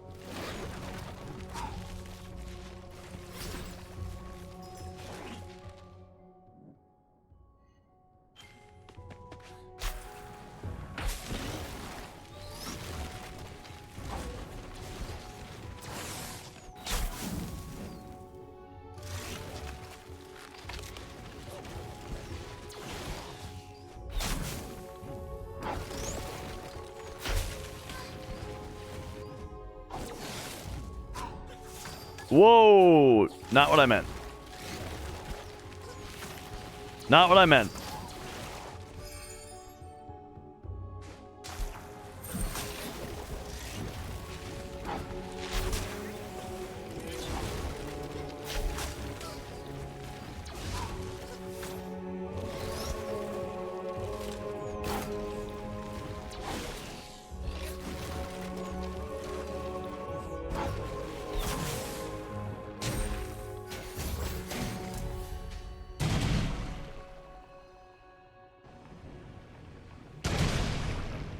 All right, all right. I like this area. Just like a series of smooth platforming puzzles, you know?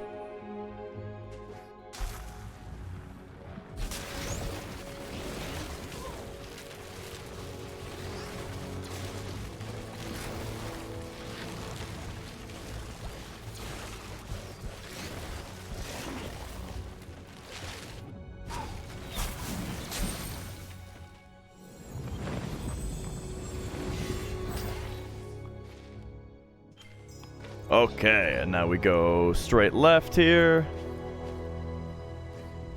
All right, here it is.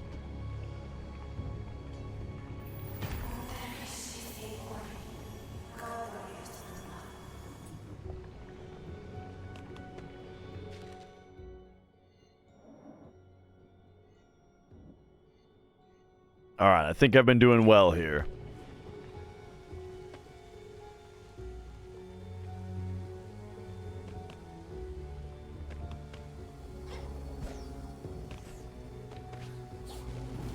Whoa.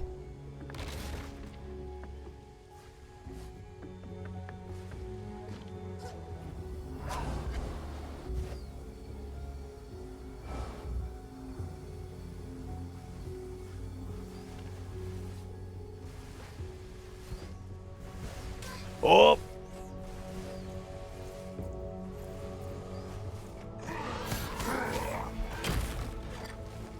Oh, this isn't... Wait, this guy doesn't make spikes when he smashes? I can't tell which guys make spikes when they smash. Alright, there we go. Open the one way. Boom. Boom.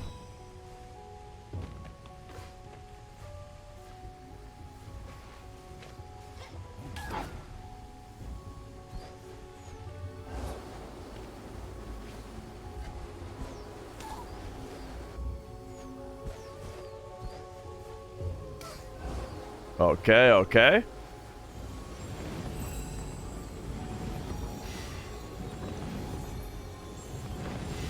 Yeah, yeah.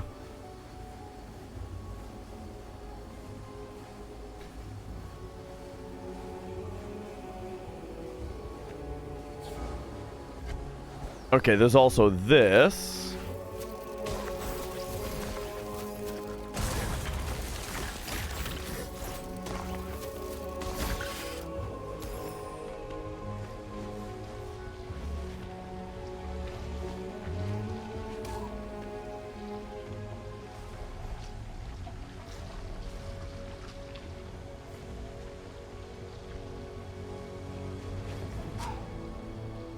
Alright, this is kind of neat. Watch out for that, watch out for that, watch out for that. Oh, okay, we're in an upward wind there. Oh, it actually spawned me here? Crazy.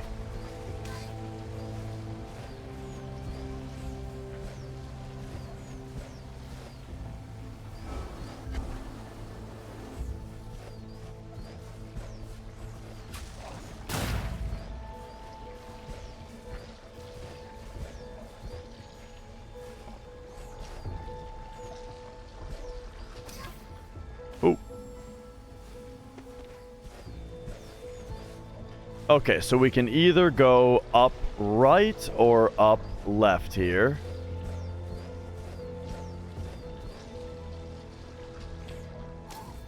Actually, it looks like up right might be... Yeah, that's where the ore is. Because I was just going to say up right is clearly the harder way to go, so it's probably going to have something special.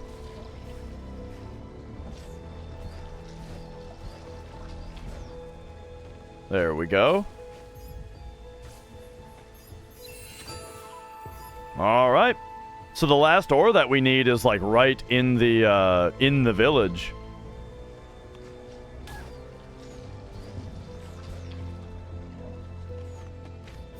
Boom. Oh, and let's open that up.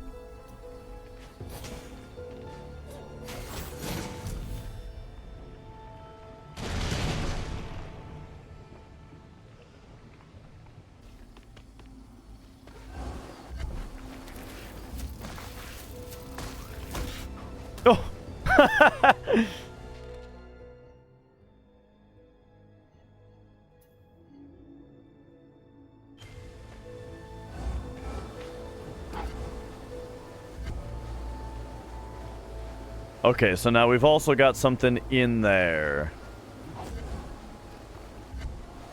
I can't fucking tell what's happening here.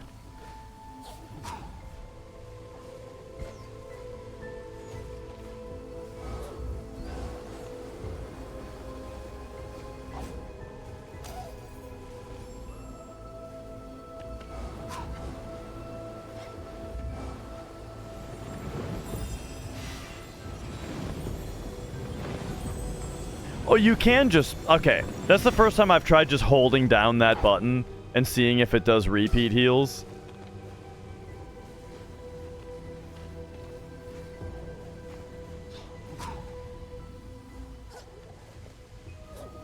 Okay, I'm finally picking up what I'm supposed to do here. We gotta do that. Alright, nice.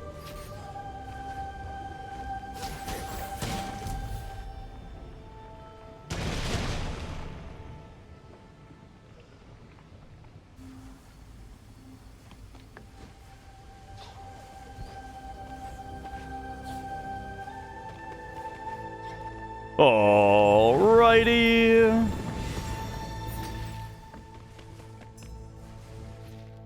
So what next? Ooh, I didn't go into that little spot.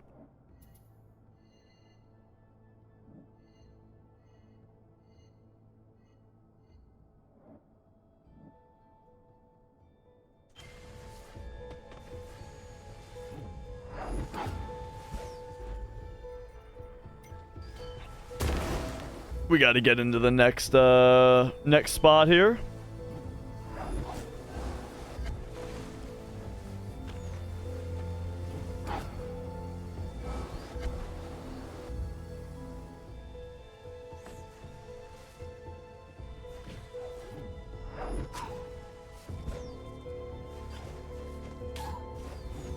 Whoa.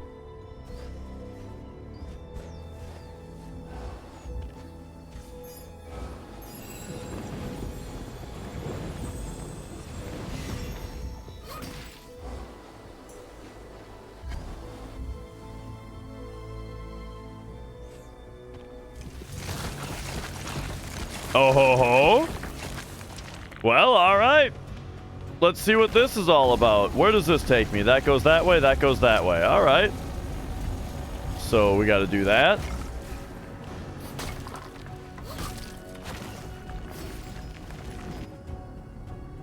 Alright, alright. Shoot these back at him naturally.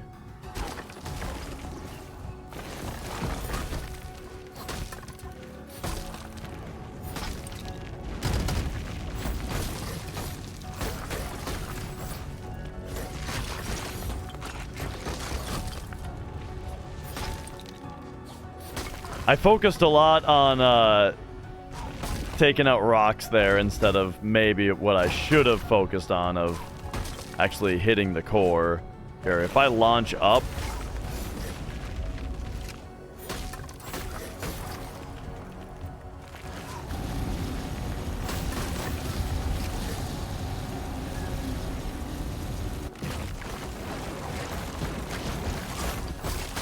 Yeah, see, now it's kind of largely undone anyway. Whoa. Whoa, these things are like making fire? Hang on, hang on.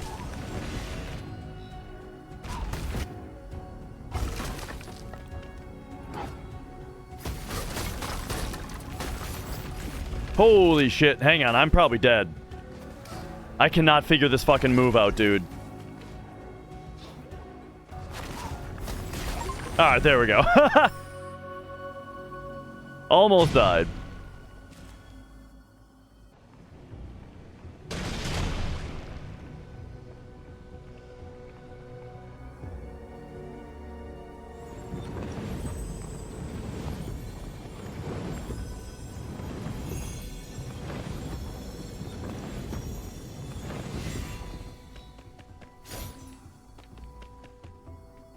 Okay. Well, there we go. So now I think we gotta pop in here. All right, it does that. Glide me over here, launch me up here.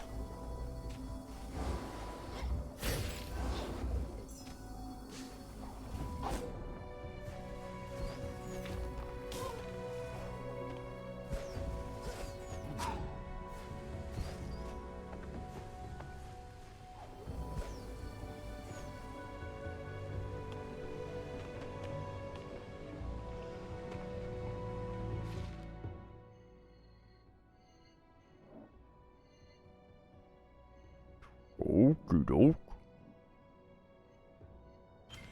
And then we gotta go up. Yo, big knockers.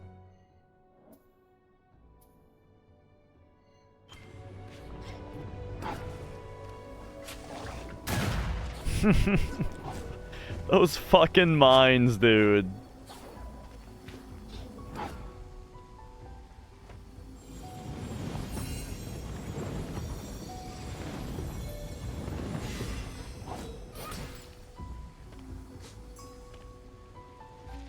Okay, okay.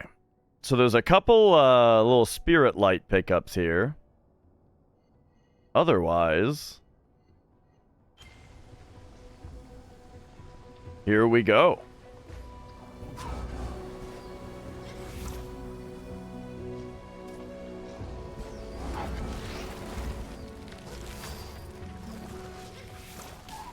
Like, as far as, like, exciting, smooth platforming set pieces go, this is the kind of thing I really like.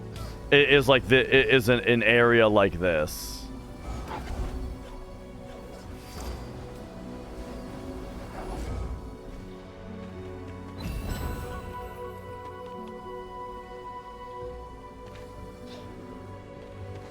Where there's just, like, a bunch of, like, fun, you know, smooth platforming segments. Uh-oh.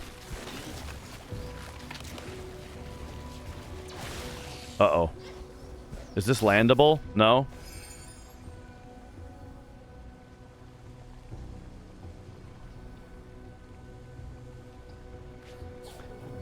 Yeah, yeah, and like they're like kinda puzzles a little bit.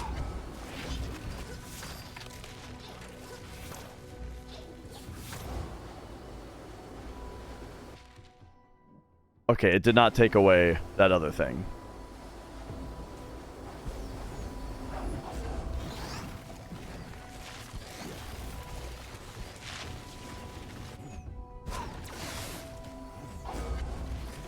There we go.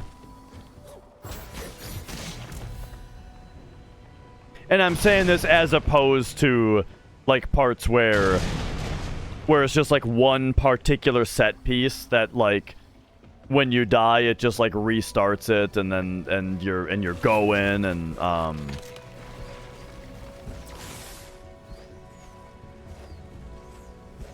like if you do the wrong thing, it's not necessarily one of the obstacles that kills you, but it's like, oh shit, I missed a... Okay, hang on, we're going back in.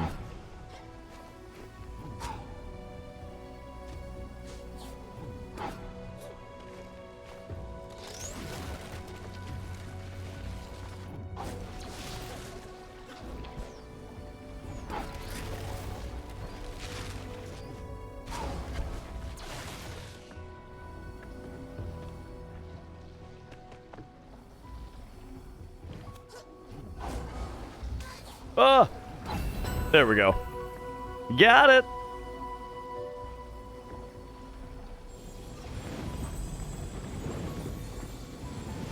Okay, now can I squeeze through there? Yes, nice. Alright, how about that? There we go, I got all the pickups.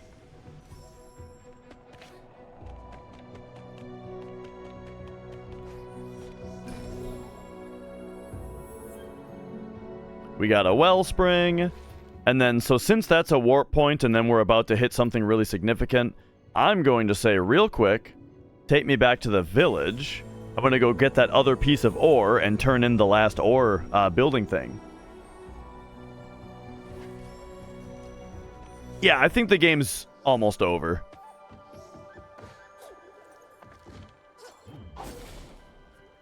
Whoop.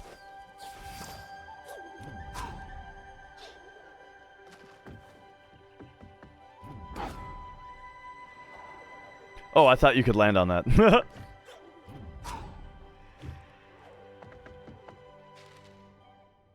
Alright, so where are we looking? It's off to the left.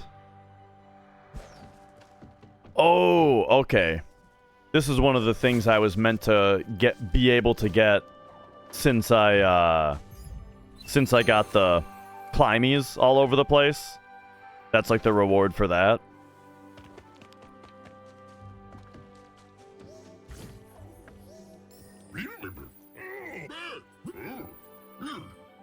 All right. We got the final thing, the finishing touch.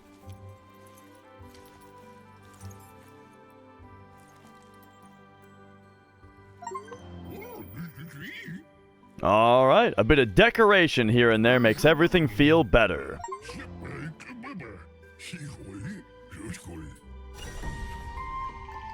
Yeah.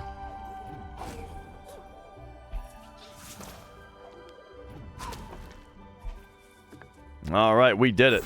So he claims that what they did was decorate.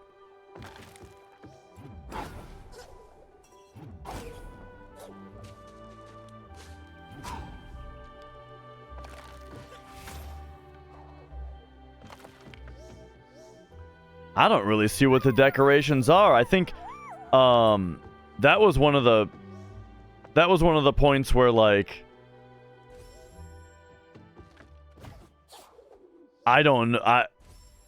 during that cutscene I couldn't tell what was changing.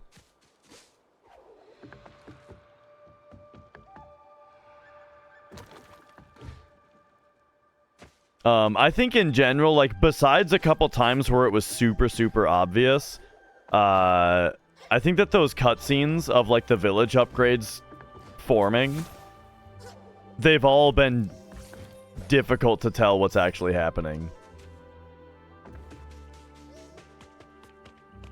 With the exceptions are times when, like, these things appeared, because, like, they're bright blue.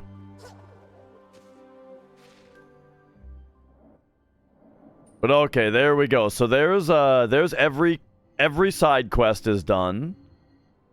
And almost every place is 100%ed.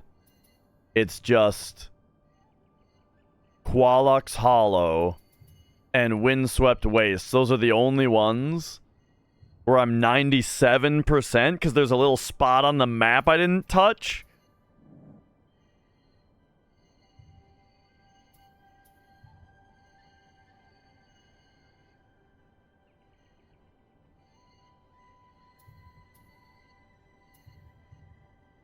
All right, let's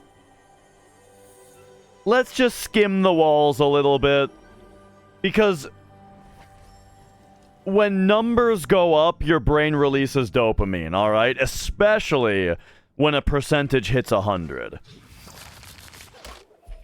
So, like, let's see if we can hit a fix here. Is it this? Did I not go in here all the way to your liking?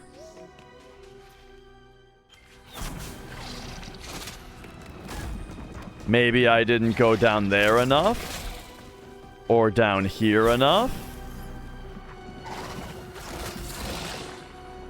Or maybe even in the middle?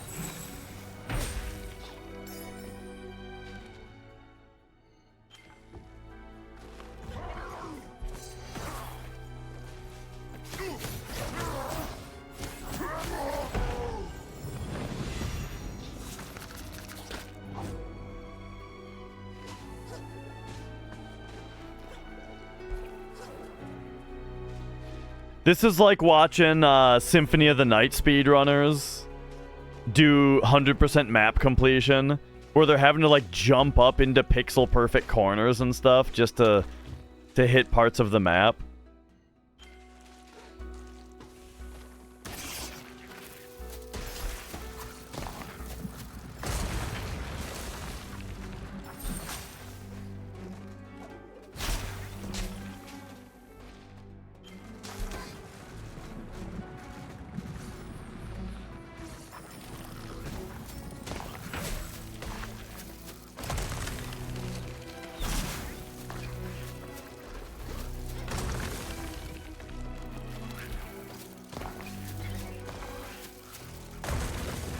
You know what? If we talk about map exploration, actually, I mean, maybe it's not even necessarily touching spots on the map, but rather it's something like opening up a one-way.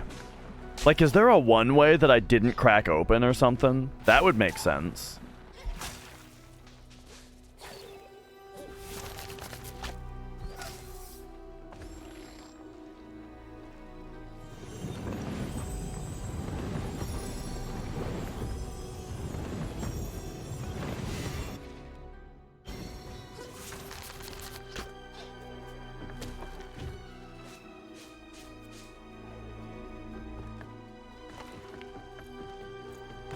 Okay, okay.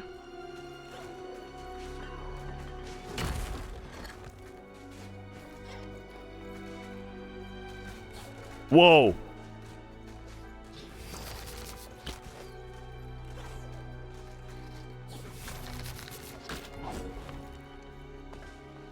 How's that? Not yet.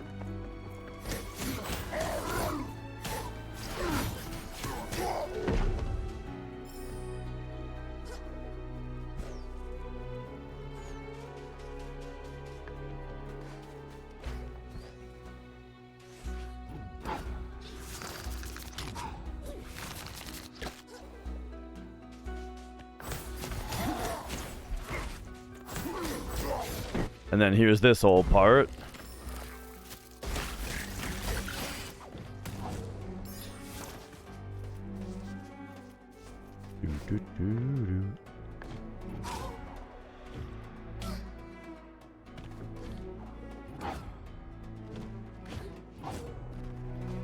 This part I was definitely quite thorough with.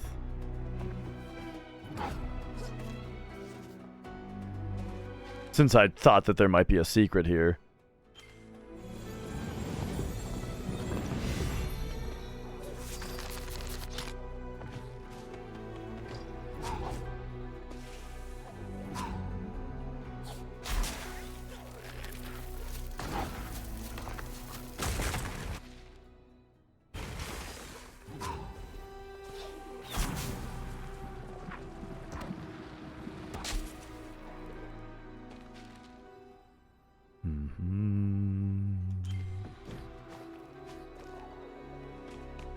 Okay, so this part is actually not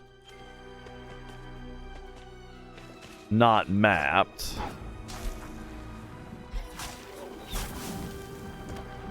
Oh, and then up here, right, is where there was a thingy. Spirit light.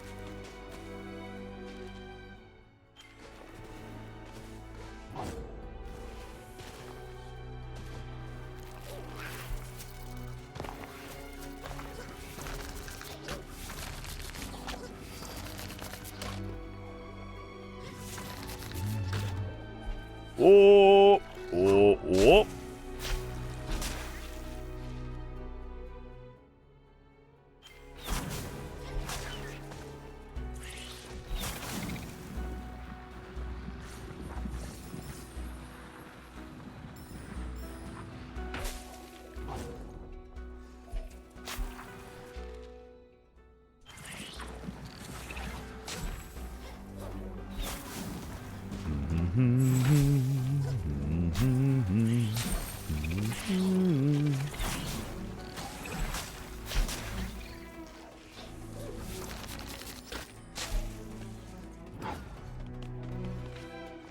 All right, did we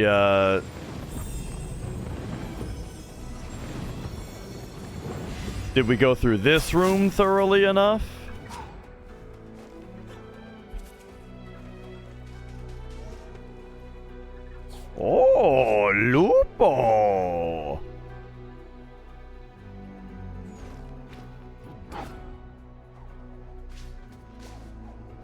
Yeah, I mean, we hit all this stuff, you know?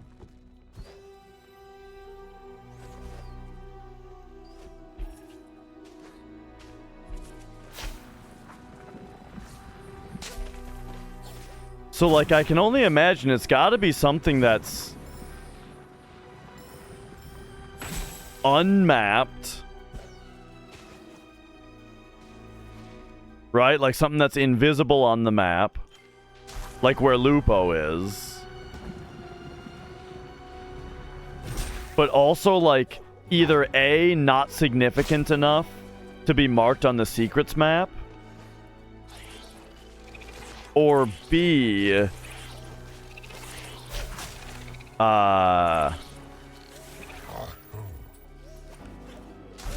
what's option B?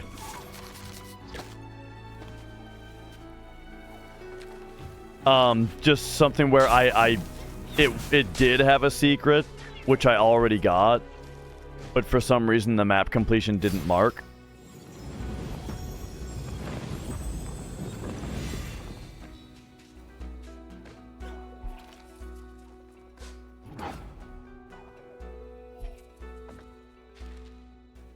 One of these times I'm going to open the map and it's just going to say 100.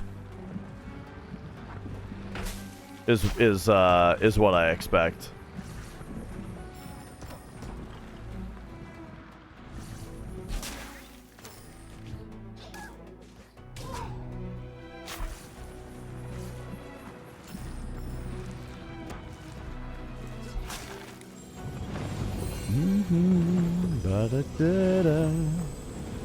Anyone else who played this game, did you guys have this issue of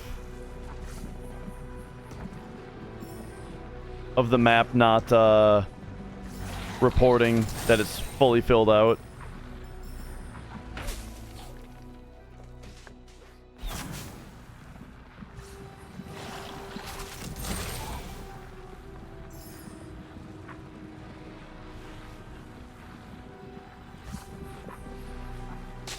And depending on what it turns out to be, it might just be totally my fault also. Like, you know, just something... like somewhere where I really didn't go into a certain room.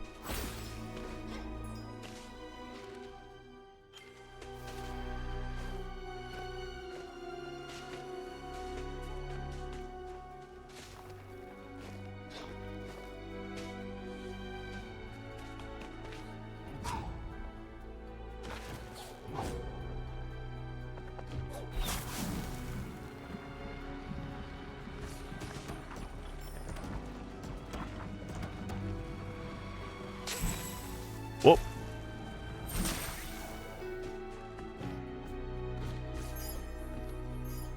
Okay, so where are we at now? We are at this spot where the wellspring is.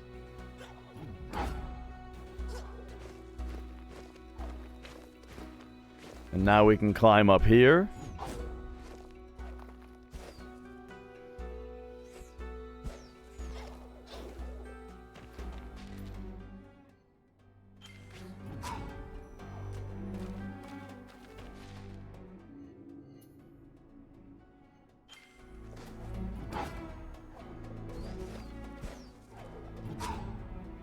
So I got an item that revealed all secrets on the map.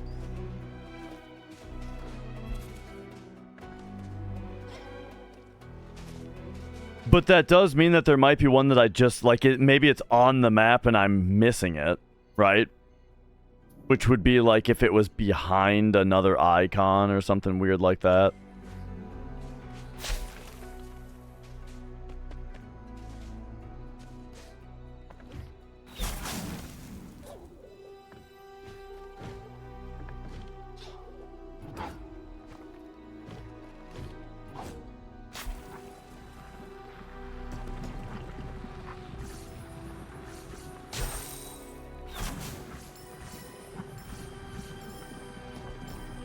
Okay, okay.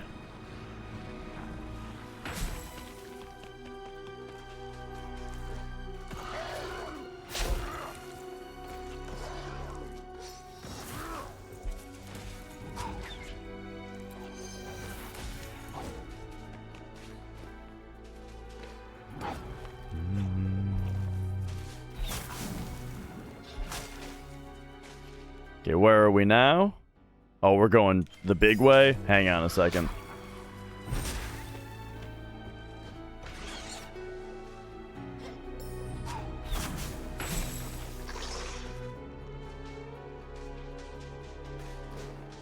Alright, so wherever this spot is, it's funny that it's also like... Looks like it's gonna be one of the last spots that I check also. So this is this little bit up here, yep.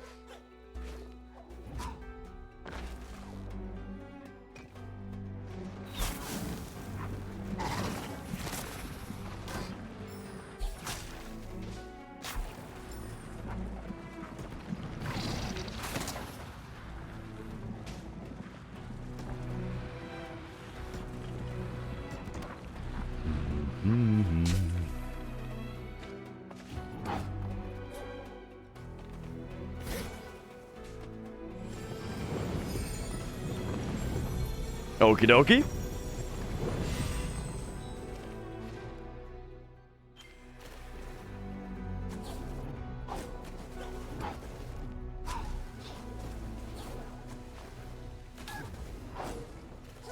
Really jam down there. Whoops.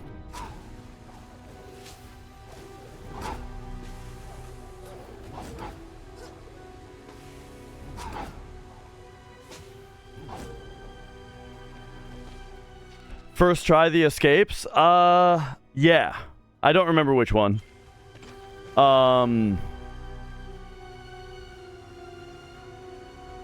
Was it the ice place or something? I definitely did one of them.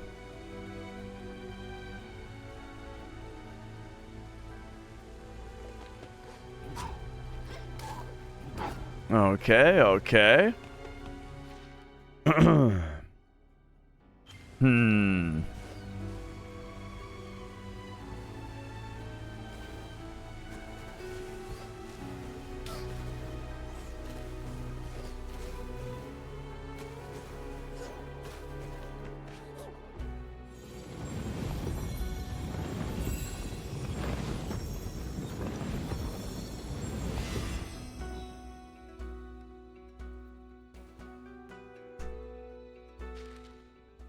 What you got there? Oh, okay. Cool. Okay. Okay. Thanks.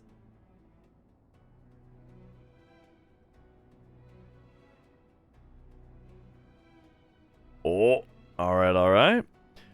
Well, the rest of the area is this whole place. I mean, we better make sure I touch this spot, right?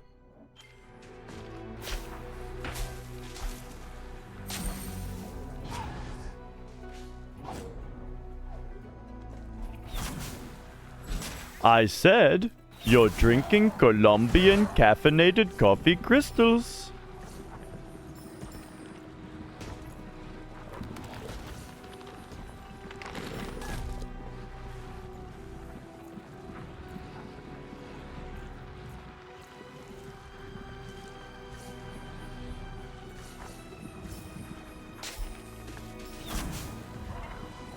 Alright, so here's this little area.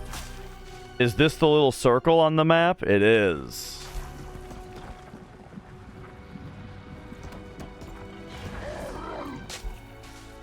Let's hit all these,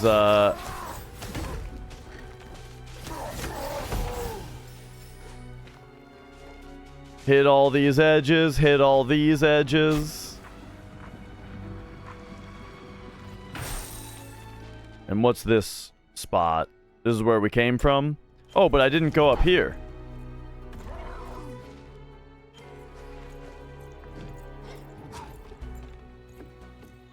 I mean, not this time, I mean.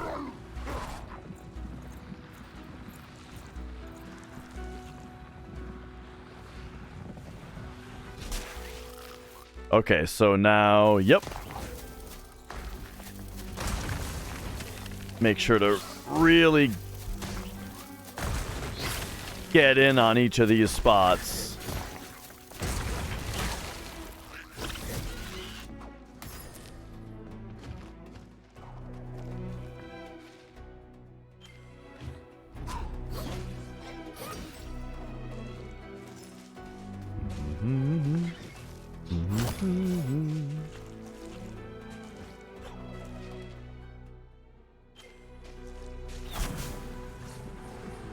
Interesting.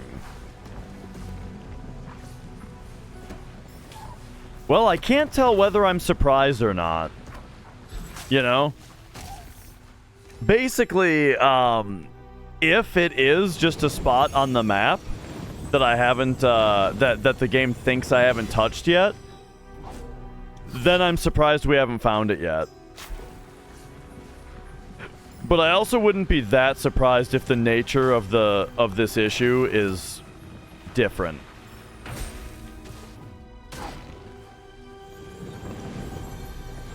That's my favorite thing, where you bash something away from the wall and it just immediately explodes on the wall in your face.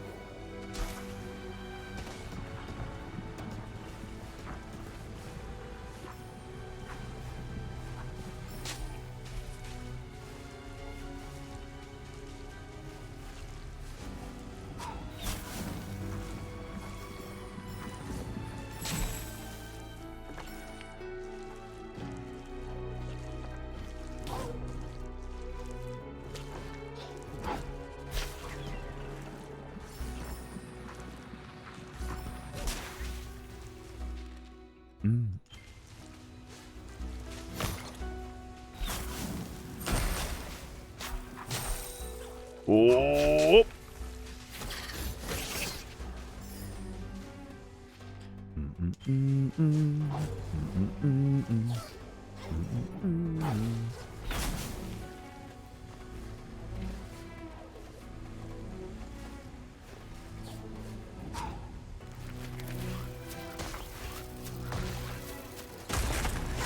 All right, get him.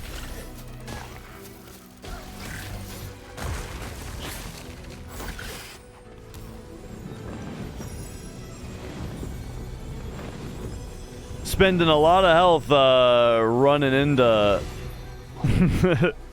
spikes and shit. Trying to make sure I touch everything. All right. So it's gotta be around here then, right?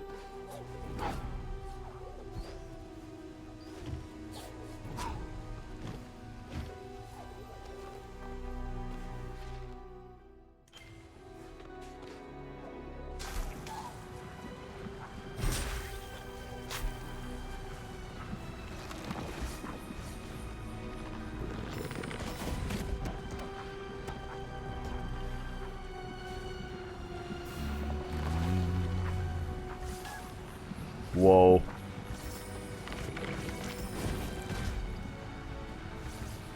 I mean, I could see maybe any part of this.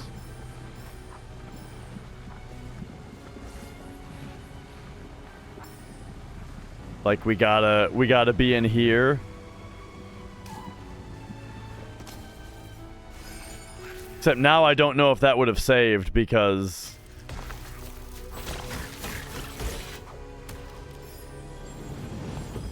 I died.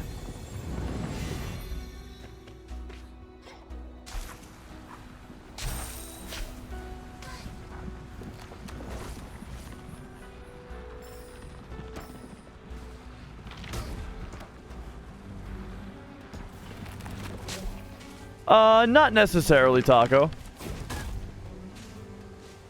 I mean, I don't know how I would know, really.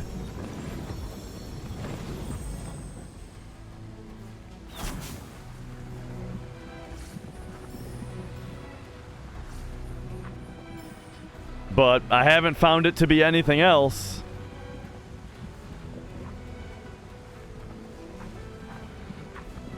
But yeah, it might be like an interactable that I haven't interacted with.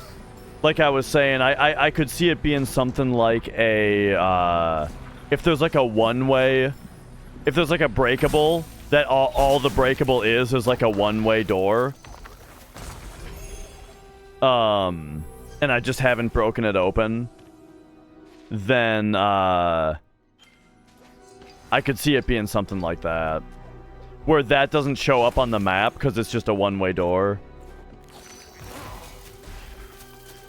But I mean, I'm looking for everything while I'm doing this, you know?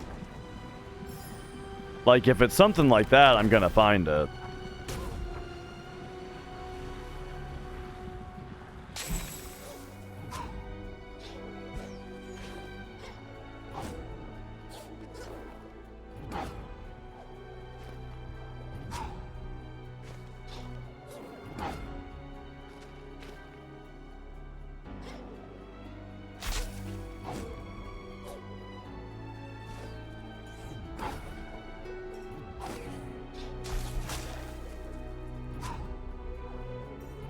Alright, alright. I did a big jump around in this room.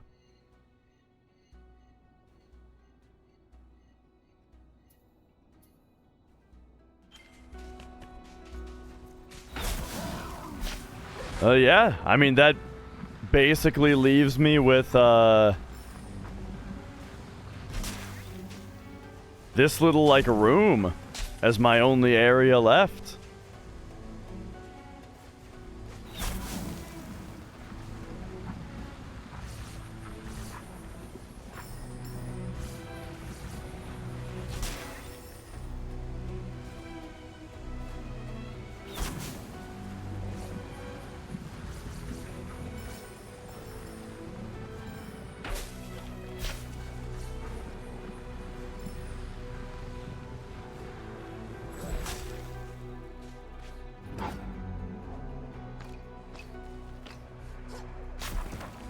Oh yeah. And we went up here already.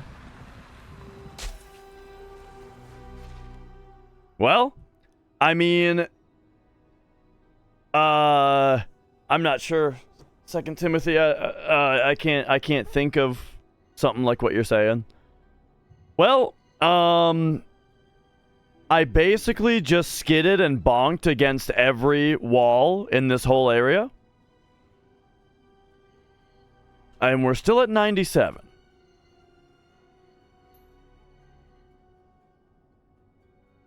Which makes me think...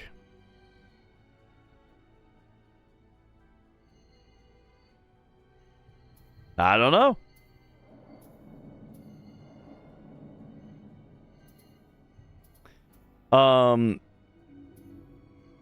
Qualix Hollow has kind of the same thing. I'm not even sure what the boundaries of Qualix Hollow is.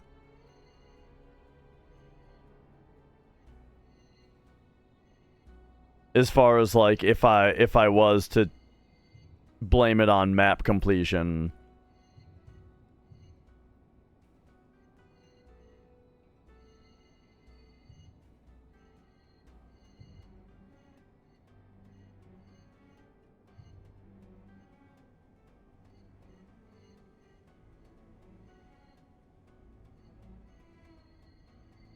Oh wait, this is the depths.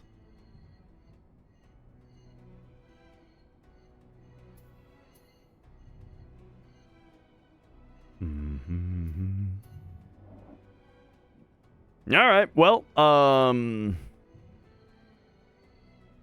I guess we're back to just Guess I'm not doing 100%.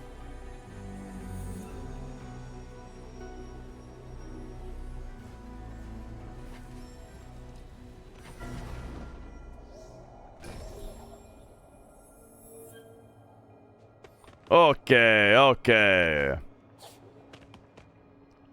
Let's get going back this way.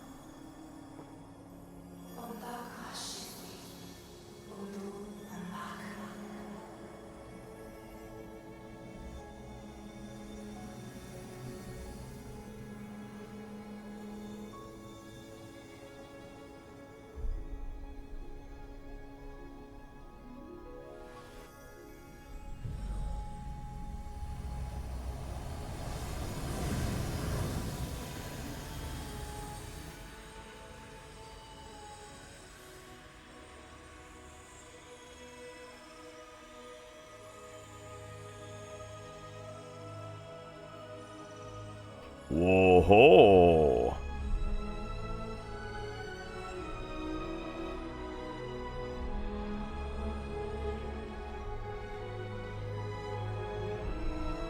So yeah, the final sequence in the Willow's End or whatever it was called, that was pretty cool. I really enjoyed that.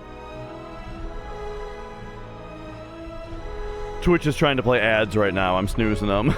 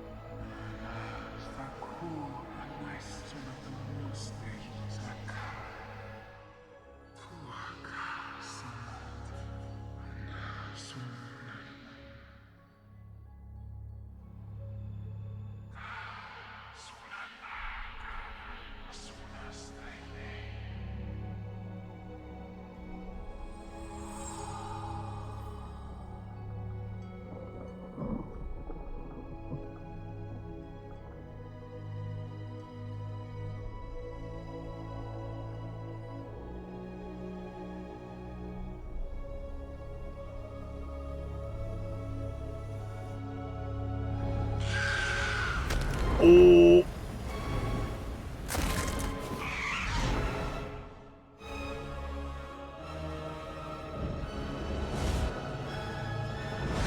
Oh, this isn't even Mega Legs. Oh, no, it is Mega Legs. Okay. All right, here we go.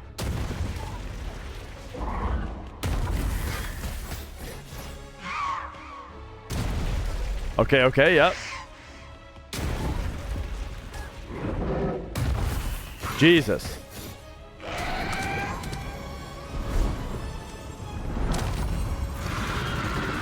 Okay, yeah. Hang on a second.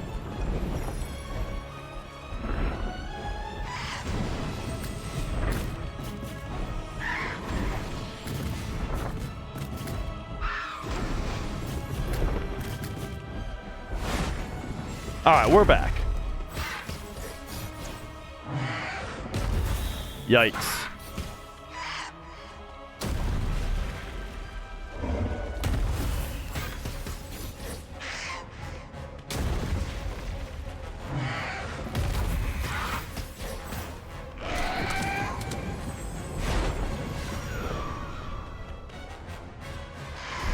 Okay, yep. I get it. And then she screams. And then I have a chance to do damage. There we go.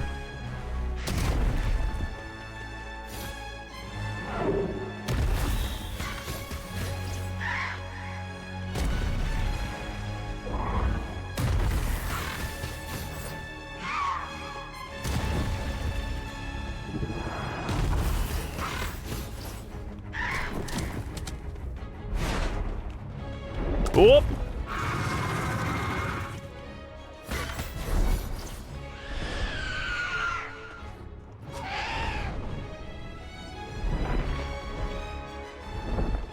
All right, and then this is, yep.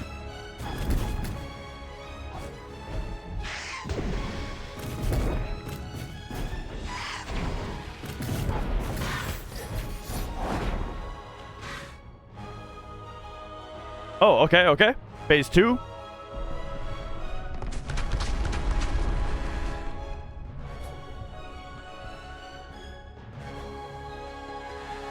Ah, okay.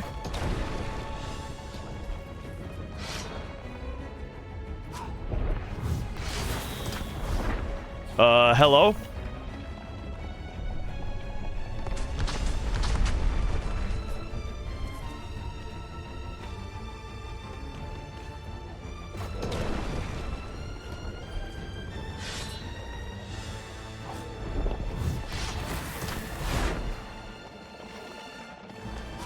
So, like, the way that I died back there is just, like, exactly the kind of thing where, like, I just find this type of platforming to be really unintuitive. Where it's like, okay, you've come across a wall that you just have to, like, wait for it to break, but you're not sure how it's gonna break. or where you're supposed to be standing when it does break. And if you're in the wrong spot, well, then you're dead. You know what I mean?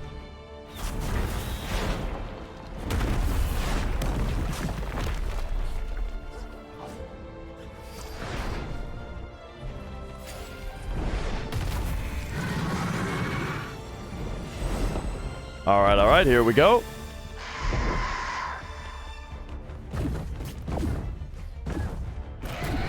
Okay, it's a Rabby Ribby boss now.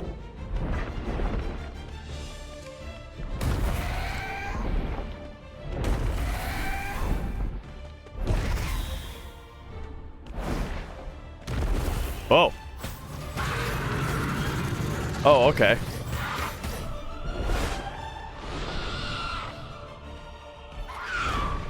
Gotcha.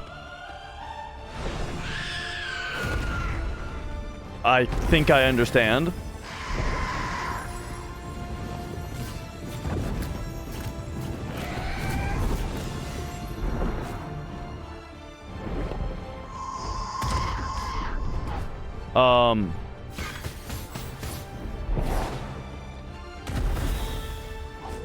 Whoops.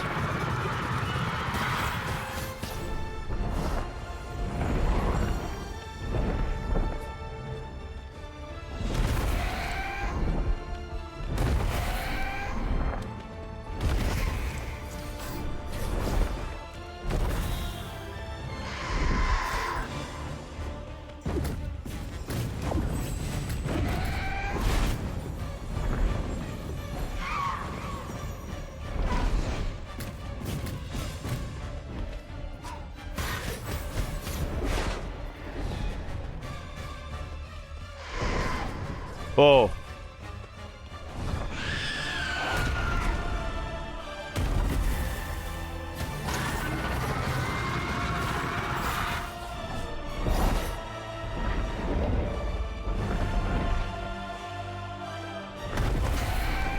Yikes, dude. I can never tell what move she's doing.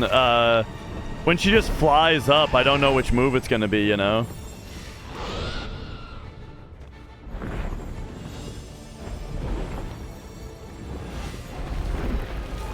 Oh.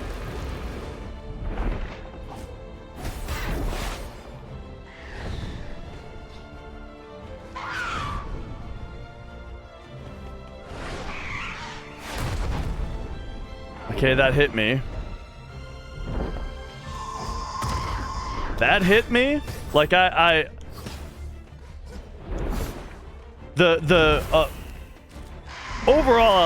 overall I like this boss quite a bit so far. Some of the telegraphs, though, I just do not understand the language.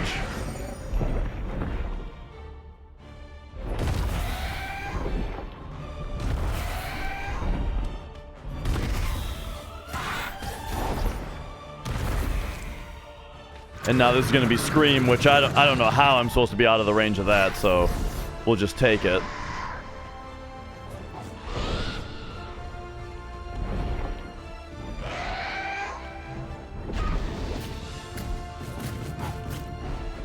Whoa, what the hell? Why did I fly up so high, I wonder? Okay, yeah, like there, like when she just floats like that, I just have no idea what I'm supposed to expect.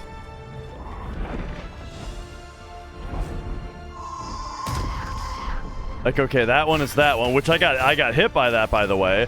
So, like, the ground glows, which makes you think, oh, I shouldn't be on the ground. So I wasn't on the ground, but I still got hit.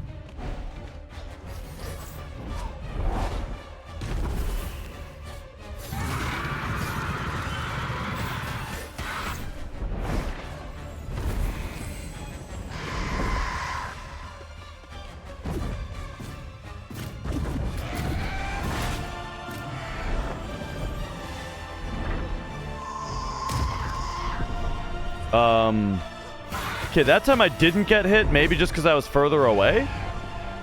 But it's like, so then why is it telling me just not to be on the ground if I'm just not supposed to be close to the talons?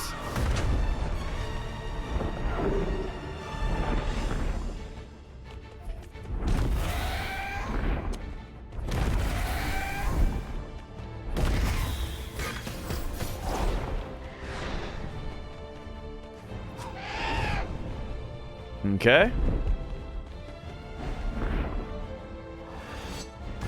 Oh, okay, yep, that's that one.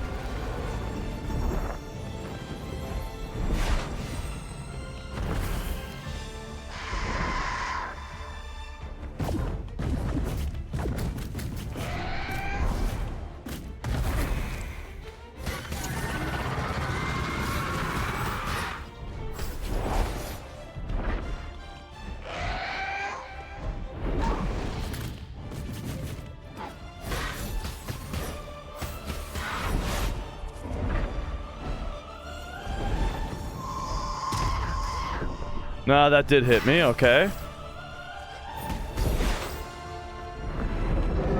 Maybe I'm jumping and landing too early. Is when I get hit by that.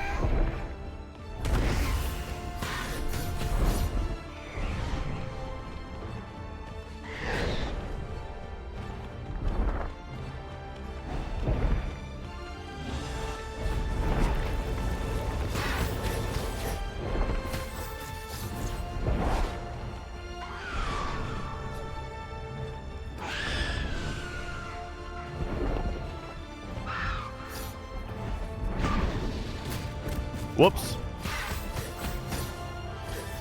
Whoops.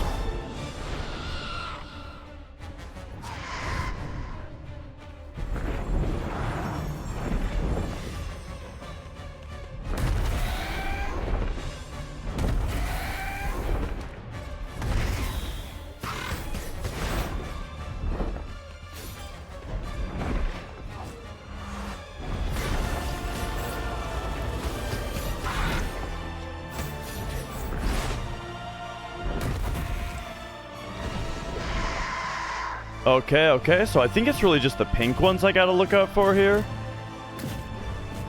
Which there weren't any that time. Oh, hello, though? Can we... Oh, are these just here now for the rest of... Whoa. Hang on. We might be in some kind of phase 3 here. Am I supposed to just be dashing off of these things constantly? Whoa, okay, okay. And then... Nope. Oh.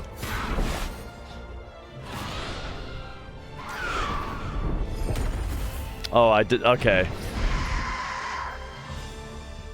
Okay, so I think we're starting on this last phase. So yeah, I think...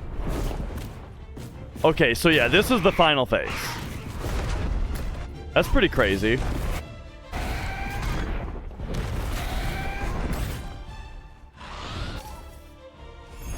Okay, and you instantly die if you hit the bottom.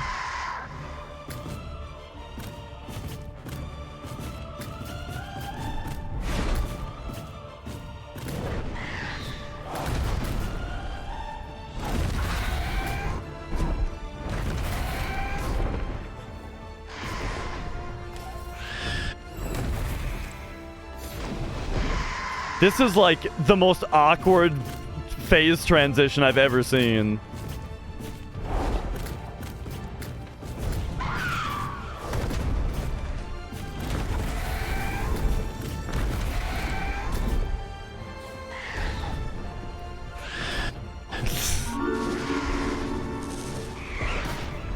Colin, how's it going?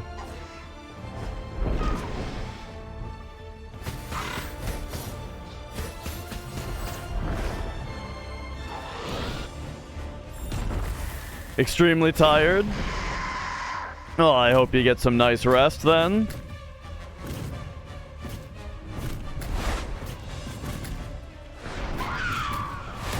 Oh, okay. First it's doing that.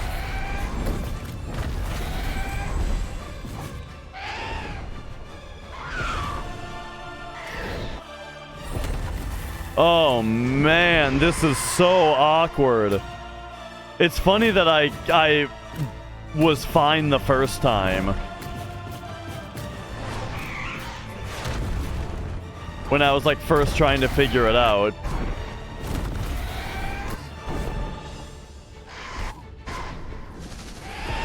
Dude.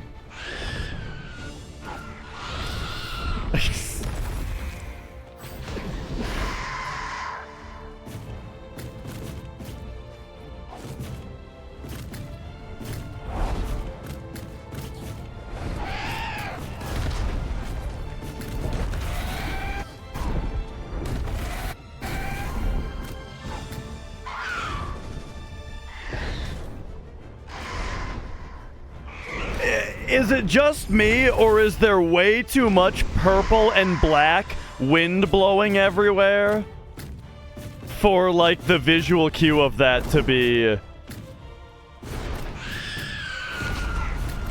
like, reliable?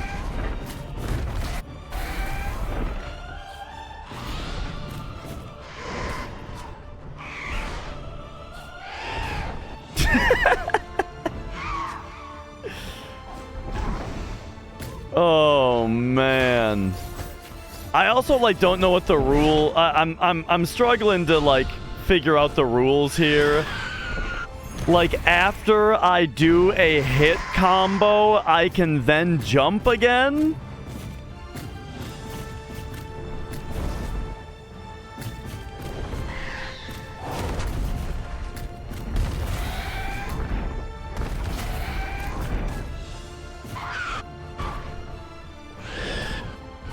Oh, that hit me.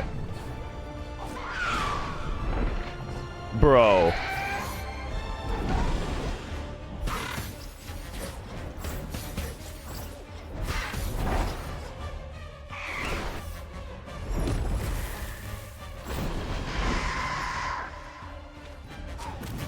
Like, I get that I'm supposed to use launch to dodge his attacks.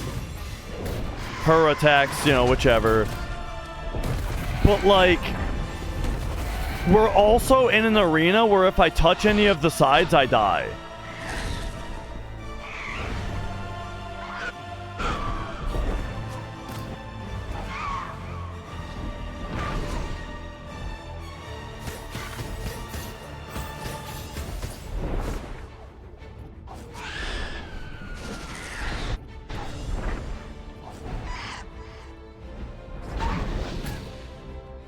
Yeah, like there I was out of jumps, I was out of dashes.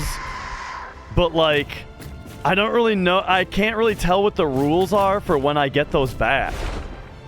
It seems like when I hit the boss I get them back. But that's a weird rule, I think. Oh my god, just kill me.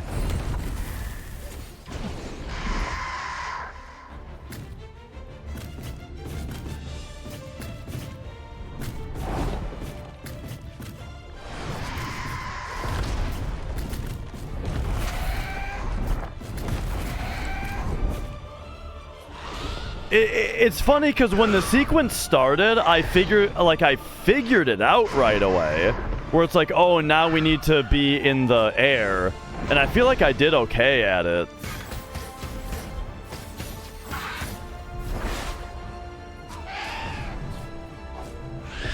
I cannot see the visual cues of where he's coming out. Okay. This might actually be it. No, not quite. I almost got him that time.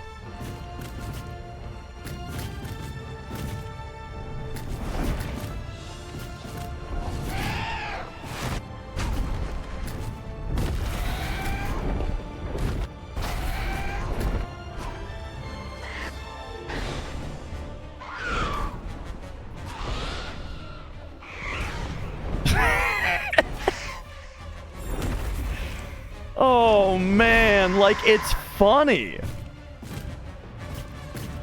how like absurd it is. Again, like just like the visual language I do not vibe with of this game.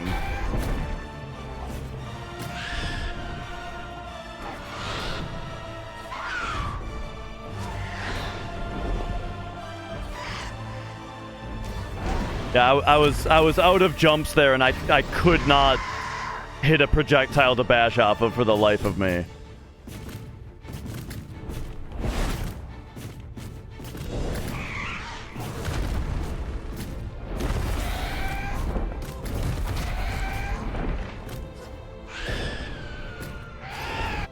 Okay, yep.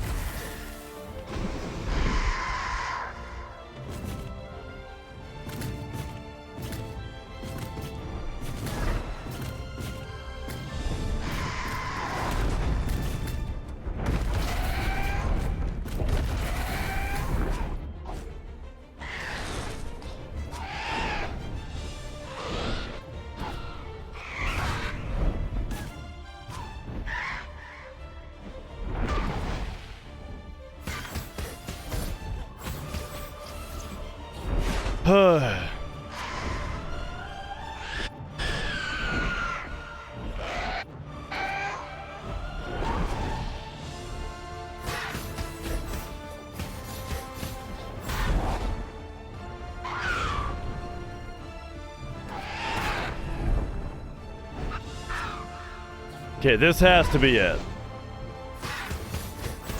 There we go. Holy shit. That last phase, man. I mean...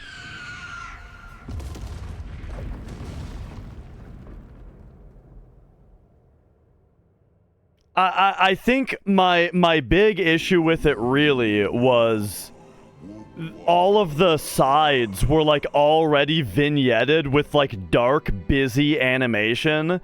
And so then to have like you gotta look for the angle where the animation is slightly busier, you know, to see where the next attack is coming from, and you have a half a second to do that. I don't know.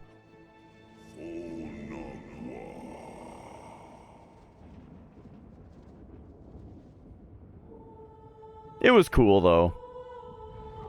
Like, I liked the idea of the phase for sure.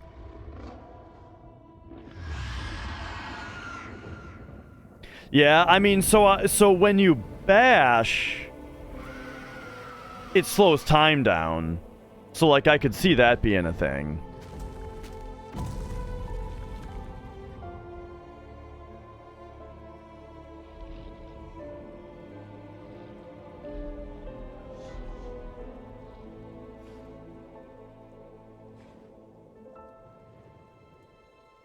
Using an ability I didn't buy? Oh, right, yeah. Yeah, I kind of forgot about, like, I thought that all of the, equipment in the game that you could buy didn't sound very appealing.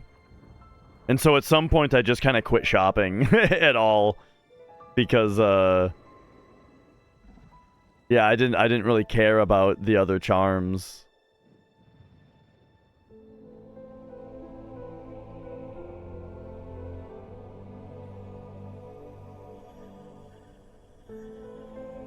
Which, like, Hollow Knight kind of solves that problem by having you unlock charm notches by getting charms. So you want every charm you can get regardless of if you care what it does, because it also gives you that extra benefit.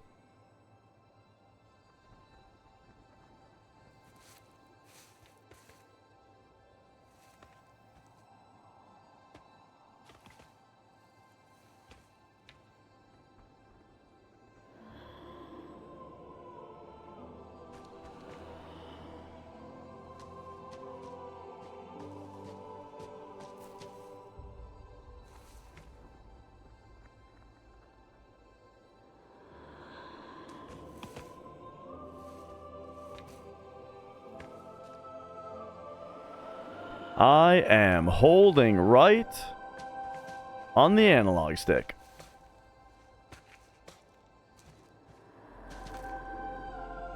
Just make this a cutscene. Why am I holding right on the analog stick?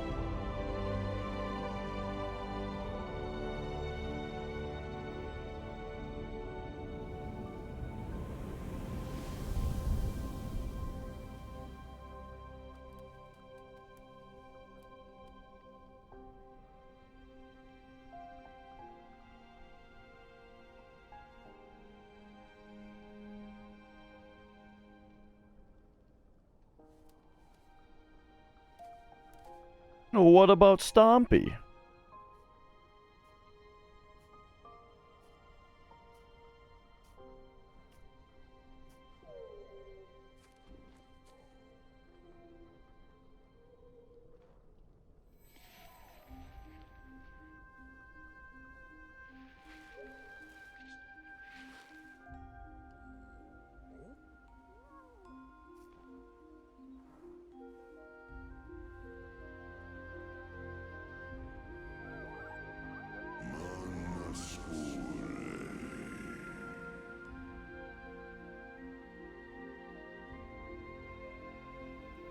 I do really love that voice. That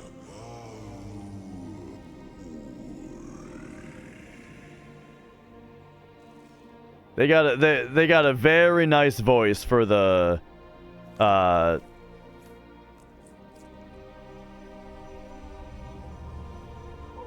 narration in these games.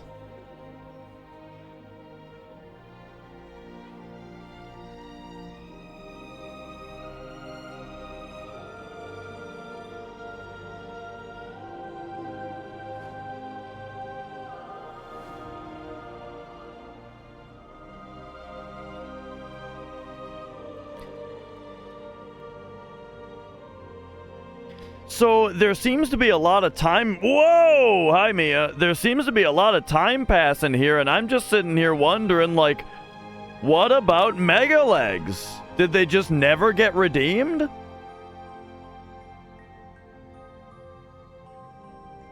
Hi, Mia.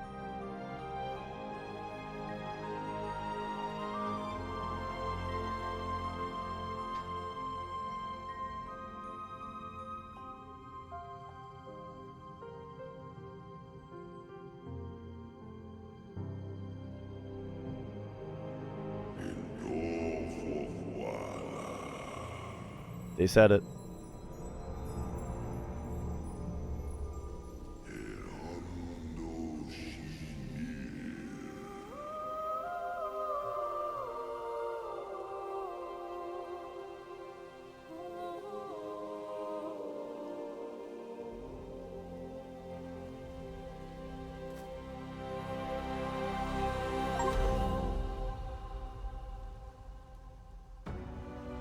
All right. Well, that was it. All right, okay.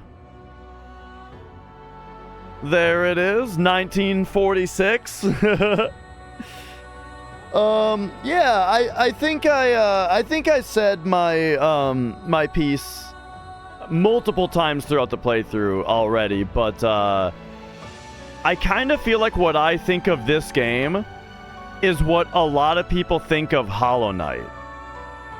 Which is that I think Hollow Knight is like the best game ever made. But you talk to some people and they're like, yeah, I played it, you know, it was alright. Didn't really grab me, it was okay. You know? I feel like that's how I feel about this game, where there are very, very high opinions of this game, right? But for me, it was alright, you know? And so like the things about this game that weren't really my style, which I kind of already said, are that like the way that the environments are like smooth, curvy, loosey-goosey stuff, and your character is like floaty and squirrely, and the way that they interact with like the shape of the walls and stuff, I just think is kind of weird and unsatisfying to control a lot of the time. Like, even though the environments look beautiful, I think that they don't play super well just because of that. And then also, I'm just not into, like, the chase sequences and the way that they do boss battles. Oh, man. Like, each of this game's boss battles, I could see a good boss in it, but, like, the way that they're presented, especially with like the way that they handle phase transitions and stuff, I don't know, it's just, it does not vibe with me, you know? And so it was annoying because it's like every boss, I feel like I can see a good boss and yet I'm struggling to enjoy it because of just like the way that it plays, or the general way that they do it. And most of it is just this game's extreme floatiness, you know? Nothing about this game feels snappy. It's all loosey-goosey, floaty, squirrely. You know what I mean?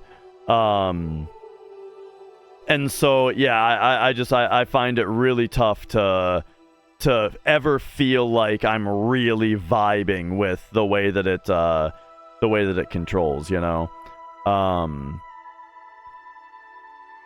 And so, you know, I thought that it was fun enough to play through. The game is gorgeous, right? No question about that. And you know, it was I'm glad I played it.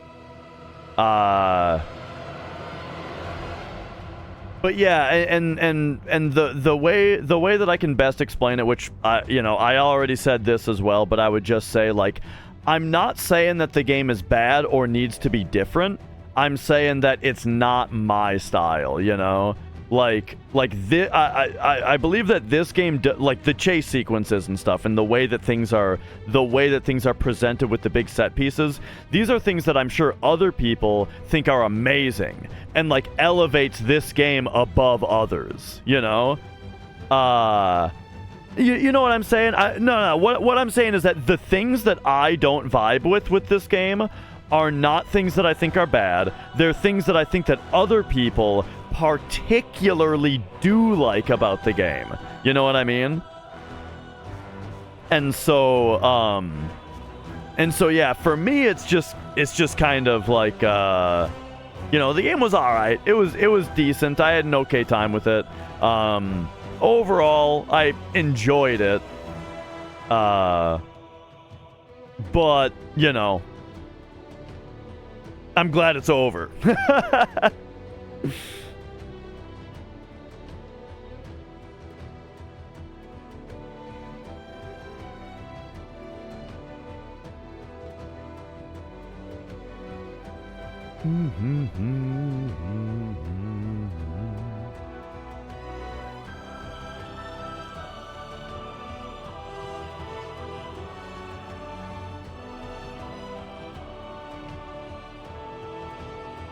Pokemon Go?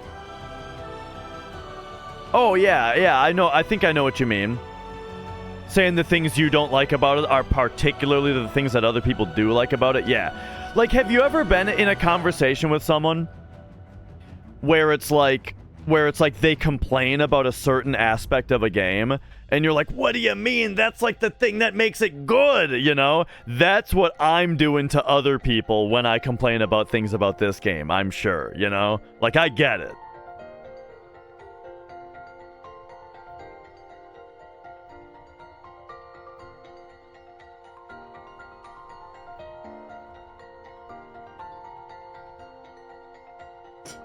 All right, and the completion of this game kind of totally frees us up, by the way. The only game I believe right now that's like an active game where I started it and never finished it, well, and I did finish it even, is Animal Well. Or that's like the only game that I said I was gonna go back to and haven't yet. So that'll happen, I'm sure. But in the meantime, though, now we get to talk about what's our next RPG, because Dragon Quest V is done, and what's our next action game, because Ori is done. And so, it might be Castlevania, Portrait of Ruin, and Shin Megami Tensei Strange Journey. It might be those two, but I'm not positive. And then stay tuned for tomorrow. Also, tomorrow I am going to be doing a 100% Final Fantasy VII speedrun, SCM. I'm gonna try the SCM run again, and hopefully I won't screw up the manip and we'll beat it this time.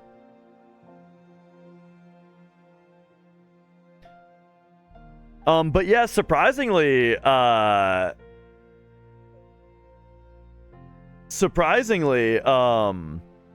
Yeah. I'll remember to do the steal and not the manip. And yeah, surprisingly, I guess I'd say that I ended up liking Ender Lilies more than the Ori games, I would say. But yeah, all right. Well, that's Ori and the Will of the Wisps. If you're disappointed in my reception of the game, but you're still here, I appreciate that. Thank you for watching. Or but in any case, anybody, thank you for watching. And, I feel like this is still a game that I would like. Let me put it this way. Like, I would still recommend this game, because I fully recognize that, again, like I said a bunch of times, the things that I complain about, some of them at least, my kind of major gripes with, like, the flow of the gameplay in this game are things that other people particularly like. And so this is still a game that I would recommend, even if I wasn't blown away by it, or it didn't particularly vibe with my sensibilities. I think it's still a recommendation, like it's good and a lot of people will love it, right? So that's what I would say. Not for me, but I do recommend it. And there you go. That's about that. And it was enough for me that I finished it also. So, and like some of the stuff too, like especially when you get the launch ability, like some of the movement through the areas feels pretty good.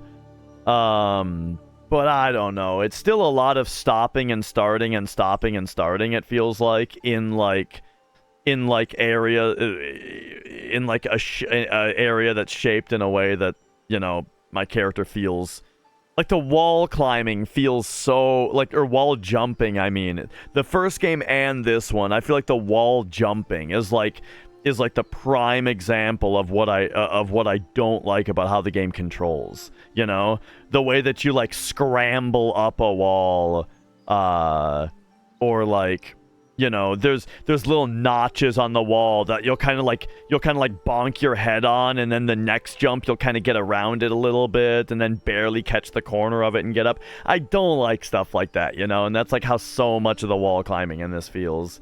So yeah, like that's what I mean when I say like squirrely. Is just, yeah, I really don't like that kind of flow, right? Or lack thereof. But anyway, there we go. That's what I'm saying. It, I still recommend it. It's worth playing. All right. Stay tuned for tomorrow. FF7. 100%. Yeah. And then the next games that we play, I think, are going to be the DS. I'll be busting out the DS for some Castlevania and some Shin Megami Tensei, perhaps. All right. Thank you so much for watching, everybody. It was a little bit of a shorter stream today, because once again, we had that inspector thing at the start of the day, and then also, now we've got a evening outing. I'm gonna first maybe see if there's something I can figure out about Mrs. Dash's computer, but then otherwise we might be going to Micro Center. Matt Wanders changed his profile picture. All right, I'm gonna send you guys over to Matt Wanders. He changed his profile picture.